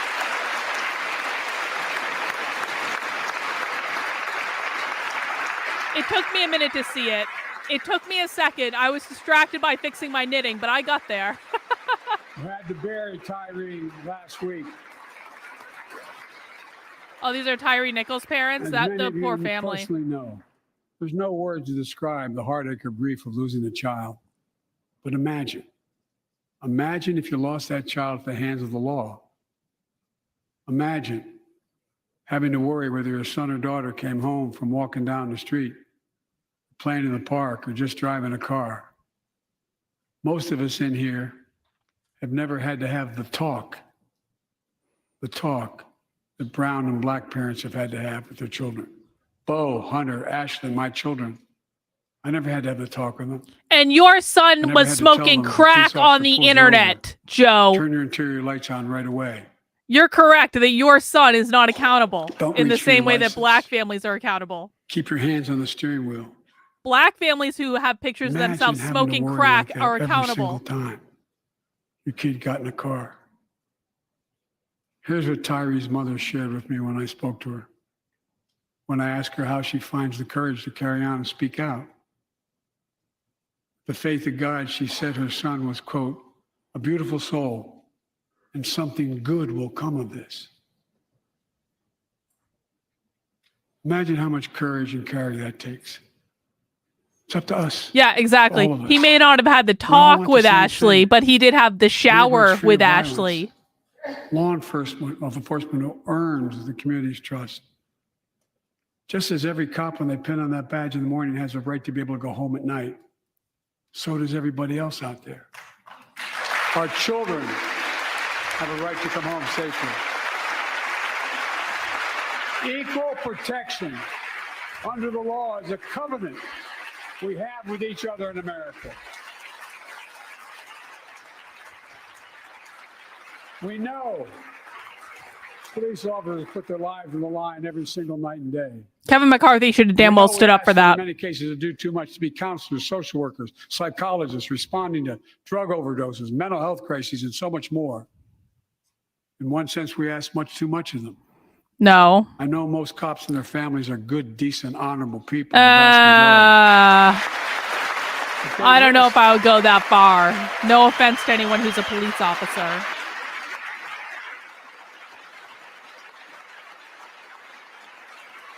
And they risk their lives every time they put that shield on. But what happened to Tyree in Memphis happens too often. We have to do better. Exactly. enforcement And the real qualified training they need. immunity. Hold them to higher standards. They have the training they need. They Help don't them use succeed it. in keeping us safe. We also need more first responders and professionals to address the growing mental health, substance abuse challenges. More resources to reduce violent crime and gun crime. More community intervention programs. More investment in housing, education, and job training. All this can help prevent violence in the first place. When police officers or police departments violate the public trust, they must be held accountable. With the support of the families of victims, civil rights groups, and law enforcement, I signed an executive order for all federal officers, banning chokeholds, restricting no-knock warrants, and other key elements of the George Floyd Act. Let's commit ourselves to make the words of Tyler's mom true. Something good must come from this. Did he just call him Tyler? His name is Tyree. Did he just call him Tyler? All of us. Hang on. I'm sorry. I want to go back just briefly because I'm pretty sure Joe Biden just called him Tyler instead of Tyree.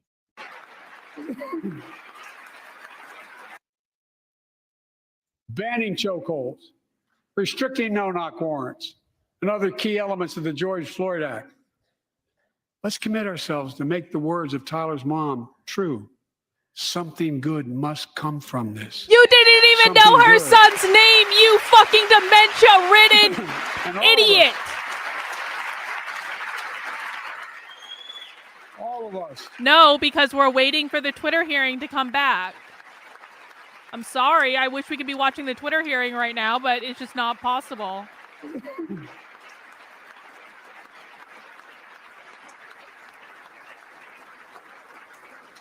Folks, it's difficult, but it's simple.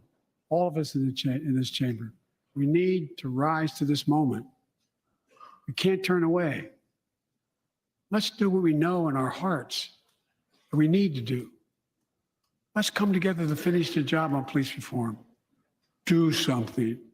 Do something. That was the plea of parents who lost their children in Uvalde. I met with every one of them. Do something about gun violence. Thank God. Thank God we did. Passing the most sweeping gun All safety federal law gun in laws decades. are nullified in New Hampshire, so they can't be enforced here, just Things FYI. like that the majority of responsible gun owners already support. Enhanced background checks for 18 to 21 years old. Red flag laws, keeping guns out of the hands of people who are a danger to themselves and others. But we know our work is not done. Joining us tonight is Brandon Say, a 26-year-old hero. Brandon put his college dreams on hold to be at his mom's side. His mom's side when she was dying from cancer. And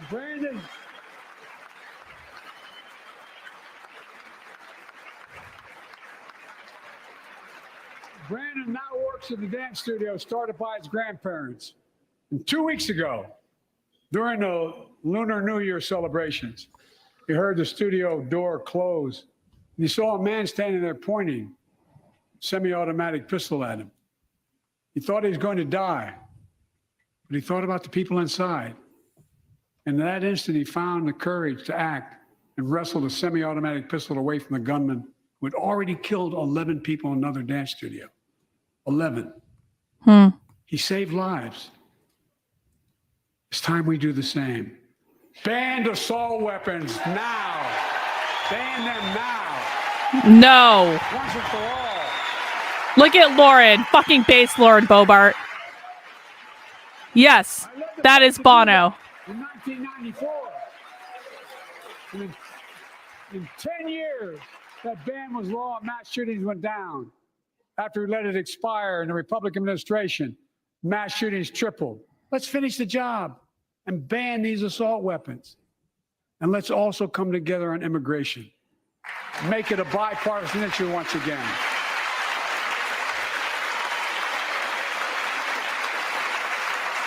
We now have a record number of personnel working to secure the border, arresting 8,000 human smugglers, seizing over 23,000 pounds of fentanyl in just the last several months.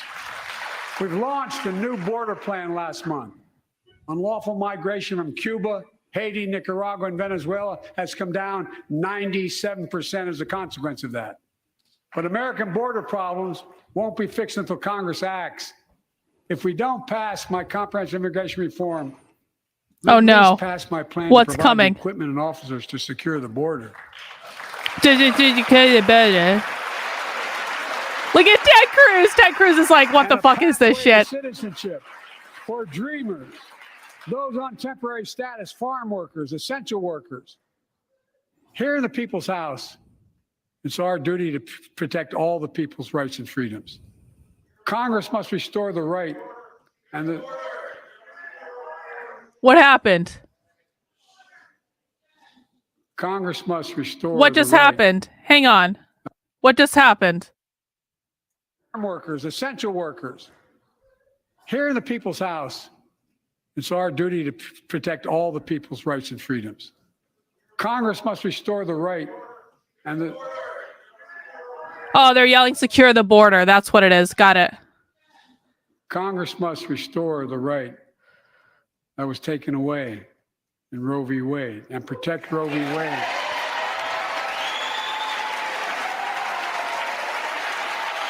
Give every woman a consular right. The Vice President and I are doing everything to protect access to reproductive Well, that's not what they wanted to hear. care and safeguard patient safety. But already more than a dozen states are enforcing extreme abortion bans. Make no mistake about it. If Congress passes a national ban, I will veto it. But let's also pass It's also passed the Bipartisan Equality Act to ensure LGBTQ Americans, especially transgender young people, can live with safety and dignity. No. Our strength. Hang on. I'm hearing some something on the other feed. It sounds like they're testing again. It sounds like they just tested the Twitter hearing feed again, so maybe they'll be coming back soon. I'm sorry. This dress is a boss dress from Kristen Sinema. Like, okay, it sounds like they're just testing. That's Kristen Sinema. She's the Arizona senator who just left the Democratic Party to become an independent, like, not too long ago. Our strength is not just the example of our power, but the power of our example. Let's remember the world's watching. I spoke in this chamber 1 year ago, just days after Vladimir Putin unleashed his brutal attack against Ukraine. A murderous assault, evoking images of death and destruction Europe suffered in World War II. Putin's invasion has been a test for the ages, a test for America, a test for the world. Would we stand for the most basic of principles? Would we stand for sovereignty? We stand for the right of people to live free of tyranny? Will we stand for the defense of democracy? For such defense matters to us because it keeps peace and prevents open seas. Will we send the president of Ukraine another $87 trillion fucking dollars for a war that we shouldn't be involved in the first place? Yes, we would, and we did. We did. Yes, we've sent him all our money. And he is money laundering it. We did what America and always living does well. at our best. We led. We united NATO. We built a global coalition. We stood against Putin's aggression. We stood with the Ukrainian people. Tonight, we're once again joined by Ukrainian's ambassador to the United States. She represents not just her nation, but the courage of her people. Our ambassador is here. United, we're united in our support of your country. Will you stand so we can all take a look at you? Thank you. Oh, I agree with this spot. The Republicans do not have their shit together at all. As long as it takes.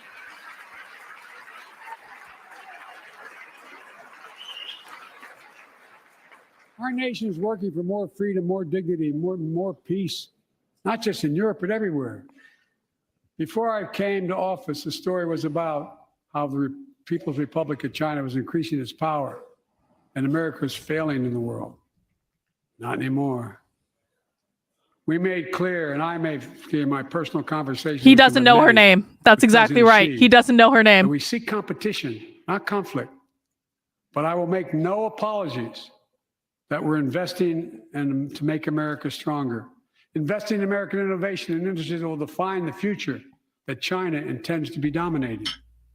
Investing in our alliances and working with our allies to protect advanced technologies so they will not be used against us. Modernizing our military to safeguard stability and deter aggression.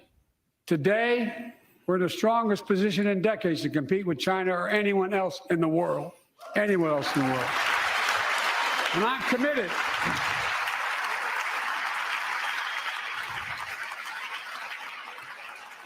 I'm committed to work with China where we can advance American interests and benefit the world. But make no mistake about it. As we made clear last week, if China threatens our sovereignty, we will act to protect our country, and we did.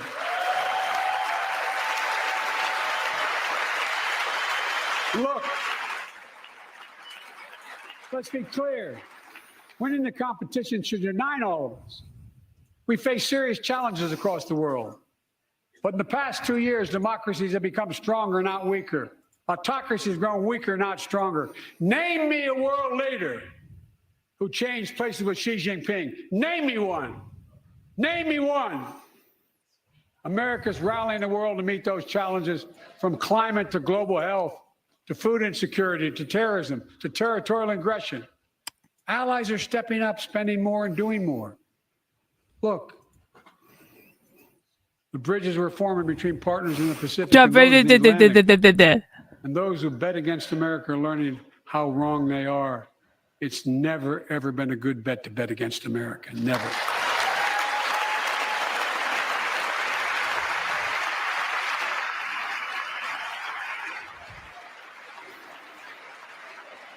What the hell is that guy wearing? What are those ribbons? Someone's waving their cane in the air. Did you see that? Some guy was waving his cane in the air. It's impossible. I never believed it. That's why a year ago I offered a unity agenda to the nation as I stood here. We made real progress together. We passed a law making it easy for doctors to prescribe effective treatments for opioid addiction. We passed the gun safety law, making historic investments in mental health. We launched the ARPA-H drive for breakthrough in the fights against cancer, Alzheimer's, and diabetes, and so much more. We passed the Heath Robinson PACT Act, named after the late Iraq War veteran whose story about exposure to toxic burn kits I shared here last year. Okay, guys, here's the deal. I got to step away for a quick bathroom break. I've been streaming for 4 effing hours already, so I just need to step away for like 5 minutes, maybe even less if I'm really quick about it, to have a quick bathroom break, and I need to refill my coffee. But I just want to let you guys know I'm still monitoring the Twitter hearings. The Twitter hearings are still in recess right now. I do have it up. I'm paying attention. What I'm going to do is I'm going to just let this video take over the screen for a second. Sit tight. Fill me in on if anything crazy happens in the chat. I'm trusting all of you. All right. And I will be right back. And I appreciate your patience, guys. Mount that like button if you haven't already. This is an unusual stream for my channel. I don't usually do this sort of thing, but I really appreciate that you're hanging out with me today, and we're all making it a little bit easier by entertaining each other. All right, guys, I will be right back. Enjoy the show while I'm gone, and let me know if anything crazy happens. I believe in you.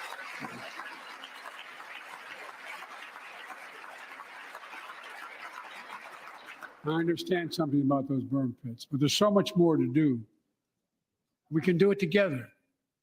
Joining us tonight is a father named Doug from Newton, New Hampshire. He wrote Jill, my wife, a letter, and me as well, about his courageous daughter, Courtney. A contagious laugh, his sister's best friend, her sister's best friend. He shared a story all too familiar to millions of Americans and many of you in the audience. Courtney discovered pills in high school. It spiraled into addiction and eventually death from a fentanyl overdose. She was just 20 years old. Describing the last 8 years without her, Doug said, "There's no worse pain." Yet their family has turned pain to purpose, working to end the stigma and change laws. He told us he wants to start a journey toward American recovery. Doug, we're with you. Fentanyl is killing more than 70,000 Americans a year.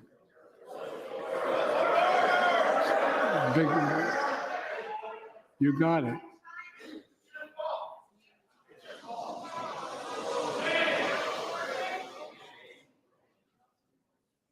So let's launch a major surge to stop fentanyl production in the sale and trafficking, with more drug detection machines, inspection cargo, stop pills and powder at the border.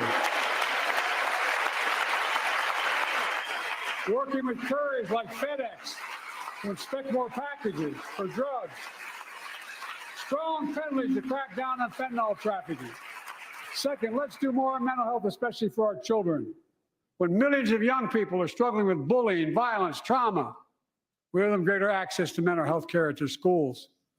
We must finally hold social media companies accountable for experimenting they're doing running children for profit. It's time to pass bipartisan legislation to stop big tech from collecting personal data on our kids and teenagers online. Ban targeted advertising to children and impose stricter limits on the personal data that companies collect on all of us. Third, let's do more to keep this nation's one truly sacred obligation, to equip those we send into harm's way and care for them and their families when they come home.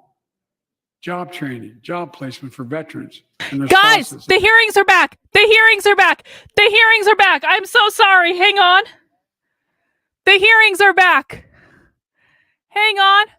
Hang on. Not that one. This one.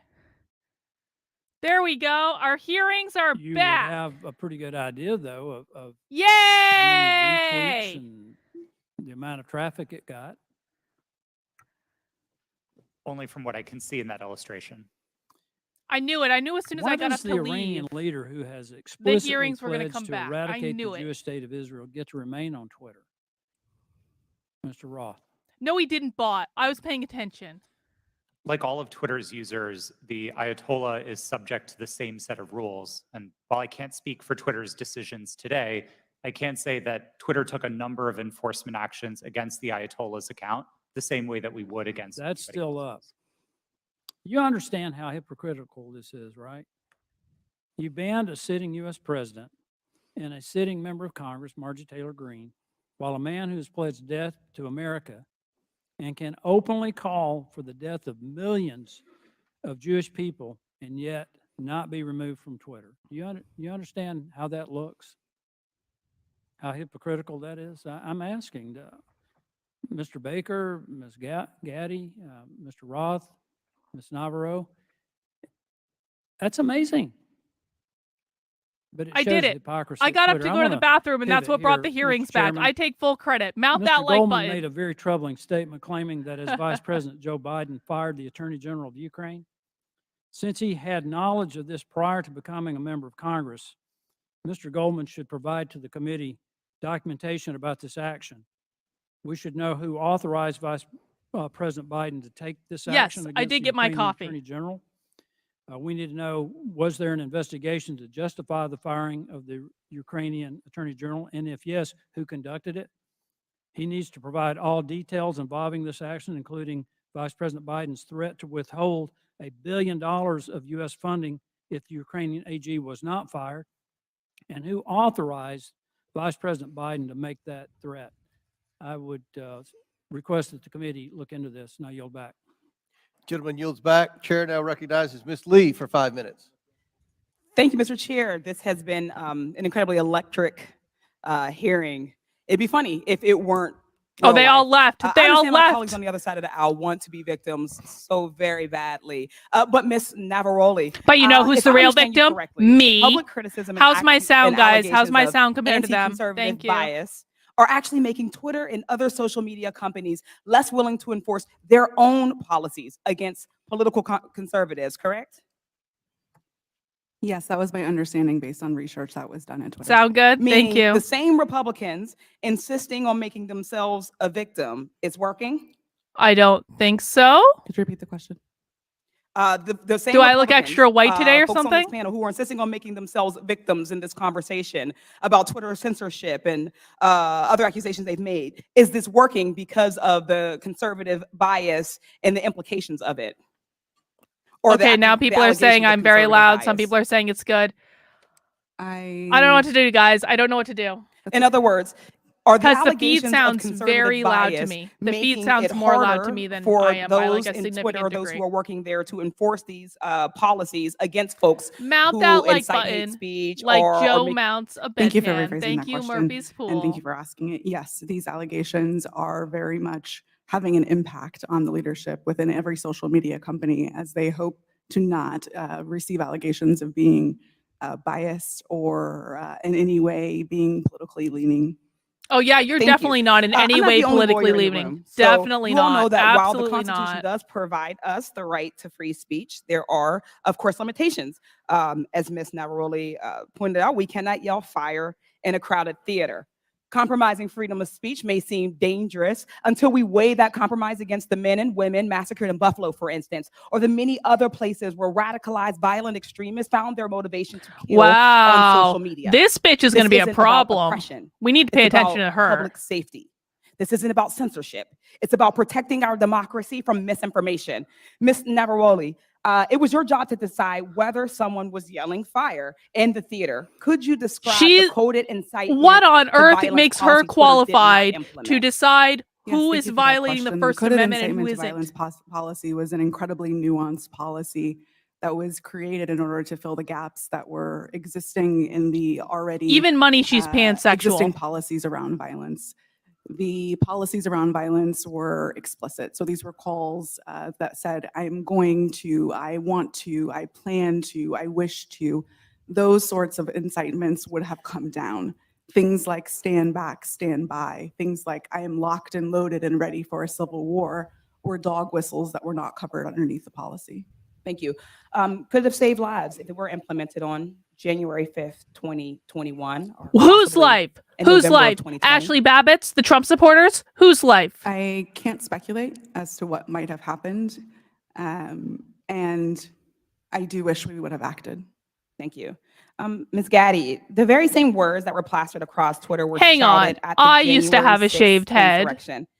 Phil, What threats do Americans Keno, face sorry. now that Elon Musk has removed all guardrails and welcomed back Donald Trump to the platform? Trump isn't even Thank using you the for platform. question. I'm actually not really familiar with what the content moderation policies of Twitter are today. Thank you. Social media platforms like Twitter must own up to their responsibility in spreading violence and chaos. I'd argue so too do members of this panel and institution. Thank you. I yield the balance of my time to Mr. Raskin. Oh God, here we go. Thank you very much. Mr. Roth, I want to go back to the whole question of your finding hundreds of thousands of fake accounts. I just want you to tell me more about you being an American hero. Internet research. Can you talk to us about how you're agency, I an think they American called it, which hero was that the saved us? propaganda Yul? arm in 2016, and I suppose to this day. Some have been suggesting on the other side of the aisle that it's illegitimate. Oh yeah, we were just watching it. It was something the else, FBI Nerd, or too. any representative of the federal government, presumably even Donald Trump, who did a lot of this, to contact private media entities in order to apprise them of anything, whether it might be the penetration of organized crime or child pornography or foreign malign influence. And I'm just wondering if you would give us a sense of how much work is actually being done. And I was going to check with you and Mr. Baker about that. How much work does Twitter and other social media entities do that relies on the FBI and other national security agencies? Thank you for the question. There is a considerable amount of work to address foreign disinformation at Twitter and also at other companies. And this work was reliant in part on intelligence shared with companies by law enforcement and by the intelligence community. I would regard that work as essential. At Twitter, we had dozens of people working just on these questions of election You're very welcome. interference. Guys, if you Those teams appreciate no it, please longer make sure you exist mount that like button. And Mr. Baker, if you could. Thank you, sir. Just generally, I mean, it's a matter of public It's record a that the FBI bandana. has worked with the public, including private entities, for It decades. kind of seems like it, doesn't it, Indeed, they've Travis? had for some number of years No, he now has an office cancer. of, I think it's called That's Office of very Public sad. Sector We don't want to Engagement. celebrate This anyone is having part of what cancer. they do in order I to just think he could have fulfill their made better responsibilities choices. And he's and kind of an to asshole do their anyway, and jobs so to I don't protect the feel bad country. about saying that. Yield back. Chair recognizes Mr. Armstrong for 5 minutes. Thank you, Mr. Roth. I'm going to continue down that line of questioning. So when you testified, you were just talking about working very hard to keep foreign troll farms from using Twitter and to engage in malign foreign interference. This sounds like a fairly robust undertaking. You said between 2016 2020, you had different teams stood up to do this. Constant vigilance? Yes, sir. That was the phrase that we used. Yeah. And these types of attempts are constantly evolving. They're trying to find new ways to penetrate your system. So you have to be engaging with it on a, and being willing to adapt on a constant This is probably why Jamie Raskin Yes, sir, can't that's just right. shave his head and be now done we with it forward to because it would show 2020, his and earlier scales you underneath. testified that you That's were probably having true, regular Murphy's Pool. interactions with national intelligence, Homeland Security, and the FBI? Yes, I did. And primarily to deal I- with foreign interference? I agree, Travis. Primarily, but I would say Also almost misinformation and all of that. exclusively. But you had said earlier, like your contact with Just Agent came Chen back, was you're fine. primarily with foreign interference? Yes, that's right. All right. And these were emails, were there meetings?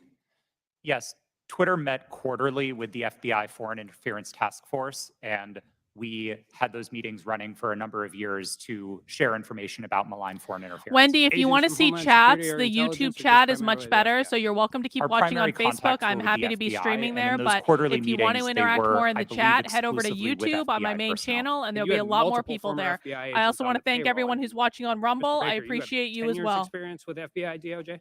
I was, well, with DOJ, it's 2 decades roughly, but I was just, for the record, I was never an FBI agent. Okay. Yeah. And Twitter has such a close relationship with at least one FBI agent that agent Hi, could AD, start good to see emails you. with, hey, Twitter folks, and could actually advise your company about violations of your own terms of service. That would be pretty great, wouldn't it, Jane? Mr. Roth, I think it's safe to say that you had a consistent dialogue with the FBI. for Jamie the weeks and Raskin months doesn't prior to the New deserve York my Post. Is knitting, that fair? Judy. I had ongoing conversations with the FBI for years, I would say, about election security. And in response to Mr. Fry earlier, you said you would not categorize the FBI communications as pressure. No, I would not. However, Twitter's director of policy wrote to you in 2020 that Twitter has seen a sustained effort by the intelligence community to push Twitter and that Twitter should keep a solid front against these efforts. He specifically cited Elvis Chain, an FBI agent in San Francisco. Now, on August 11th, 2020, Agent Chan sent you 3 documents in prep for a meeting and said the documents pertain to APT-28, a hacking unit connected with Russian military intelligence. Agent Chan arranged for having security clearance for Mr. Baker and facilitated encrypted networks for the FBI to share information with Twitter employees. And on October 14th of 2020, you stated that this feels a lot like somewhat of a subtle leak operation. Earlier today, you testified that you were following national experts on Twitter, national security experts on Twitter, as a reason to take down the New York Post story on Hunter Biden's laptop. Yes, sir, I did. So after 2016, you set up all these teams to deal with Russian interference, foreign interference. You're having regular meetings with the FBI. You have connections with all of these different government agencies, and you didn't reach out to them once? Is that question in reference to the day of the New York Post Yeah. article? That's right. We generally did not reach out to the FBI to consult on content moderation decisions, especially where they related to domestic activity. It's not that we wouldn't have liked that information. We certainly would have. It's that I don't believe it would have been appropriate for us to consult with the FBI. In December of 2020, you did a declaration to the Federal Election Commission that the intelligence community expected a leak and a hack operation involving Hunter Biden. Recently, Mark Zuckerberg confirmed that the FBI warned Meta that there was a high effort of Russian propaganda, including language specific enough to fit the Hunter laptop Biden security story. You're talking to these people for weeks and months, years prior to this leaking. They have specifically told you in October that there's going to be a leak potentially involving Hunter Biden's laptop. They legitimately and literally prophesized what happened. And you didn't contact any of them? No, sir, I did not. Did they reach out to you? On and around that day, to the best of my recollection, no, they did not. So after the story was taken down and you guys did it and you personally disagreed with it, Ms. Gaddy, you said you did. Did you contact them and say, hey, is this what you were talking about?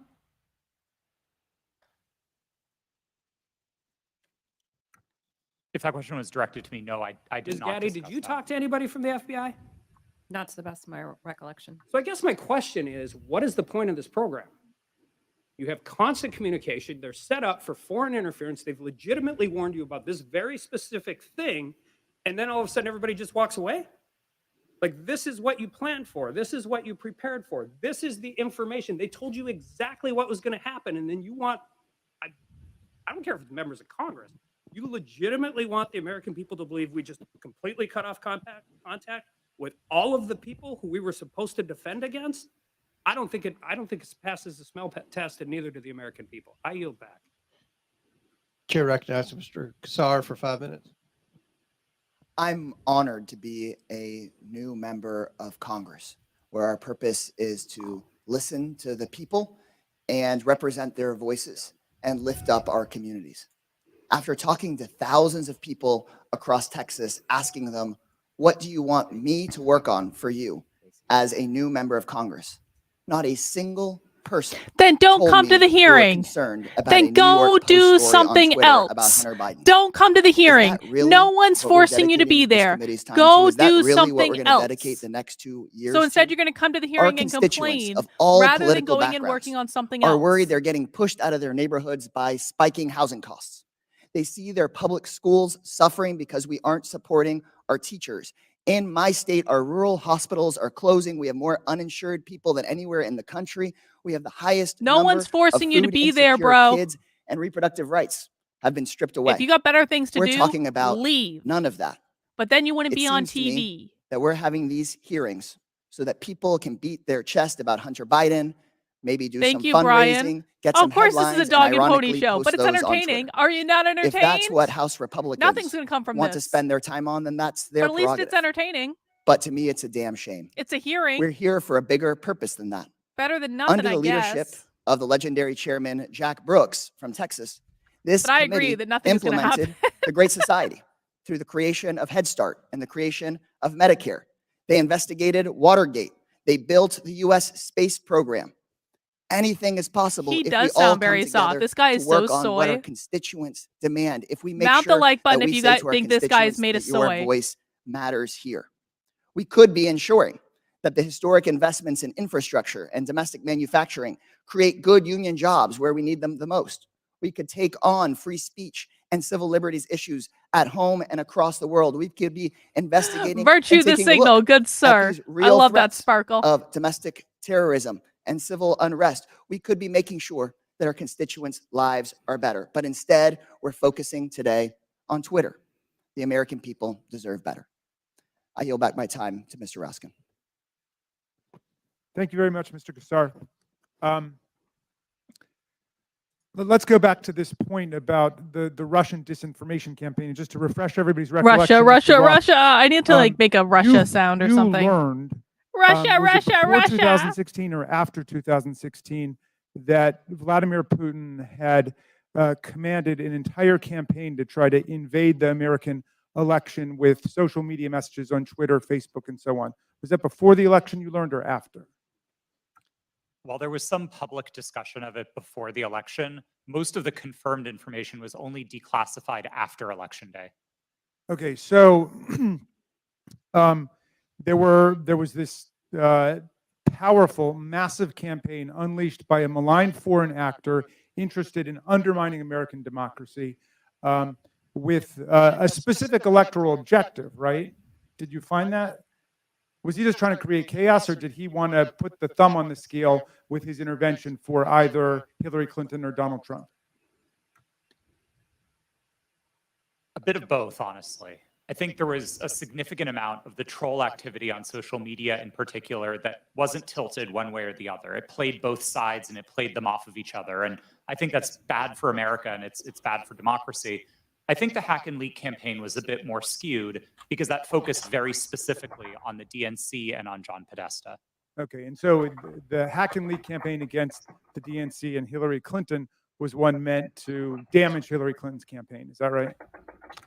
That's what most research concludes was the objective, yes. All right. So some people are suggesting that if the U.S. government finds out about a malign foreign influence disinformation or propaganda campaign in our elections at any level, the government shouldn't say anything. Kino, thank you for the super chat. I agree. The public or the news media about it. What do you think about that proposition? I believe that would be a profound failure.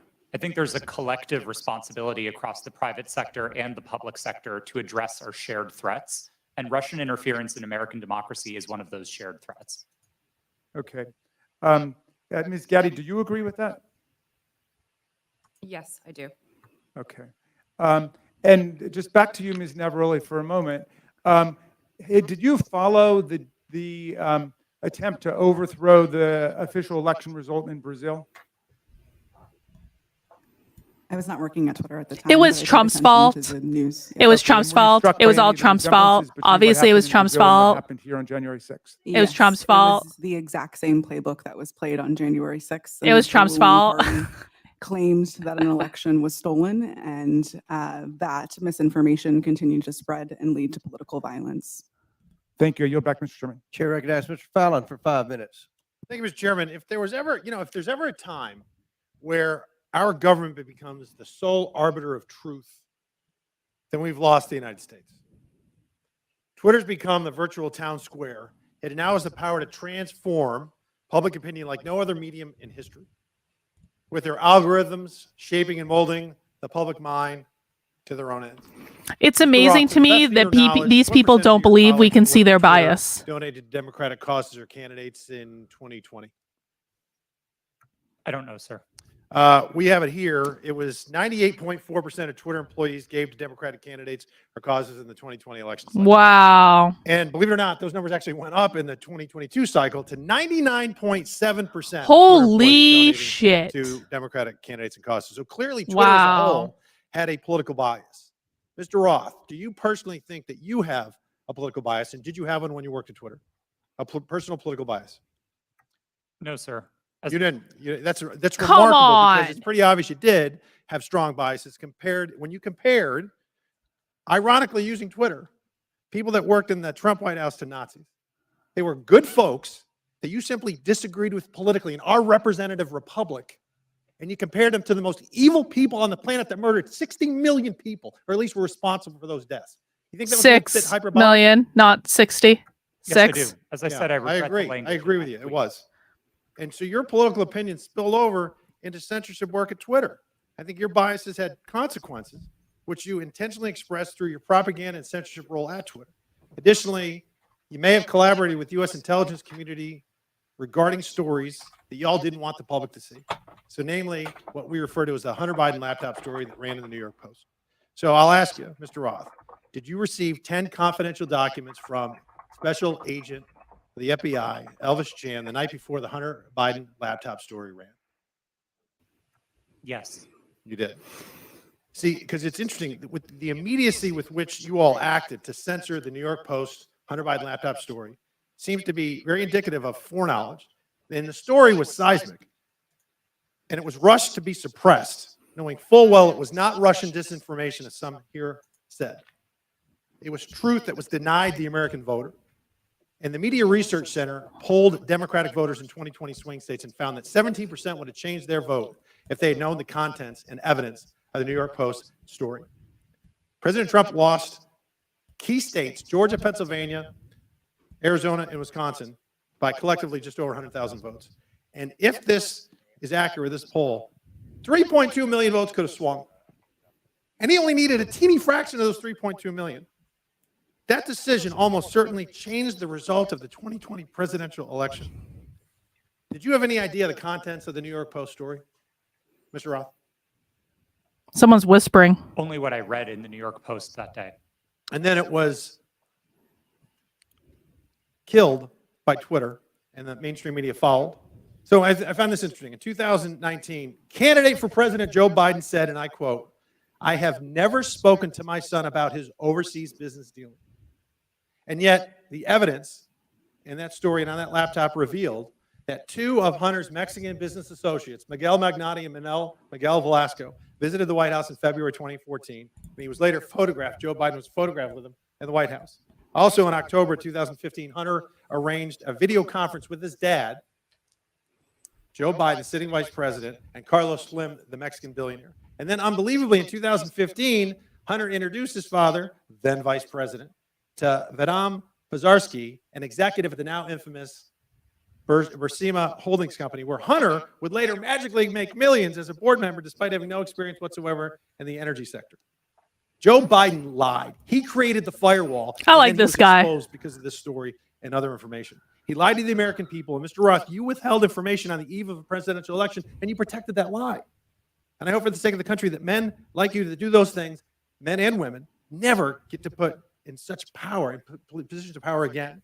And Mr. Chairman, I'd also like to see if I'd like to ask unanimous consent to enter into the record a tweet from Ranking Member Raskin. The tweet reads, "It's horrifying to see images of Border Patrol agents whipping Haitian refugees at the Texas border." Now, executive feeling I get without objection. Based. Thank you. The I gentleman yield back. back. The gentleman yield. Yep. Oh, well, I just think that's misinformation, or at least it was a mistake. And Twitter left it up for a week, or not a week, a year, a full year. Gentleman yields. I yield.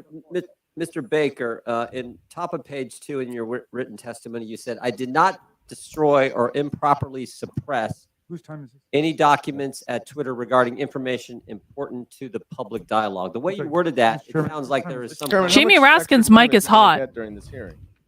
You finish He the had, question, he and had then you time, think let it's him repeat the rhetorical. question, and then his time will be expired. And Thank you, Devin. and please Expired answer. before he started. Clearly, it's up to the chairman, so why don't you let him answer? Mr. Baker, on top of page 2 of your written testimony, They're getting you said, "I did not persnickety, aren't destroy or they? improperly suppress any documents at Twitter regarding information important to the public dialogue." The use of the term improperly suppressed suggests there was some kind of suppression done in a proper way. I just want to know what that was, and is this referring to your work at Twitter when the Twitter files were first released just a few months ago? Unfortunately, sir, I think I'm constrained from answering that question any more fully than in my testimony because of attorney-client privilege. So unfortunately, I'm just going to have to leave it at that. I thought that's been waived. Not the privilege, not the privilege. The non-disclosure agreement, my understanding, has been waived, but not the attorney-client privilege. Gentlemen, time's expired. I do not have Elon anything in Musk writing to waived the indicate that non-disclosure Twitter had agreement waived privilege with based. respect to that matter. That's Chair funny. recognizes, Ms. Crockett. Thank you, Mr. Chair. MAGA Republicans can't let go. That should be the name of this hearing. I'm glad that seemingly we have now accepted Like the that Democrats President Joe who Biden won the impeached election, Donald even though Trump now we are after he left blaming, office. You mean like that type of not being President able to let Trump's go? loss on Okay. Twitter. Can we finally let it go? This is why Democrats are reinforcing that in this hearing, we should be talking about the threats to our democracy. That's the real threat. I don't not even an know old why we're article that talking about seemingly this. couldn't Why don't reach we just the all go get viewership it sought brunch? through I its don't know own why we're platform even talking about to this. disparage No one and attempt to skew cares. the election in In fact, favor we of a care twice so little impeached about former this that we're going to president who complain about lost the a fact that we're secure and talking fair about this election. all As a fucking Texan day. who served in the House and fled the state as MAGA Republicans there pushed an agenda just as insidious as the foreign interference we experienced in the 2016 election, we should be talking about what they don't want to talk about. You as know they what we should continue really to be cut talking you about? off How as you try Russia to talk about interfered in the things such as 2016 interfering election. with our That's what's democracy, really important and how here. there has been an inciting of political 2016, because violence we can't move against on from Russia, individuals Russia, as Russia. well But as our I don't even know why we're democracy as a talking whole. about this anyway. We are supposed to live in the land of the free, and when some people are afraid of losing power, they engage in conspiracy theories and distractions, such as the Joe Biden, a candidate at the time, not government actor at the time, colluded with social media to win. So let me say thank you for showing up for this political theater. Unfortunately, the You showed American up too. people What does that say deserve about better of you? its leaders. They deserve a robust conversation. They deserve around leaders very who will real talk and very about present Russia, threats Russia, to our Russia, democracy, the Russia, greatest democracy Russia. in this world. All day, every So day. with that being said, let me be clear. I believe that there has been testimony previously by Miss Navaroli. I hope I'm not just killing your name right now. At some point, you stated if January 6th and anything like it, that language, if She we would have clearly and seen that obviously happen in is any other this dumb. country, with any other leader, Twitter would have acted completely differently. It is my understanding from this statement, and correct me if I'm wrong, that you almost felt as if Trump was treated differently. In fact, that you may have been of the impression whatever that she he just was read treated was with written more for her by deference someone. She than didn't write other that. world leaders. That Is was that given true? to her. Approved talking points. Here you go. Yes, as I testified earlier today, Twitter bent and broke its own rules in order to protect dangerous speech, like the tweets that were directed towards Representative Ocasio-Cortez.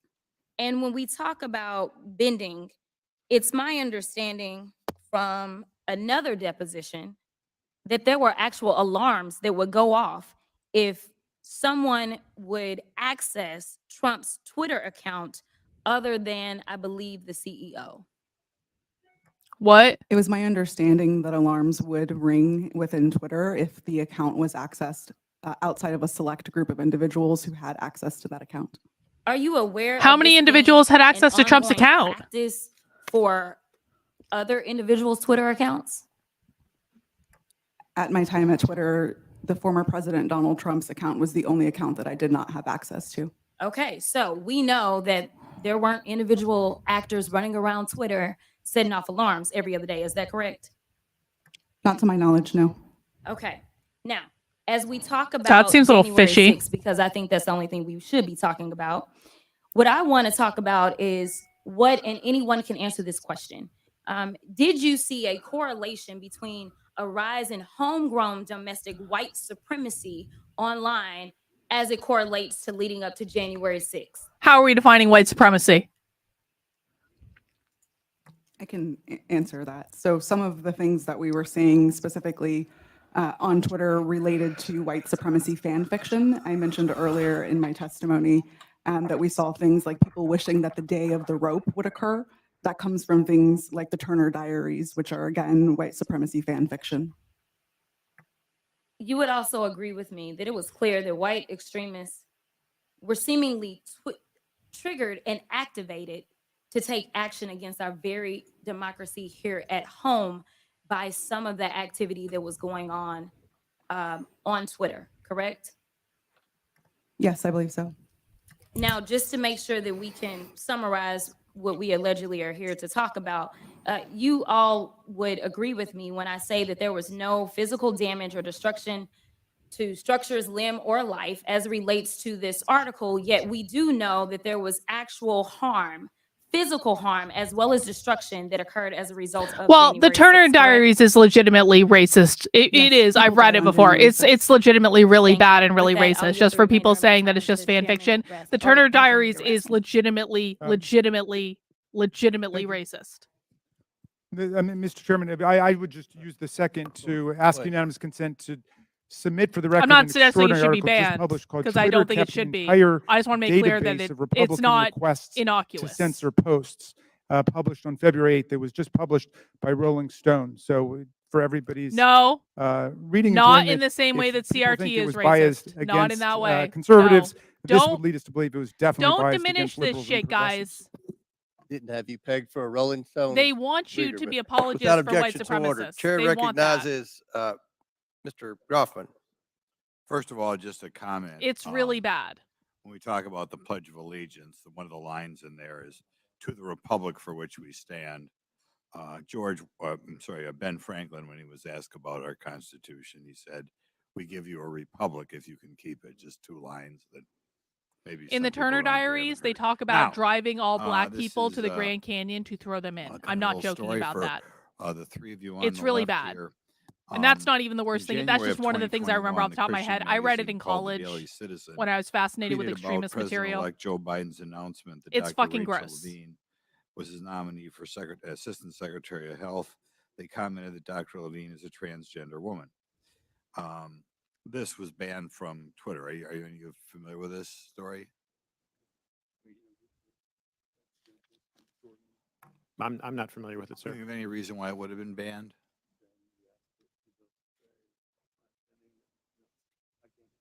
Okay. There are local talk radio hosts in my area, well-known media hosts out of the Madison, Milwaukee, Green Bay media market, widely listened to. They were shadow banned on Twitter. There's some very prominent doctors in the area that didn't agree, perhaps, with everything CDC or NIH said that were We don't. They're not fixable. banned on Twitter. I'd like you to comment on that because, normally I think when people make a major health decision, they always like to get two separate opinions.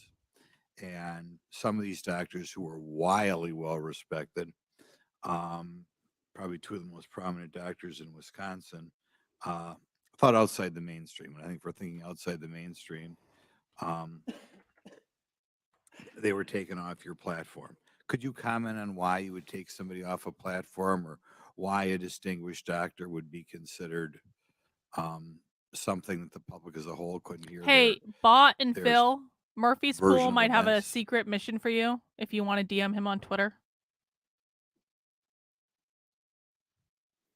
No, you're not aware that ever any doctors who commented outside the mainstream version of what was going on with COVID, going on with the vaccine, going on with treatments, that there were people who disagreed with the NIH recommendations and you took them off of Twitter? You're not familiar with that? None of you are familiar with that.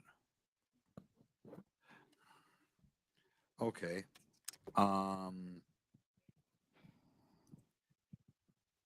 I'll yield some time to Jim Jordan then. I thank the gentleman for yielding. Mr. Baker, Mr. Roth earlier said he thought it was a waste of time for the FBI to be sending you accounts that they thought violated Twitter's terms of services and Twitter's policy. I was just curious, did you ever tell Twitter executives or FBI acquaintances that the FBI had no legitimate interest in enforcement of Twitter's policy? Sir, I'm going to give you the same answer I gave before. I think the advice that I was giving internally to folks would be covered by the attorney-client privilege, and as Let me Yes, stop. Mr. Baker, although you're testifying today by subpoena, you nonetheless have raised the attorney-client privilege to avoid answering this committee's question. Congress does not recognize the common law attorney-client privilege. With that, I'm going to allow Mr. Jordan to ask the question again. Well, there's been two questions I've asked that he's refused to answer. So let me, if I could, Mr. Chairman, I'll ask both again. I'll go back to the one asked a couple minutes ago. Top of page 2 of your testimony, you said, quote, "I did not destroy or improperly suppress any documents at Twitter regarding information important to the public dialogue." I would like to know what you're referring to that you, in your mind, properly suppressed, and when that took place, specifically if it took place during the time that the Twitter files were first being released just a few months ago. Well, again, sir, as I think we've notified the committee and we've had these conversations with Twitter as well to try to resolve this issue prior to coming up here today, I don't have anything in writing that clears me in my ethical responsibilities to my former client with respect to answering questions that I think fall squarely. Someone within needs to the get Elon Musk on the phone privilege. So, now. Unfortunately, I don't think I can go beyond what I've said. Get there Elon already, Musk sir. on the phone. Musk Unfortunately, needs to Mr. Baker, tweet that he your has assertion that permission to the attorney-client testify. privilege, it's overruled as to this particular question and answer. So will you please answer the question by Mr. Jordan? Point of order, Mr. Chairman. State your point. Well, as I understand it, because we just went through this in the January 6th committee where multiple witnesses asserted attorney-client privilege, including people who weren't covered by it at all. Ultimately, that's for a court to decide. So I don't think there's anything we can do within the committee at this point, unless I'm missing something. We'll give you one more chance to answer the question. If you don't answer it, then we'll have to deal with it after the committee hearing. Mr. Yeah. Baker, could you Yes, answer sir. the question, I please? apologize, but I believe I have ethical responsibilities to my former client, and I don't think I can go beyond what I've said already, unfortunately. Yeah, I just said that. I just said that. I'm gonna. Mr. Baker, you did suppress documents then that, in your language, was important to the public dialogue? I'm going to give you an extra minute, Mr. Goldman. Oh, You're thank next. you very much. I'm sorry, sir. Could you repeat the question? Again, going on what your written testimony. So you did suppress documents Sorry. at Twitter regarding information that was important to the public dialogue. That's a yes or no.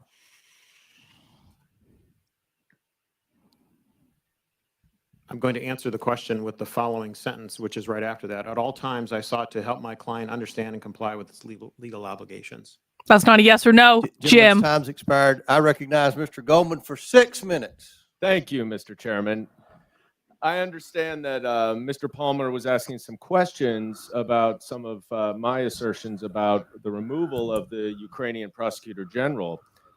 First, let's be clear. I did not say that Vice President Biden fired Mr. Shokin. It was Oh, here we official go. This US and grandstander European again. policy to encourage Ukraine to fire him, which they did. But he is right about one thing. What I say is not evidence. And neither is Thank what you. any of our Republican colleagues say on the other side of the aisle.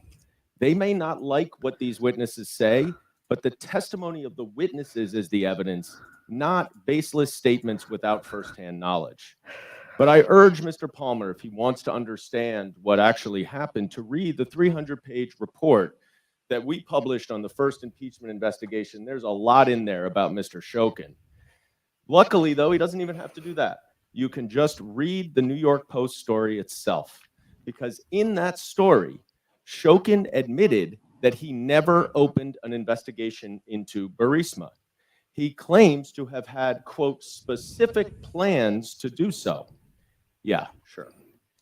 That is a For 2 horrible years, tie. Rudy At least with that Giuliani shirt. had been It's not peddling complimentary to the shirt at Mr. all. Shokin's bogus story, including with agents of Russian intelligence. And Chairman Comer, if you question that, I urge you to look up Andrei Derkach. So who was the sole source of the hard drive to the New York Post? Rudy Giuliani. And for these reasons, many journalists were highly skeptical. One reporter at the New York Post itself And then refused they to were put his name offered on the copies of the story. laptop by Jack Fox News' Posobiec. Brett Baer said, quote, "The whole thing is sketchy," unquote. And both Giuliani It and is the Post color of refused pee. to give You're the right. laptop That's to why I have an other aversion to journalists it. to verify and analyze it. In fact, Giuliani told the New York Times that he hoped that it would be published You know, before it could be verified. timing. So what is the so-called authentication for this laptop? Well, Chairman Comer said in his opening statement that it's a subpoena to the computer repair shop owner, which happened over about a year before the New York Post story. But that is not the same hard drive that Rudy Giuliani received months later from that repair shop owner and passed along to the New York Post after he was in possession of it for several months. Now, Mr. Baker, based on your understanding of Russian malign influence campaigns, does Russian intelligence have the capacity to manipulate a hard drive? Yes. So it is possible that some of the materials on a hard drive could be authentic and some could be altered, manipulated, or even added to the hard drive. Is that right? I believe so, yes. Mr. Roth, you have testified today that Twitter was keenly aware of the hacking efforts by Russia in connection with the 2016 election. Is that right? Yes, sir. And those efforts, I believe you said, and correct me if I'm wrong, by Russian intelligence to interfere in our electoral process continued up and through and including the 2020 election. Is that right? Russian efforts certainly continued through the 2020 election and even through the midterms. I couldn't say specifically if it was military intelligence, as was the case in 2016, but certainly the Russian government was involved. So let's run down what Twitter knew about this hard drive in this story when it was published. First, the sole source of the hard drive was Rudy Giuliani, who had been working closely with Russian intelligence agents throughout 2020.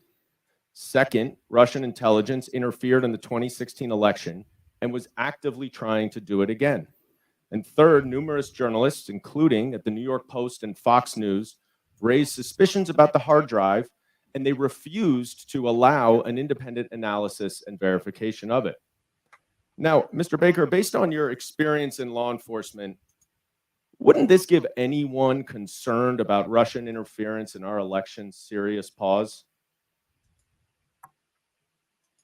Well, I think as reflected in the public record, at the time, I thought there were great concerns on that side of the equation, because in part with respect to all the things that had happened since 2016 with respect to the hack and leak or hack and dump issues, there were facts that indicated that the computer might have been abandoned and so on, but which made it a very difficult case, which is why we're sitting here today talking about it.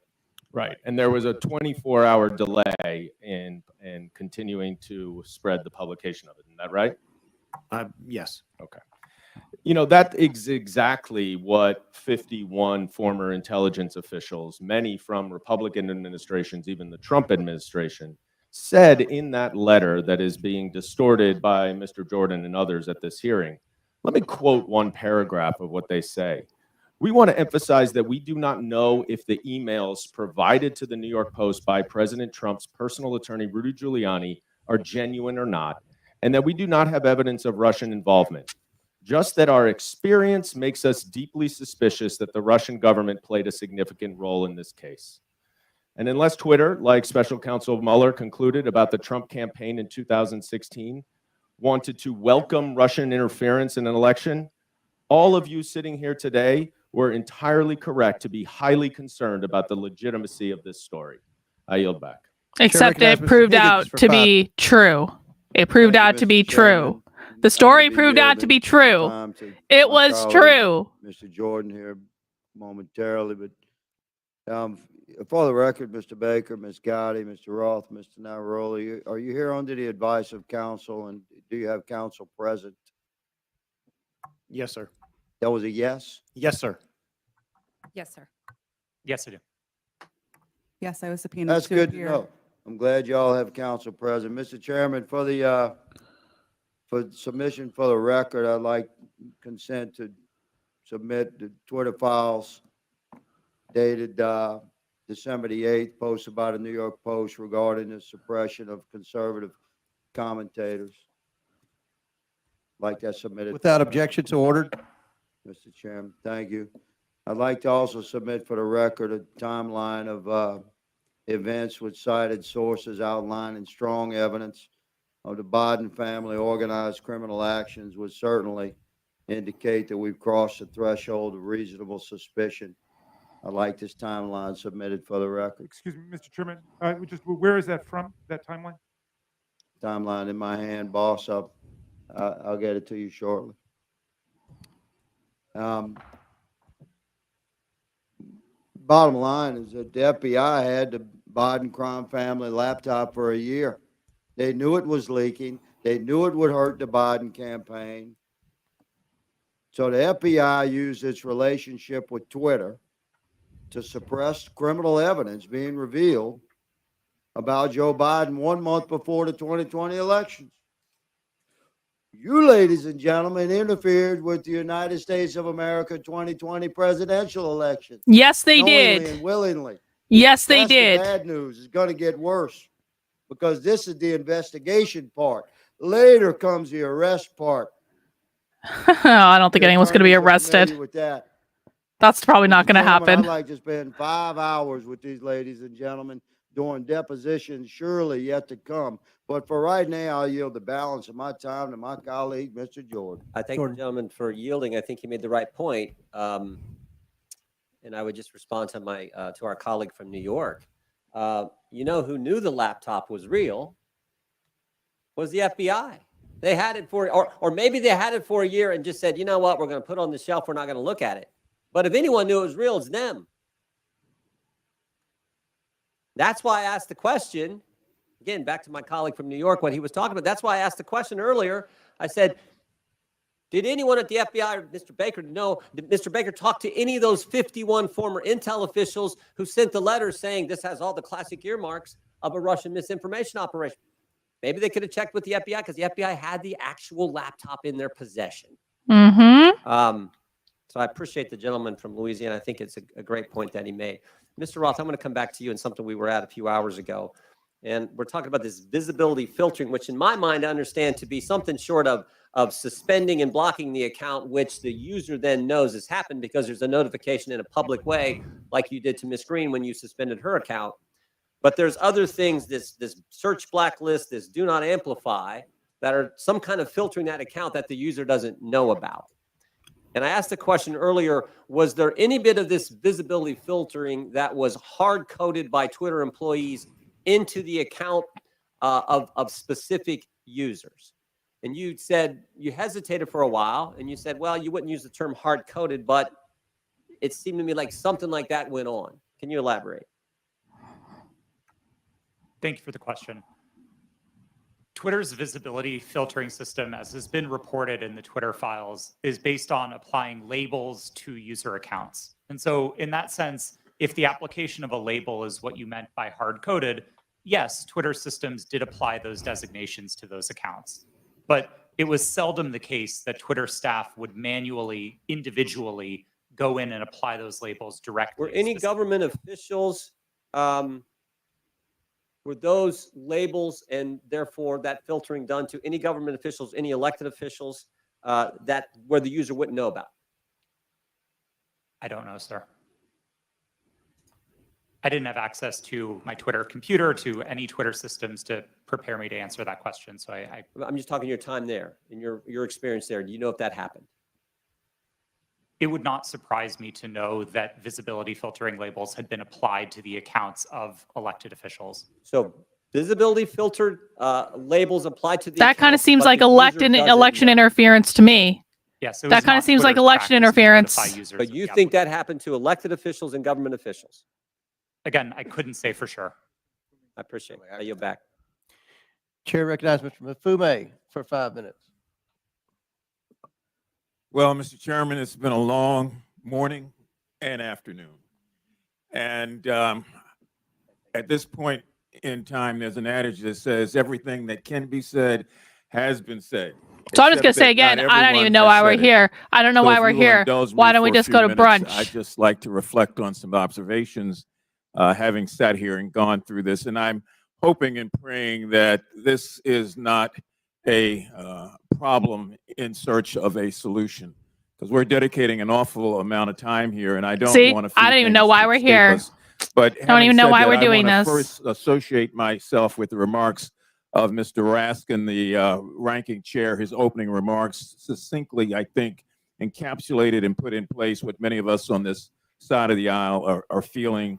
And I also, as a point of personal privilege, would like to just express how many of us share the concern of the gentlewoman from South Carolina who indicated her ongoing medical condition, which she said she might have to live with the rest of her life. That just got me for a moment, and I wanted to make sure You that can still eat that's on the brunch. record. Now, I would Brunch is disassociate both myself with breakfast her and remarks lunch, Brian. when she said, It as counts did the lunch gentlewoman too. from Georgia, God bless Elon Musk. For me, it's God bless my country, God bless my family, God bless my friends. Mr. Musk can take care of himself. It's true I enough, would he can, but not the also point. caution, if I might, all of us, but particularly the gentleman from South Carolina who said earlier that there is proof that Hunter Biden committed multiple felonies. The gentleman said that without offering anything for the record. And I know we're all covered by congressional immunity in terms of when we're on the floor and when we're in these committees, but sometimes we probably don't want to feed into hot rhetoric. I mean, we campaign in that kind of poetry, but we are elected to govern in prose. And when you do that, there's a different sense of responsibility that goes with all of us. Mr. Roth, I listened to you, and I feel bad that you were attacked. And, you know, you had to sell your home, you had to move your family. And I just want to remind you and remind myself that there are members of this committee who are also always under attack because of their race or because of their surname or because of their political affiliation. Not just Democrats. That kind of reckless incitement, I think, is best dealt with when you have content moderation. Otherwise, we gin up the rhetoric. The people who can't control themselves oftentimes don't. And then we see violence occurring against whether it's members of Congress through threats or persons like yourself in the private sector.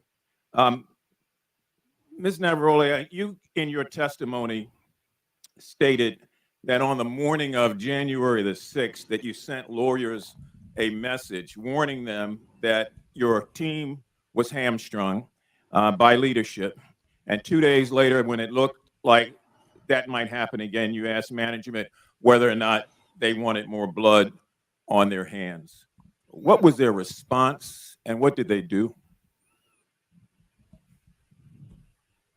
Yes, thank you for that question.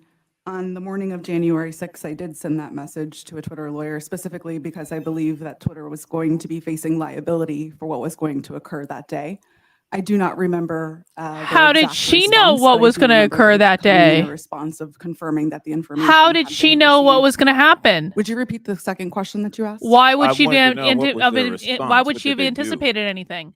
It was a rally. It was a Nothing. planned permanent rally. Okay, you went on to say that in January of 2020, after the United States assassinated an Iranian general, that the president at that time, Mr. Trump, decided Ooh, to more justify simping it for on Iran. Twitter. Good. And management literally instructed Excellent. you to make sure that we were not about to start World War III on that platform. Is that correct? Yes, that did occur. And what happened after that? It was up to me and my team to create what we called enforcement guidance. So a document that explained how we would apply our policies specifically related to No, but content seriously, how moderation did the in fuck that did this specific woman know what was going to instance. happen on I believe January the 6th? document was relating to foreign policy discourse. So my point here about Could it be that content she was moderation alerted on by the front end feds prevents some of about the what was going to crazy things happen we see on the at back end. January Mr. Chairman, 6th? I have from the Anti-Defamation League their latest report on murder and extremism in the United States, oftentimes fueled by the lack of content moderation, that I would ask unanimous consent be entered into the record. And I also have the national threat assessment done by the Secret Service of our country. This was just released, And it talks about how 25% of all of these acts are being conducted by people who are not moderated, but who in fact end up breaking the law and threatening the lives of people. And I would ask unanimous consent that also be. She's Without a objection, Fed. so ordered. That's Thank you, sir. exactly Chair right. recognizes Ms. She's a Sessions Fed. For 5 minutes. She's a Chairman, fucking thank you very Fed. much. So I will say it. God bless Elon Musk. Wow. Because I think I feel that way. It was Elon Musk that revealed data that uncovered a disturbing cabal. Let's be clear. We're here today because Twitter got caught, not because people wanted to admit mistakes got made, or perhaps because they got bought. If not for the Twitter files released by Mr. Elon Musk, this activity we're discussing today would still be going on. It's no secret that the political bias of Twitter and their previous leadership bled into politics and merged that with practices of the company.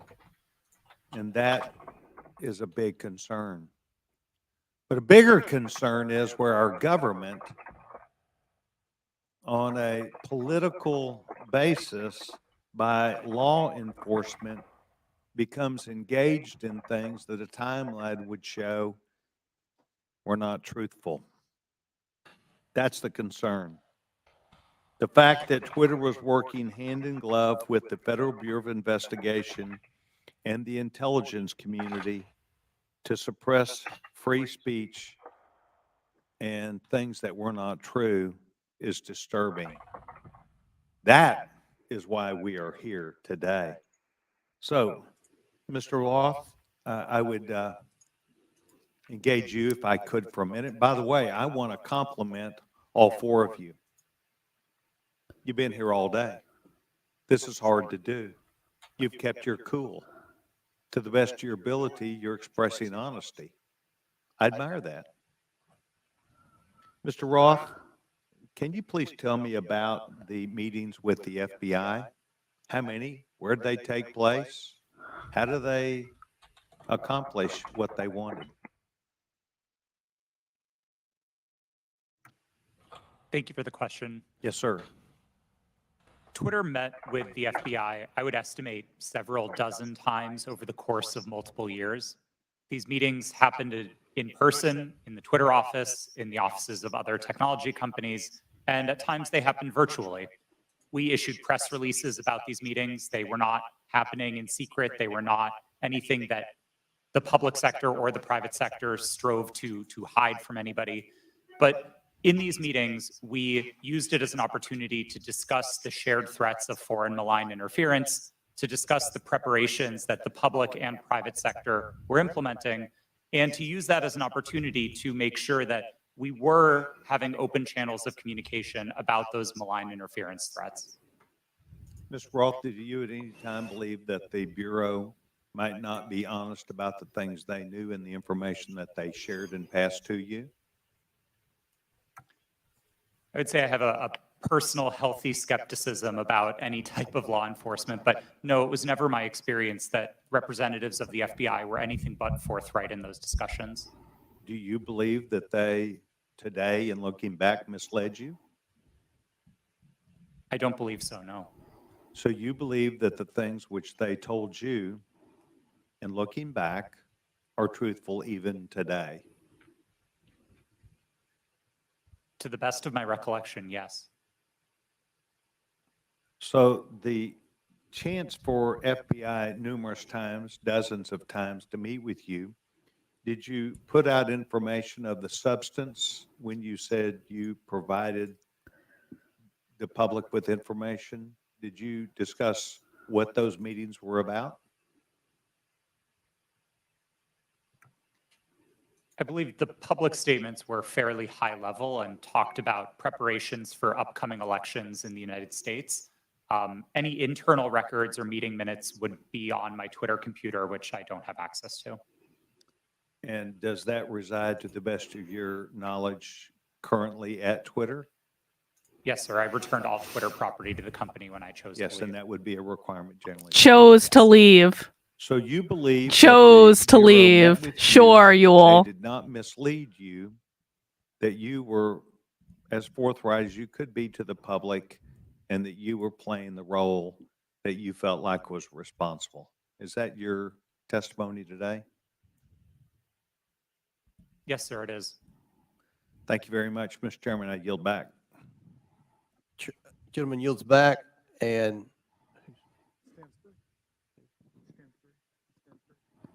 Stansbury. Yeah. Oh, yeah, yes, I'm sorry. Thank you, Mr. Chairman.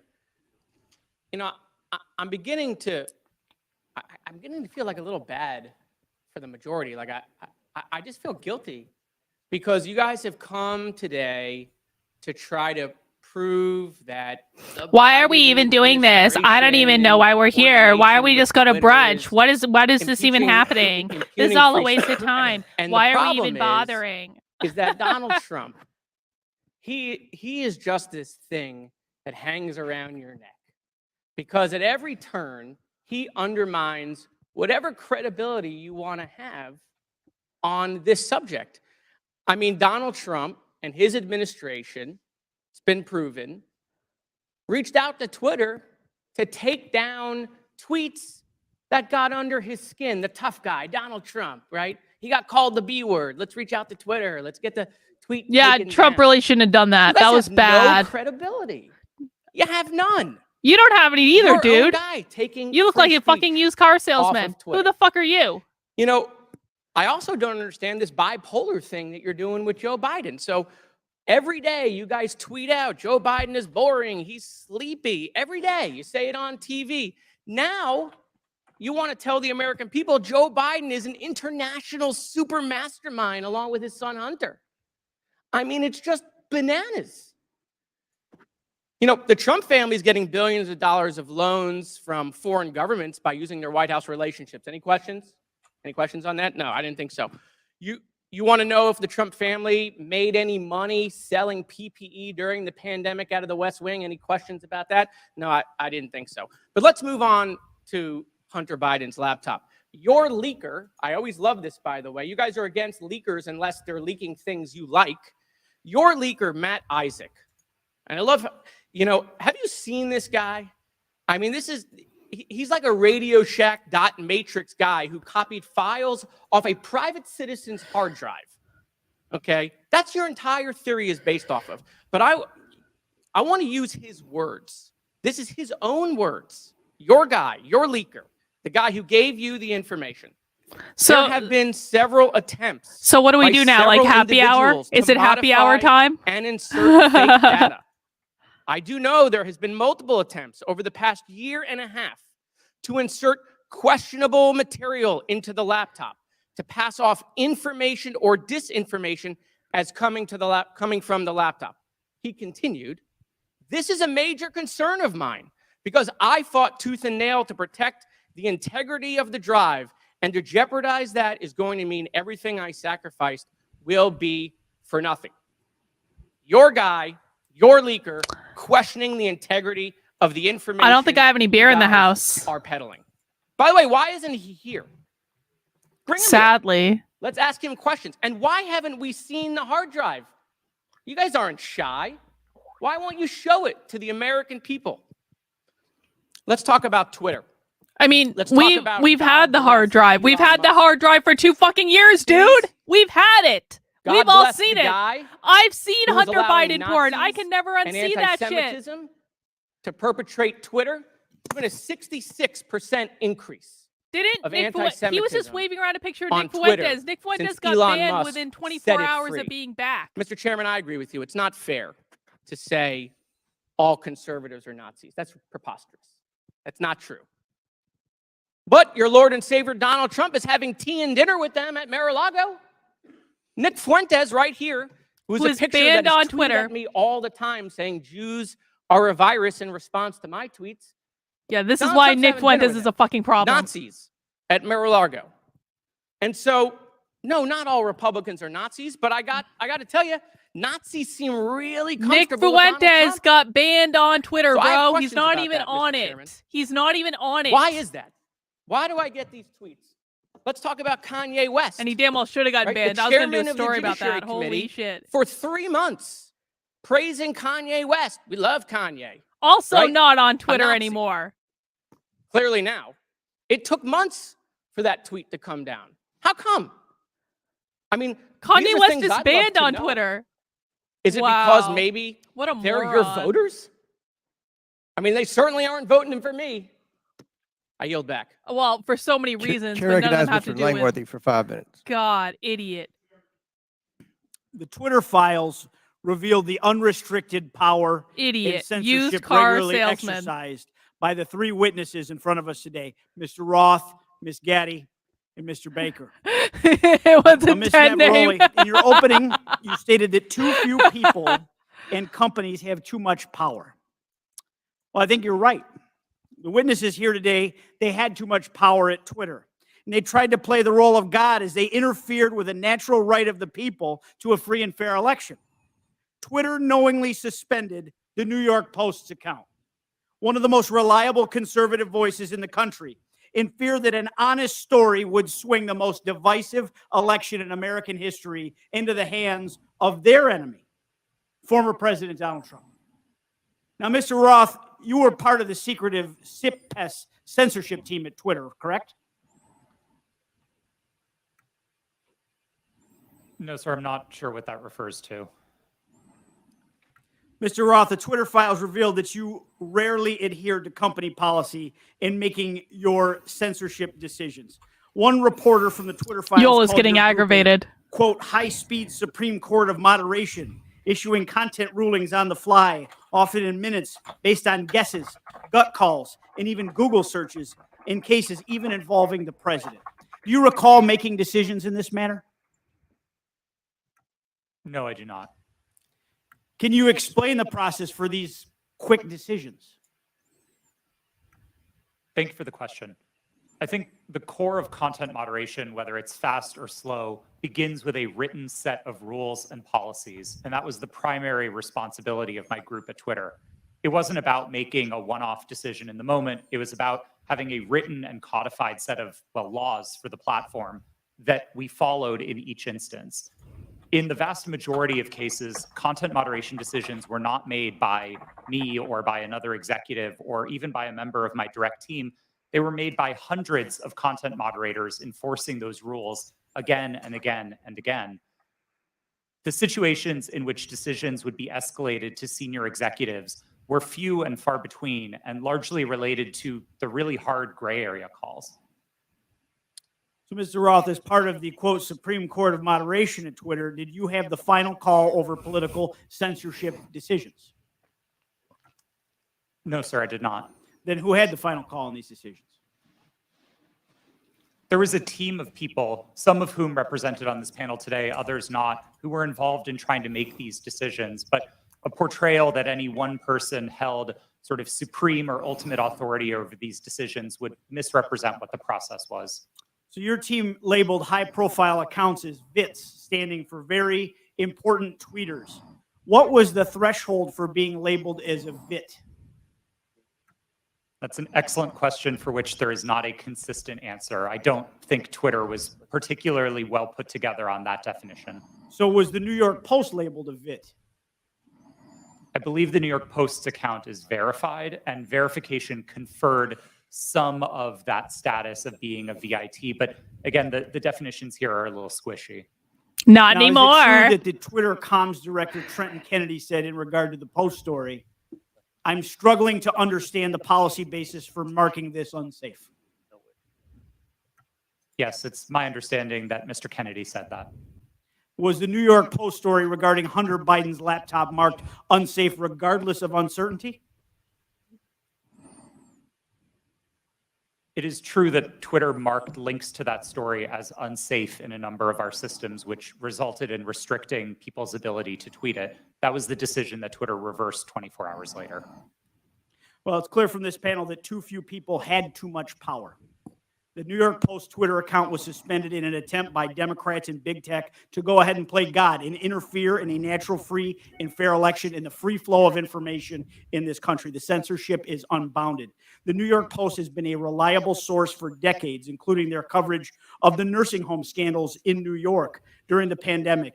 Now that you and many others are gone from the company, there is hope that this platform will once again be a place where voices can be heard and respected, and it can return to be a town hall for all points of view, no matter if you agree with them or not, sir, and that our elections will never again be controlled by big tech. I yield back. Gentleman yield? Will the gentleman yield to Jordan? Jordan, Mr. Jordan. Okay, thank you. Mr. Roth, in Missouri v. Biden, your declaration to the FEC, you said, I also learned in these meetings with the government that a hack and leak operation would involve Hunter Biden. Mr. Chan has testified in his deposition in that same case. I'm really about to piss Twitter off. We never discussed Hunter Biden in a way that specifically with Twitter. might get me in trouble. Who told you about Hunter Biden? Just so you guys know. Gentleman, time's expired. My recollection is that a representative of another tech company may have mentioned it, but those meetings were several years ago. I truly don't recall. Okay. Chair recognizes Ms. Stansberry for 5 minutes. Thank you, Mr. Chairman. And I want to just start this afternoon by thanking our panelists who have been sitting here all afternoon, and many of the members of the public who are with us. I see a lot of tired faces out there, and I want to thank you. I just tweeted that obviously Jamie Raskin couldn't shave his head like a normal person undergoing cancer treatment, because that would obviously reveal his scales. What are we doing here in this committee today? Why are we here? Why is this committee devoting a day-long hearing to a political conspiracy Ooh, theory the SJWs are coming at me on planted Twitter. in the media by Rudy Giuliani to support Donald Trump's re-election campaign? Of all the topics we could be focused on in this committee, Why are we even to talking about support the this? Why American aren't we at people, happy hour already? how people are going to my put food on their God. table at the end of the day, how we're going to address the economy, how we're going to address critical issues that are on people's minds every day. We are devoting I don't even know an why entire I'm here. day to this conspiracy theory How involving dare Twitter. you? Now, the mission of this committee is to root out waste, fraud, and abuse, and to conduct oversight on behalf of the American people. And if you need any evidence of waste, fraud, and abuse, how about the use of this committee's precious time, space, and resources to commit to this hearing?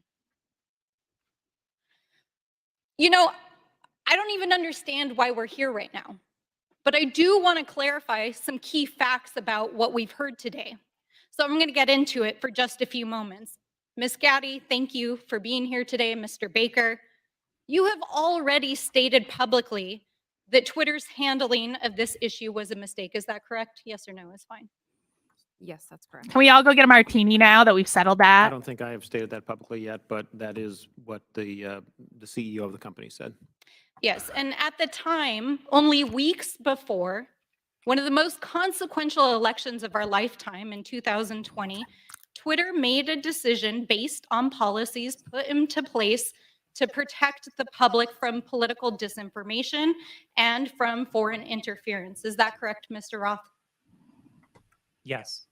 In fact, the failure of Twitter and other social media companies to moderate political disinformation not only fueled its use in She's election triggered. tampering Holy in shit. 2018, but allowed for election denialism to run rampant in 2020. You And mean like that you in is 2016? exactly what led to the insurrection here on January 6th in the Capitol.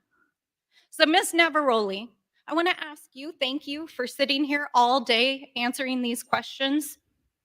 Do you believe that Twitter has put into place policies that would adequately protect free speech, but also protect the American people from another violent insurrection and the kind of hate speech that we are seeing run rampant right now on the platform? Thank you for that question. I cannot speak to Twitter's current policies because I have not worked there in quite some time, but I can say that my job at Twitter was to balance free expression and safety. And one of the things that I constantly pushed for was for us to include more analysis within that simple balancing act. And instead of asking just free expression versus safety, to say free expression for whom and safety for whom. So whose free expression are we protecting at the expense of whose safety? And whose safety are we willing to allow to go to the wind so that people can speak freely? Exactly, right? Because Twitter refused to sanction Donald Trump's account long before it was actually banned. When violent rhetoric and other rhetoric was already being used on the platform. And in fact, since the latest acquisition of Twitter by Elon Musk, the company's Trust and Safety Council, is represented here today, has been dissolved. And the accounts of individuals like Donald Trump who incited violence in the Capitol have been restored. Oh my God, And we Trump are is back on seeing Twitter, even though he hasn't used it. anti-Semitism, Trump hate could speech, tweet at dangerous any rhetoric, moment. violence being put on Twitter every single day. Election tampering, disinformation. This is great. We violence, needed a little the spice. attack on our Capitol.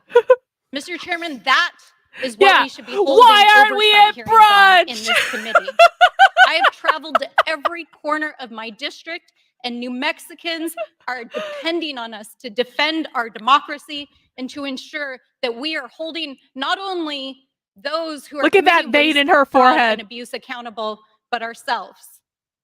So let's not waste the precious taxpayers' time and dollars holding hearings about Four Seasons landscaping style conspiracy theories and actually get to work for the American people. Would the gentlelady yield to a question? Mr. Chairman, I yield back. All right. Chair recognizes Ms. Boebert for 5 minutes. Thank you, Mr. Chairman. Mr. Matt Taibbi, a respected reporter who published much of the Twitter files, said, quote, Twitter's contact Oh, I with didn't realize FBI Lauren Boebert was on this was committee. constant Fuck and yes. pervasive, Excellent. as if it were a subsidiary. Now, I want Boebert to better greater than understand Marjorie why Taylor he would Greene. suggest that. Mr. Roth, while at Twitter, how many meetings did you have with the FBI? I couldn't say for sure, but I would More say than 10?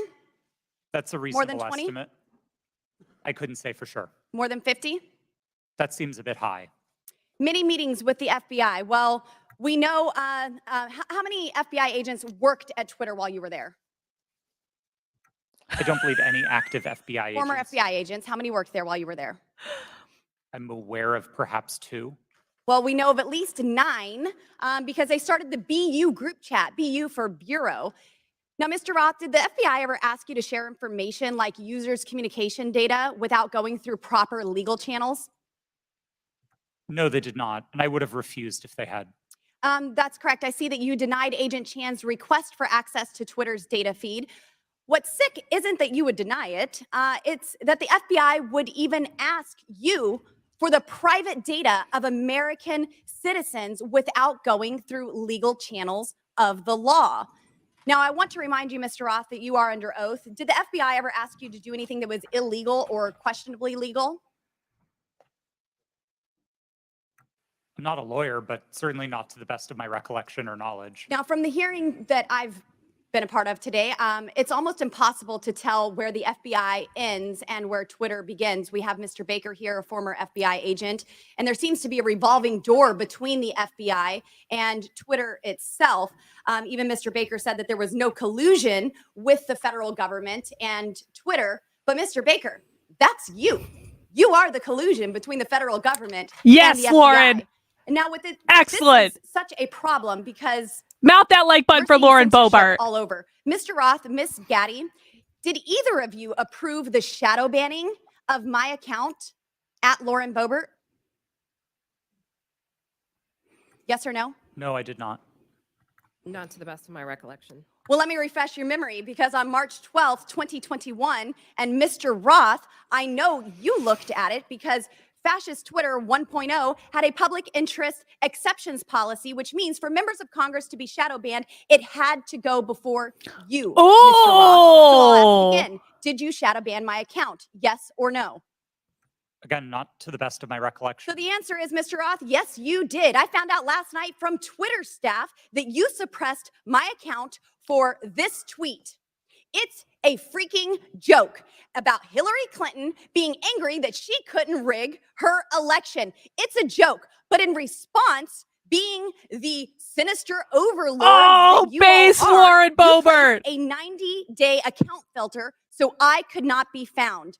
And now we see here that Twitter staff said the visibility filter on my account excluded me from top searches, prevented notifications for non-followers, and much more. This is considered an aggressive visibility filter. You silenced members of Congress from communicating with their constituents. You silenced me from communicating with the American people over a freaking joke. Now, who the hell do you think that you are? Election interference?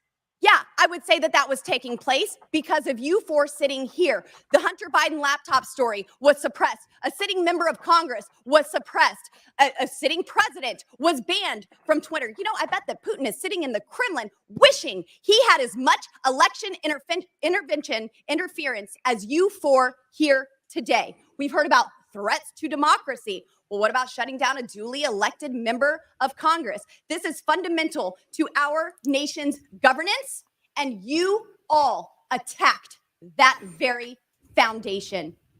230 protections? Well, those are for publishers, not for editors. And it's clear you were not acting as publishers, you were acting as editors. And Mr. Chairman, I think it's far past time that we remove 230 protections for Yes. tech platforms Yes. who are abusing this protection. And let me just say, I'm not angry for myself. I'm not angry because I was silenced. I can reach out to Elon and to his staff, and I can see what's happened. And I can sit here today and hold you all in account. I am angry for the millions of Americans who were silenced because of your decisions, because Yes, of your Lauren. actions, because of your collusion with the federal government. They can't reach out to Elon. They can't sit here today and hold you into account. We don't know where the FBI ends and Twitter begins. But I do want to thank Mr. Elon Chairman, we're Musk over for 17 firing seconds now. you four and saving free speech and even Twitter. Mr. Chairman, I yield. Yes, The lady Lauren! went over 24 seconds. I'll give Ms. Porter 24 extra seconds. Well, I appreciate Awesome. your indulgence, Chairman Comer, but I won't. She I is a won't read it. national treasure. We must protect her at So all today's costs. hearing gavelled in at 10 a.m. I don't even know why we're For here. nearly 6 What hours. are we even doing here? We have Why been didn't we go to going brunch? back I and really forth wanted brunch about the today. supposed And now suppression we could be at happy of a hour single right news now, story but we're not at from a happy hour. And single I just don't outlet understand why for we're a even single here. day. This hearing has been, in its length, nearly 1/4 of the amount of time that Twitter users could not share the link. We are spending almost as much time screaming about this as this was ever a problem. Look, criminal activity is always a concern, but if there is criminal wrongdoing on Hunter Biden's laptop, that is a matter for the FBI and our law enforcement agencies. Today's hearing is merely an exercise in misinformation and disinformation, a free-for-all hellscape. That's what now CEO Elon Musk said Twitter would become if the platform became a place where anyone could say anything with no consequences. It is unbelievable to me that I am quoting Elon Musk, but that is how ridiculous this hearing has become.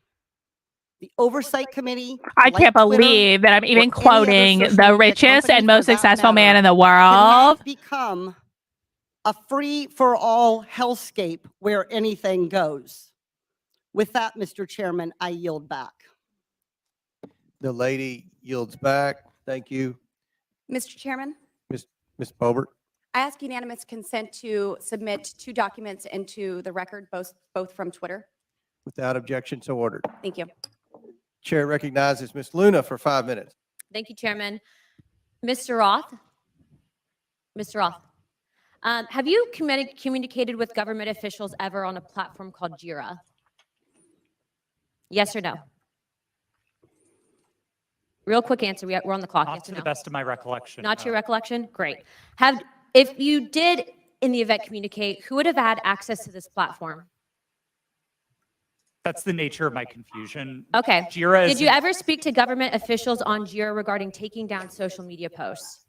again, not to the best of my recollection. Can you explain to me why the federal government would ever have interest that in Anna Paulina? communicating through Jira I wasn't paying to attention. a private cloud Sounds like it server could be her. with social media companies without oversight Yeah, to that's censor Anna American Paulina voices? Luna. I want to let you know that Oh, this she is a looks great. violation Good of the First outfit. Amendment, and the federal government is colluding with social media companies to censor Americans. Mr. Chairman, I ask for unanimous consent to submit these graphics into record.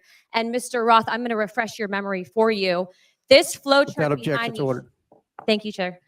This flow chart shows the following federal agencies, social media companies, Twitter, leftist nonprofits, and organizations communicating regarding their version of misinformation. Anna Paulina should have using stayed Jira stronger private cloud server. On this chart, I during the want to whole annotate that the speaker Department vote, of I Homeland think. Security, I was which has the disappointed in following that because branches: generally I like her. Cybersecurity and Infrastructure Security Agency, also known as CISA, Countering Foreign Intelligence Task Force, now known as the Misinfo, Disinfo, and Malinformation, MDM. This was again used against the American people. The Election Partnership Institute, or Election Integrity God, it's Partnership, so loud. EIP, which For includes me the anyway. following: Stanford Internet Observatory, University of Washington Center for Informed Public, Graphica, and Atlantic Council's Digital Forensic Research Lab, and potentially, according to what we found on the final report by EIP, the DNC. The Center for Internet Security, CIS, a nonprofit funded by DHS, the National Association of Secretaries of State, also known as NASS, and the National Association of State Election Directors, NASED. And in this case, because there are other social media companies involved, Twitter. What do all of these groups, though, have in common? And I'm going to, again, refresh your memory. They were all communicating on a private cloud server known as Jira. Now, the screenshot behind me, which is an example of one of thousands, shows on November 3rd, 2020, that you, Mr. Roth, a Twitter employee, were exchanging communications on Jira, a private cloud server, with CISA, NASS, NASED, and Alex Stamos, who now works at Stanford and is a former security officer at Facebook, to remove a posting. Do you now remember communicating on a private cloud server to remove a posting? Yes or no? I wouldn't agree with the characterization. I don't care if you that agree. This is your stuff. Yes or no? Did you communicate with a private entity, the government agency, on a private cloud server? Yes or no? The question was if I Yes or communicated no? to Yeah, I'm remove- on time. Yes or no? Ma'am, I don't believe I can give you a yes or no. Well, answer I'm to going that to tell question. you right now that you did, and we have proof of it. This, ladies and gentlemen, is joint action between the federal government and a private company to censor and violate the First Amendment. This is also known, and I'm so glad that there's many attorneys on this panel, joint state actors. It's highly illegal. You are all engaged in this action, and I want you to know that you will be all held accountable. Miss Gaddy, are you still on CISA's Cybersecurity Advisory Council? Yes or no? Yes, I am. Okay. For those who have said that this is a pointless hearing, and I just want to let you guys all know, we found that Twitter was indeed communicating with the federal government to censor Americans. I'd like to remind you that this was all in place before January 6th. So to say that these mechanisms weren't in place and to make it about January 6th, I want to let you know that you guys were actually in control of all of the content, and clearly we have proof of that. Now, if you don't think that this is important to your constituents and the American people from those saying that this was a pointless hearing, I suggest you find other jobs. Chairman, I yield my time. Mr. Chairman, point of order. Chair. Yeah, I just want to call to the attention of the chair and members Mr. Fume, yes. that you're we're getting recognized. awfully close to witness intimidation. And I would ask the What? chair to intervene. How is that I'm witness sorry, I didn't hear what you intimidation? said, Mr. Mafumi. She's asking I questions. said How I is that would witness caution all intimidation? members that What we're a getting very bitch. close to witness intimidation, right on the verge of it. And I would ask that the chair and the How? ranking member No. Denied. agree how we will proceed from this point on. No. It was the threats that were just made. There were no Mr. threats Casale just made. Cortez. Thank you, Mr. Chair. And in follow-up to that, I was Nothing. I am curious about the committee's rule or the committee's disposition, accusing witnesses of a crime, discussing arrest, discussing these making these allusions and threats. I want to clarify for the record, what is the committee's policy around threatening a witness?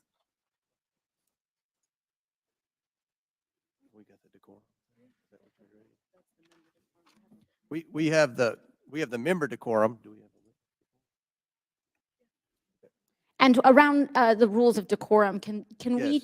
we agree that threatening a witness comes close to broaching general decorum? It does broach general decorum of the committee. With all due respect, Mr. Ocasio-Cortez, we don't agree that there was any witness threatening. In threatening, when we discuss arrest, when we discuss a potential arrest of a witness and alluding to a witness or suggestion of a witness committing a crime without evidence and without documents being supported to the record. Can you be more specific? When we talk about arresting a witness, or when we talk about a witness, insinuating that a witness is lying without documentation, I fear that this constitutes threatening a witness, and that will broach the rules of decorum of this committee. And I'd like to ask that we request witnesses be treated with respect. Thank you. Appreciate that, and I will remind everyone of the member decorum and witness decorum to treat everyone with respect. I thank you, Ms. Ocasio-Cortez. Do you have anything to add? No, thank you. I agree with you, Mr. Chairman. I have a separate point of order I just wanted to raise, which is, it seems as if several members now seem to have access to some information from Twitter that people on our side don't. You're have, and I welcome. would just hope that anybody who's communicated directly with Twitter or received any information relating to the witnesses who has that, who plans to use it, distribute it to the committee in advance. That's okay. You mean you couldn't have communicated with Twitter yourself, Jamie? A lot of the quotes and emails are on the laptop. Well, I think that at You've least one had all member this indicated- And the information. Twitter files that Elon Musk. This is all one member public had information, indicated bro. That she had received information directly from Twitter. Okay. Chair recognizes Mr. Edwards. Thank you, Mr. Chair, and to our witnesses, thank you for being with us today. I know it has been a long one. Just so that we're clear and to stage my next line of questioning, in December 2019, we've established that the FBI subpoenaed Hunter Biden's laptop from a computer store owner. And then we've established that nearly a year later, in October 2020, the Hunter Biden laptop story is published by the New York Post. Within hours, Twitter and other social media companies began limiting the distribution of the Hunter Biden story. My question is for Mr. Roth. In September 2020, a few weeks before the New York Post published the first story on the Hunter Biden trading on his name, you participated in an exercise hosted by the Aspen Institute with other media outlets, social media companies, and national security reporters. Isn't that correct? Yes, I did. And Mr. Roth, that event was hosted specifically by the Aspen Digital Hack and Dump Working Group. Is that correct? I know it was hosted by the Aspen Institute. I couldn't say who specifically within that. Mr. Roth, this event was before the release of the Hunter Biden laptop story, correct? That's my recollection, yes. And during that event, a scenario that was discussed was a hypothetical October 2020 release of records related to Hunter Biden. Is that correct? Again, that's my recollection of the event, yes.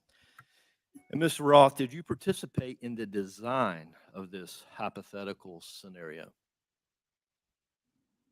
Not to the best of my recollection, no. Are you telling me that you never had any conversation with anyone regarding the contents of this scenario? No, sir, I didn't say that. I met with the Aspen Institute on a number of occasions. I wouldn't say that I was involved in the development of the scenario in a specific way, no. So you're telling me that I will find no witnesses that would testify they had conversation with you regarding the development of this scenario? I genuinely could not say what other witnesses might or might not say. Why was Hunter Biden chosen as the subject of this scenario just weeks before the October 14th, 2020 publication of the first Hunter Biden story?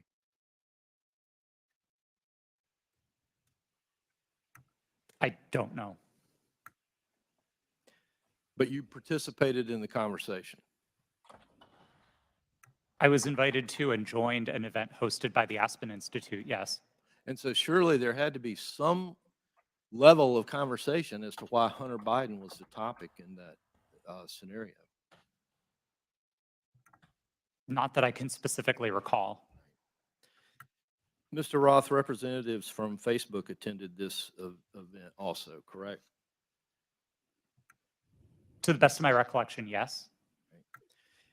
And Mr. Roth, the FBI had Hunter Biden's laptop nearly a year before it was uncovered by the New York Post and before the Aspen Institute event. Did members of the U.S. intelligence community participate in the September 2020 Hunter Biden hack and dump exercise? I don't recall. Mr. Roth, I'd like to point you to a sworn statement that you previously made. I believe this was to the FEC. You've given a sworn declaration stating that federal law enforcement agencies communicated that they expected hack and leak operations by state actors might occur in the period shortly before the 2020 presidential election, likely in October. Is this your statement? Yes, it was. And Mr. Roth, you said since 2008 and 18, you had been meeting with the Office of the Director of National Intelligence, the Department of Homeland Security, the FBI, and industry peers regarding election security, correct?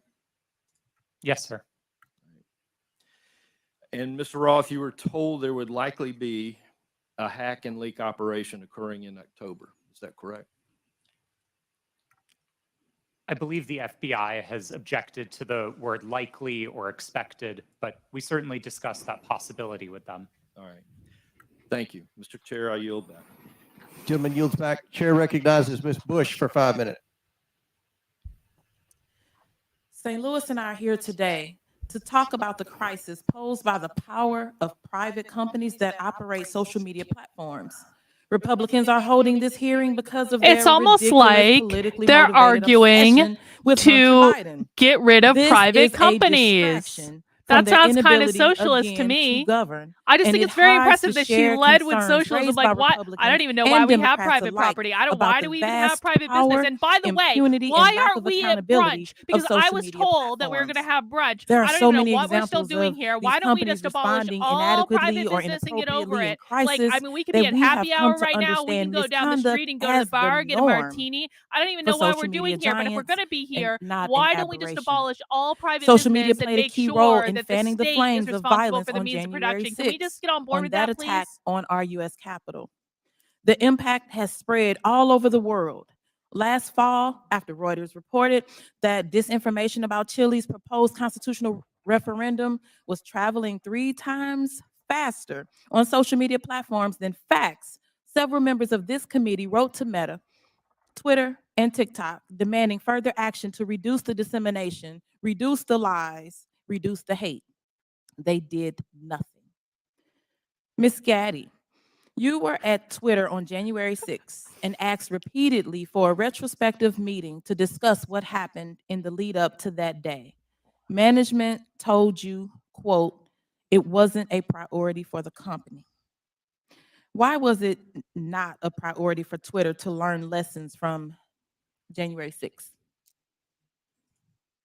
I don't believe you're referring Why to didn't the FBI learn lessons from January 6th? I did not make that statement. Cori Bush rebuffed by the fucking SJW on the panel. Okay, Ms. Navaroli. Would you mind repeating the question? Oh, no, Sure. here we go. Sorry, it was Vijaya who rebuffed On her. January 6th,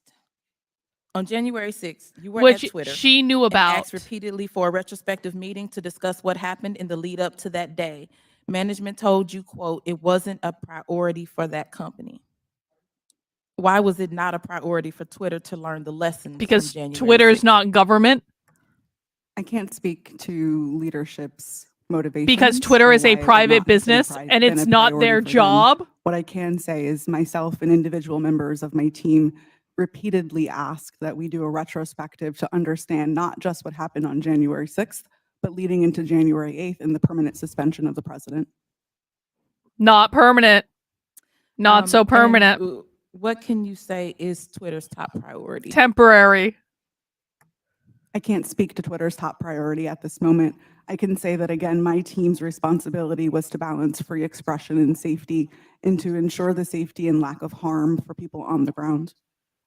Thank you. Twitter's top priority seems to be to maximize its profit.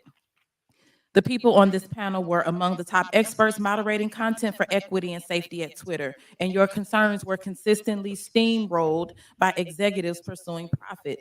We know this situation must change, but I would argue that the structure of these corporations ensures this malpractice will continue. These social media companies have shown themselves unfit to maintain a digital public square with almost universal usage and vast power. Their purpose is not to facilitate healthy, fact-based discourse. It is to aggressively pursue profit for their billionaire executives and shareholders.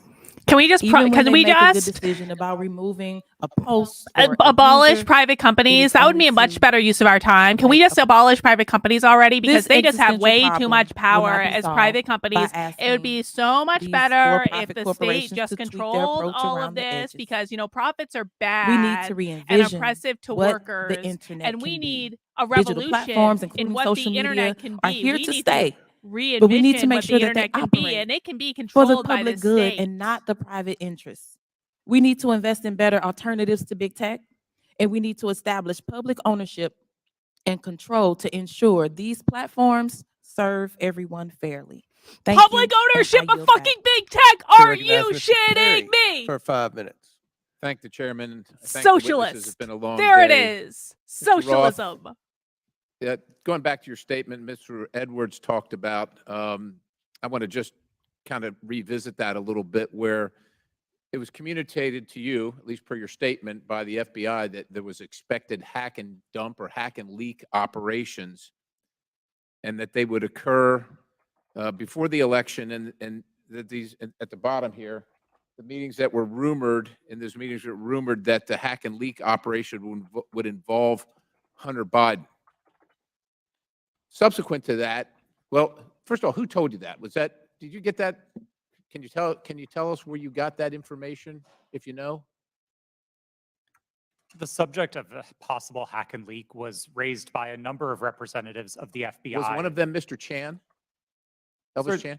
Yes, Mr. Okay. Chan was a part of it. So are you familiar with the fact that in his testimony in November of 2022, that he says we did not see any similar competing intrusions to what happened in 2016? And of course, you have been talking to This is why we watch intelligence socialism. Our agencies and time law has come. enforcement Now we know agencies how to for some identify time, and they socialism were when we see it. referring to the 2016 hack and dump operation. Are you familiar that he said that subsequent to you saying this? That they didn't have any evidence? I was not aware of Okay, Mr. that's fair. Chan's deposition. That's fair. No. Did they ever give you any evidence of the hack and dump operation that happened in 2016? And what I think I'm referring to is the allegation that the Clinton campaign, the DNC server was hacked, and that information was spread about through WikiLeaks or other information channels. Did they ever give you any evidence of that occurrence during these discussions? That information was made public by the intelligence community in the Mueller report and by the Senate Intelligence. Yeah, evidence. Did they ever give you evidence? Because as far as we know, CrowdStrike looked at the servers. Did the FBI ever look at the servers from the DNC, to your knowledge?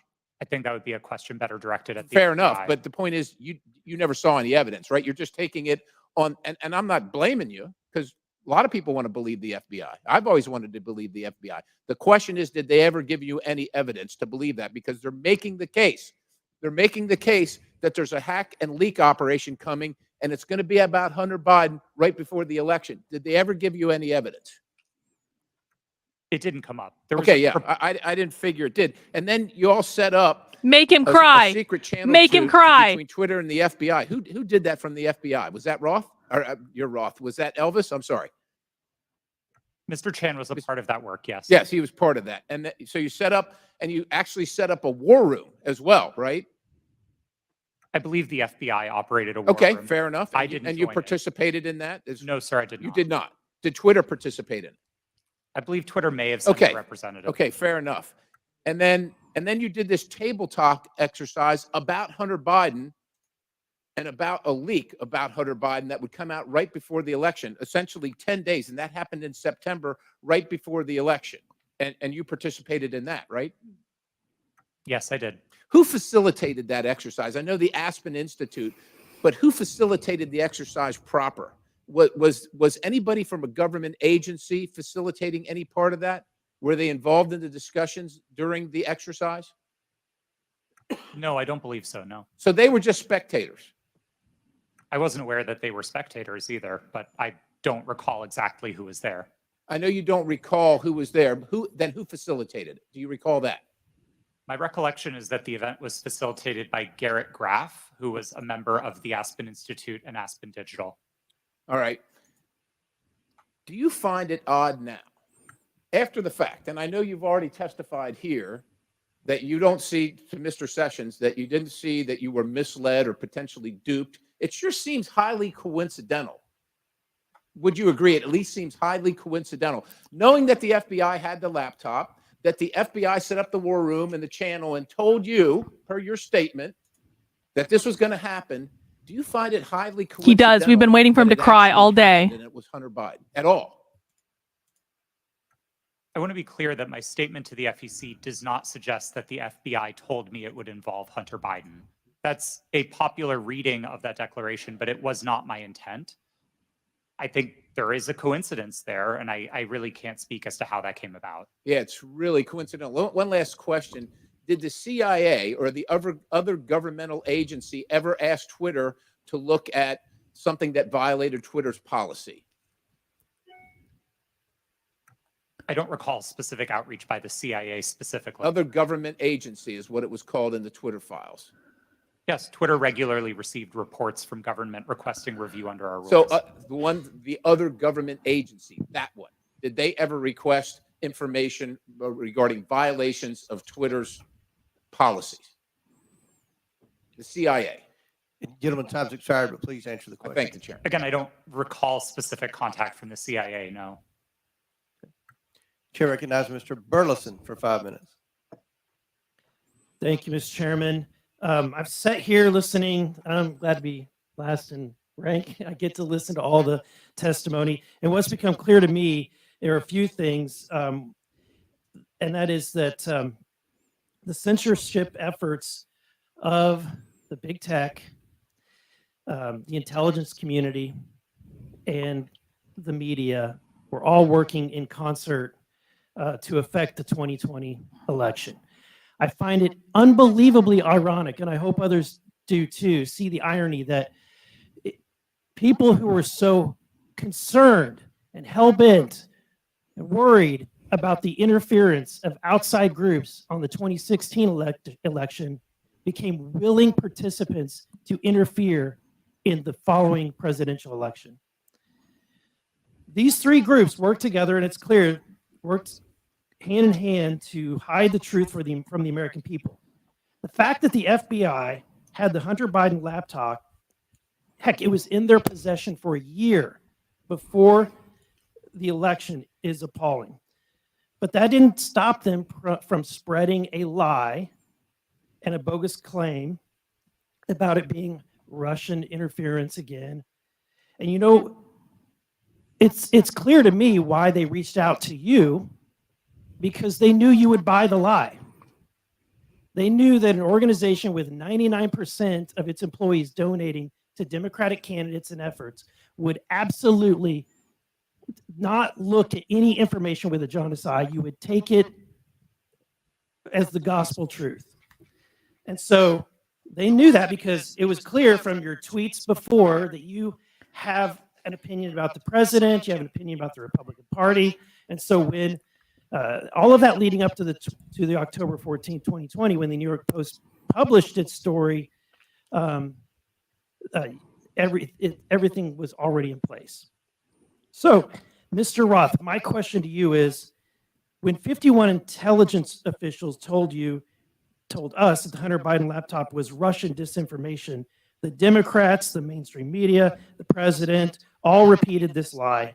Now that you know what you know years later, do you still believe that the Hunter Biden laptop is not real? Or do you believe it's real? Sir, I never held that belief. Do you believe that the story is Russian disinformation? No, sir. I didn't then and I don't now. Okay. I have a question for Mr. Baker. You started your role as Twitter's deputy general counsel in June of 2020, correct? Yes, sir. Who hired you for that role? Who specifically hired me? My boss was a person named Sean Edgett, who was the general counsel. Sean Edgen? Edgett, Edgett. E-G-E-T-T. And that's who you interviewed with? I interviewed with numerous people, but Sean was my boss. Anyone that comes to mind outside of Sean? Ms. Gotti, I interviewed with. You're saying other people that I interviewed with at Twitter? But ultimately, the hiring agent was Sean Edgen. I'm not sure exactly who made the decision, to be frank with you, but Sean was my boss. Okay. My next question is, when you were fired from Twitter in December of 2022, after the release of the first installment of the Twitter files, did you destroy any internal communications related to that first batch of the Twitter files? As I said in my testimony, I didn't destroy any documents, period. What reason were you fired? You'll have to ask Mr. Musk about that. That was not given. You were not given any information. He made a public statement about it in a tweet, but I think you would have to ask him. What did he say in the public tweet? Thank you. Back to Mr. Roth. Is it true that Twitter whitelisted accounts for the Department of Defense to spread propaganda about its efforts in the Middle East? Did they give you a list of accounts that were fake accounts and asked you to whitelist those accounts? That request was made of Twitter. To be clear, when I found out about that activity, I was appalled by it.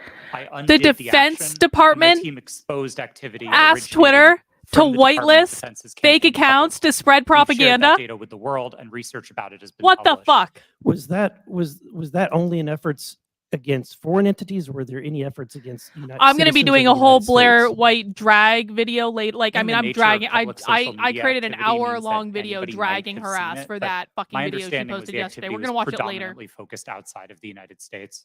Okay.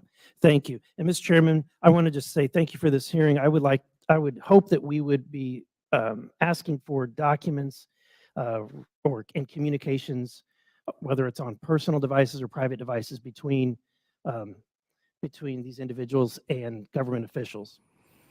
So noted. Very good. Thank you. Chair recognizes Ms. McLean for 5 minutes. Thank you, Mr. Chairman, and thank you all for being here today. It is a long day. I'm going to try and make this quick and easy. Mr. Roth, part of your job at Twitter dealt with assessing dis and misinformation, correct? Yes. Wonderful. How did you determine what disinformation and misinformation was? What's your criteria for making that decision? Twitter had established policies covering each of those areas, and I'll take them in turn. We used the term we actually generally didn't use the term disinformation, but we focused on platform manipulation. So behaviors like running inauthentic accounts out of a Russian troll farm, we would address as the behaviors that they are, and we would look for technical signs of that type of manipulation, and we would remove those accounts. So technical, it was all technical? On that side of things, yes. Okay. When it comes to misinformation, which broadly is a question of the content of tweets, Twitter would establish written policies. Which was? I'm sorry? Which was? Which policies did Twitter maintain? Yeah, I mean, I think what the problem with America is we have one set of rules for this team and another set of rules for this team. So we're trying to look at what is the equal playing field. I'm under the assumption that when we use disinformation and we use criteria, the criteria is the same for both sides. So I'm trying to figure out what is the criteria that you had in place to determine which information was misinformation? And did you apply that equally, equitably, inclusively? to all Equitably. sides? So what is the criteria? Thank you for the question. We should have done We used bingo a today. That was a three-part misstep. test across all of I'll our be better next misinformation time. policies. Okay. The first is whether the tweet advances a claim of fact stated definitively. Not an opinion, not a viewpoint, but a claim of fact stated definitively. Okay. The second part of that test is whether the claim of fact is provably false. Not iffy, not maybe, not gray area, definitely provably by multiple expert sources false. And then finally, and this is a really important part, we looked for evidence that those claims of fact could cause harm. So if a tweet met all three parts of that test, that it's a claim of fact, that it's provably false, and that it's dangerous, Twitter might intervene under its policies. No part of that test is viewpoint-based. And in your opinion, was that applied to all tweets? Oh, here we go. She set him up No. good. Thank you. Mr. Roth, you're familiar with the reports that the Biden administration was considering establishing a disinformation governance board under the Department of Homeland Security. I am aware of public reporting about that, yes. Thank you. And that board was never established, correct? Blair White has over 1 million That's my followers and understanding. is That is engaging correct. in It seems mean to me that the girl federal government propaganda. had far more Yeah, powerful we should be disinformation talking about governance how board your in its conservative relationship with Twitter. influencers are Again, lying Mr. Roth, to you. question, how often did you, And if you don't want to how often acknowledge were you that, meeting with people that's from the your federal fault. government They're while you were lying, at they're Twitter? smearing, Weekly, they're daily, no better than monthly? the woke left. They're getting worse and worse and I would worse and estimate worse somewhere and worse between and worse weekly and and worse monthly. every single day. Okay. You And want to were know you why aware that people Mr. don't leave the Baker was left? also Why taking don't these you leave the meetings right? with the Why federal, don't you turn your back government as on these well? people? Why do you I just say, was oh, not they're not aware of important, Mr. I just Baker's don't want to worry calendar, no. about it. They're So you fucking had no lying to idea you. that he was They're meeting, there smearing. was no They're inner, engaging in cancel he just worked culture. in silos? I mean, Mr. If Baker you and I think this were is in some important of to the talk same about on the meetings left, together, don't but tell me we no, don't I talk did about it not when the know right's ins and doing outs it. of what he was It's the doing. exact same thing. Okay. What did you understand Mr. Baker's role to be at Twitter besides offering I don't have general beer legal today. You advice? didn't miss anything. Don't worry about it. Mr. Baker supervised the primary legal team that advised the trust and safety team. He was the supervisor of the attorneys who advised my team. Okay. And how about Ms. Gaddy's role at Twitter besides offering general legal advice? For the final, I believe, year and a half of my tenure at Twitter, Ms. Gaddy was my direct supervisor. Okay. What was her role? Just to supervise you, to make sure you followed those three claims? Ms. Gaddy supervised what my team's goals and objectives were. She made sure I was doing my job. She made sure that if there was conflict in the workplace, she guided me on how to address that. She did the job of a manager. Okay. And she oversaw you and the trust to make sure that your three claims of fact, provable, false, and would cause harm, she oversaw that? Yes, Ms. Gaddy ultimately oversaw Thank you. Twitter's policies and enforcement Thank you. decisions. Mr. Roth, in Ms. Navaroli's testimony, she states that her expertise is in media, technology, law, and policy. How often per week did you meet with Ms. Navaroli to discuss these areas while you were both at Twitter? We did not. You did not. Okay. Thank you so much. Gentlelady's time has expired. Chair Thank you, Mr. Thank you. Chair recognizes Mr. Laturner for 5 minutes. Thank you, Mr. Chairman. Based on everything I've seen regarding this issue, it is clear. I know it was a mistake. I should have had a mimosa for sure. At least one mimosa, possibly two. Legitimate reporting of the Hunter Biden laptop story. Yes, it's going to be a Democrats on premiere. this It's going to be committee later have so tonight, far like a midnight characterized this hearing movie as sort of thing. Maybe unnecessary earlier, like and 10. a waste of time. I'd invite any of my colleagues across the aisle to talk to folks in Kansas, because I can promise you they do not feel that way. In fact, my constituents are very concerned, and rightfully so, that a social media company collaborated with a government entity and a political party to suppress certain social media accounts and filter news ahead of an election cycle. Americans deserve answers on this outright attack on our First Amendment rights, and I look forward to gaining clarity from our witnesses. Mr. Baker, your testimony focuses heavily on the fact that Twitter acted lawfully in its reaction to the Hunter Biden laptop story. But this isn't a criminal trial. It's a congressional hearing. I'm here because my constituents are genuinely concerned that they will be kicked off these platforms for any statement that managers at those companies disagree with. They feel that social media companies like Twitter are forcing them to play a game. All right, guys, I got to pee that real they quick. don't I'll know be the right rules back. to. Let me know if anything I interesting want to happens. know We're going to your keep the opinion stream on going. if Mount you that like think it button is if you haven't appropriate already. for people I'll in be back in positions of like power 3 to minutes. determine what information gets shared. If not, what criteria is acceptable for making those determinations? That's a, excuse me, sir, that's a very broad question on people in power. I'm not sure I can answer that effectively and address your. Could you try? Well, I mean, the Congress is in power. Congress is restricted by the Constitution of the United States. Congress passes laws. Those laws impact how, for example, private sector actors exercise their power or spend their money, that type of thing. Government agencies have to act in accordance with the Constitution, the laws you pass, internal regulations, executive orders. There's a whole panoply of ways that that people in power, writ large, are held accountable and have to comply with rules and regulations and laws and the Constitution. Mr. Chairman, I would like to yield the rest of my time to Mr. Jordan. Mr. Jordan. I thank the gentleman. Mr. Roth, I want to go back to your statement in your declaration to the FEC. I learned that a hack and leak operation would involve Hunter Biden. Who did you learn that from? My recollection is it was mentioned by another Told you I'd be technology quick. company in one of our joint meetings, but I don't recall specifically whom. You don't know the person's name? I don't even recall what company they worked at. No, this was a long time ago. And you're confident that it was from a tech company, not from someone from the government? To the best of my recollection, yes. Did anyone from the government in these periodic meetings you have, did they ever tell you that a hack and leak operation involving Hunter Biden was coming? No, They- not. Did Hunter Biden's name come up at all in these meetings? Yes, his name was raised in those meetings, but not by the government, to the best of my recollection. Okay. Mr. Baker, I want to go back to the question we had a few hours ago. But I want to frame it in a way I think you can answer. Did you ever tell the FBI that they had no legitimate interest in enforcement of Twitter's policies?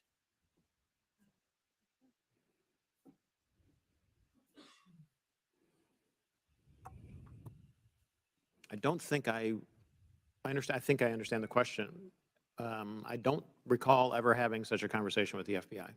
Okay, did you think there was a problem with the FBI sending you a list of names and accounts and saying, hey, these violate your policies? Did you see that as as some kind of potential concern?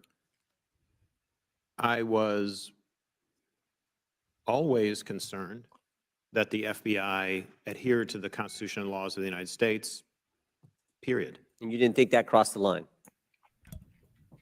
Well, what crossed the line, sir? What I just asked you, that the idea that they're sending you a list of accounts that they say these violate your terms of service. Again, I'm making sure that I can answer the question.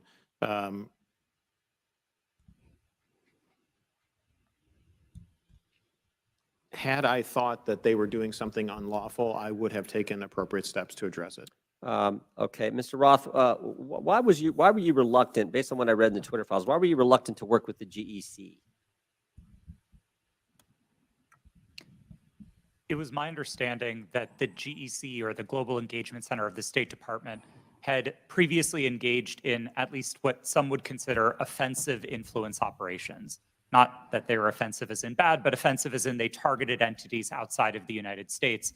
And on that basis, Propaganda. I felt that it would be inappropriate for Twitter to engage with a part of the State Department. You know that what? was engaged in Yule, the active rare moment of dedicated to clarity. rooting out malign The foreign rare moment of interference, no clarity. matter We who have it to give came credit where from. credit is due. And if we found that Yule the was American like, government no, was not going to engaged do in malign foreign propaganda. interference, Thanks, U.S. government. we'd be addressing that as well. That's a more U.S. government problem than a Twitter problem. Twitter actually did the right thing Time's there. expired. In closing, I want to again thank our panelists for being here. I know it's been a long day.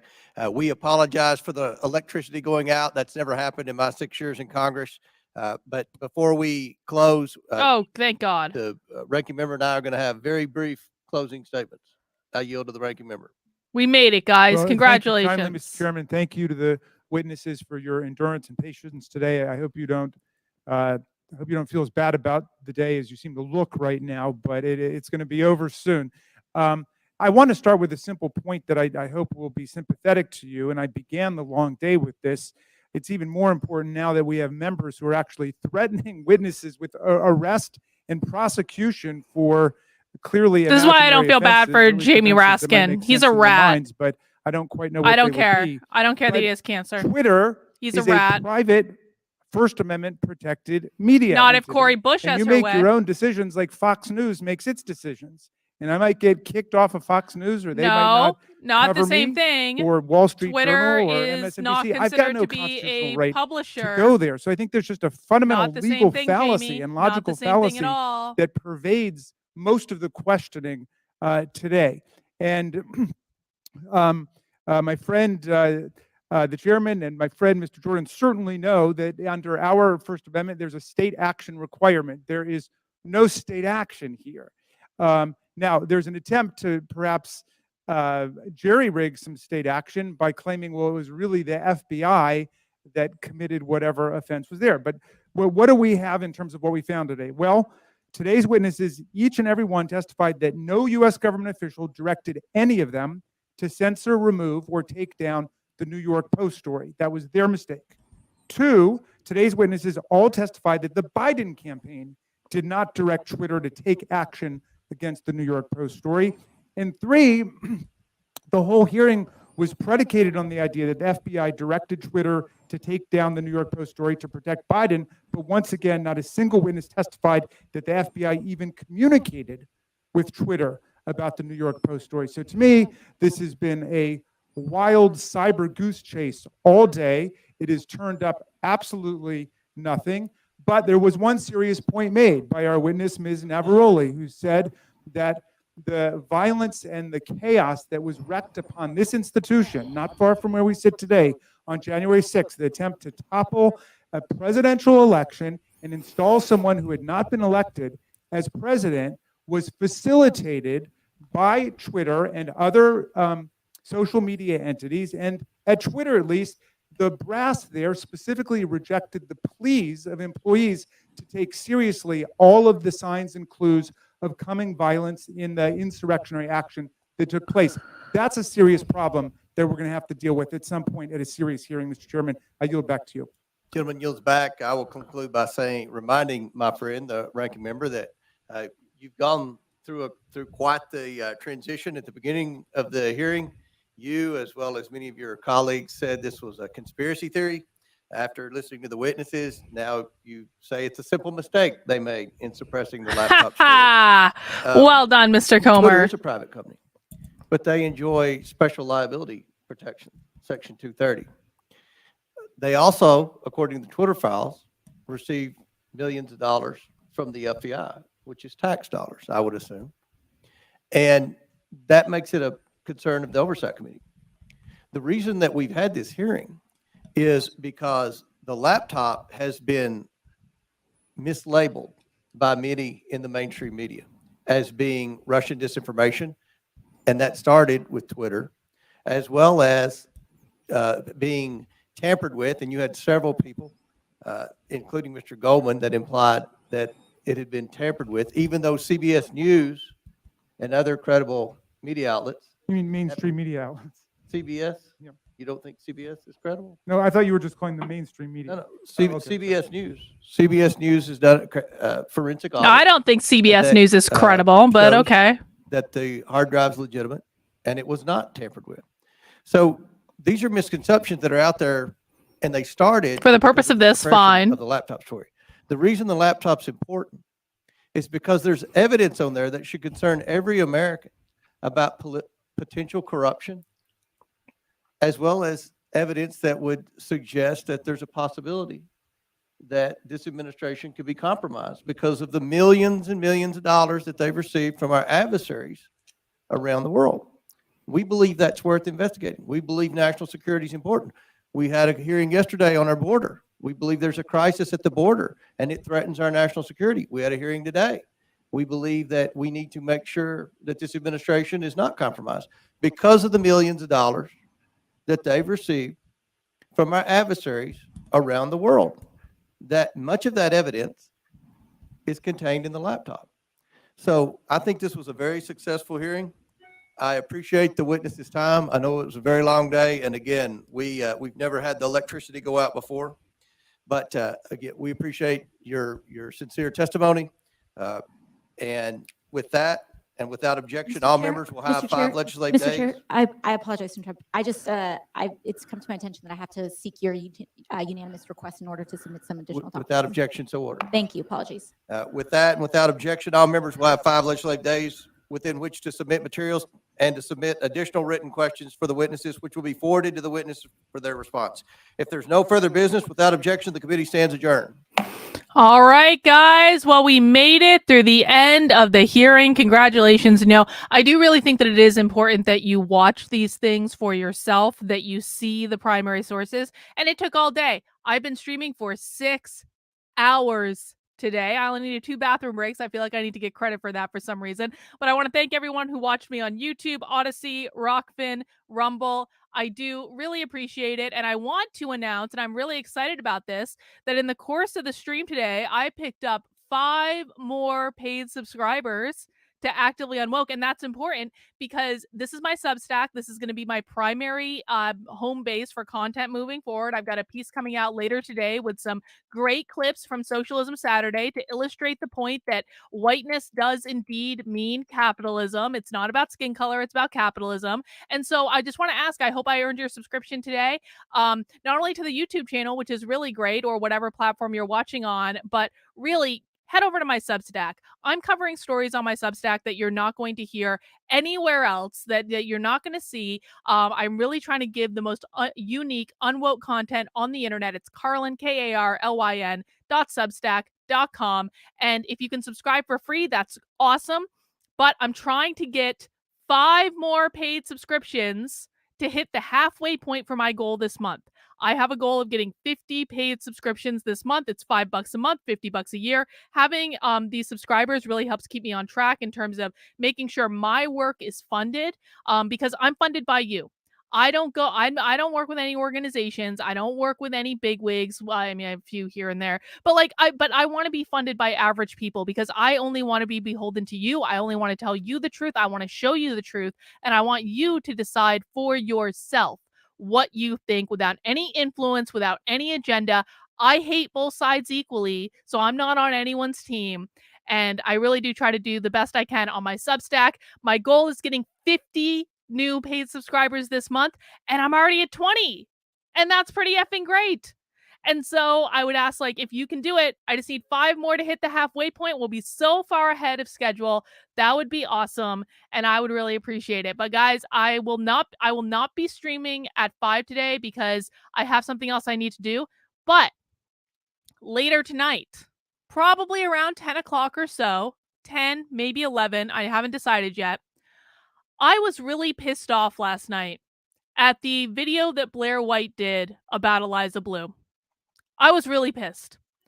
And if you don't know, we watched it on stream yesterday, and I said everything that was wrong with it on stream yesterday, but I was still so pissed about it last night that I made an hour-plus long video where I rebutted every single lie that Blair White told in her expose about Eliza Blue. I rebutted all of it with facts and receipts. And I'm going to be premiering that video on my channel tonight because you call this shit out when it happens. I'm sorry. Conservative influencers engaging in smear campaigns and cancel culture is just as bad as anything that Eliza Blue might be doing. Just as bad. And so I want to show you how Blair White lied to you. I want to show you with receipts. I want to show you information that she didn't show you because she was trying to present things out of context in order to smear someone that hurt her little fragile feels and the feels of her friends. It's disgusting. It shouldn't be acceptable. I don't care if she's on your political team or not. And so I'm going to be premiering that video tonight, probably around 10 or 11. It's going to be kind of like a midnight movie sort of thing, but maybe a little earlier, not midnight, because I had to get up early today to do this stream. Anyway, keep an eye on the channel for that. Make sure you're subscribed. And I will be back tomorrow at 5 p.m. I got a great interview tomorrow with Keith Knight. He's a libertarian activist. He's awesome. It's going to be a great chat. Awesome guy. And so I will see you live tomorrow, but keep an eye because we're doing that premiere tonight. All right, guys, take care. Have a great rest of your day, and we'll see you soon.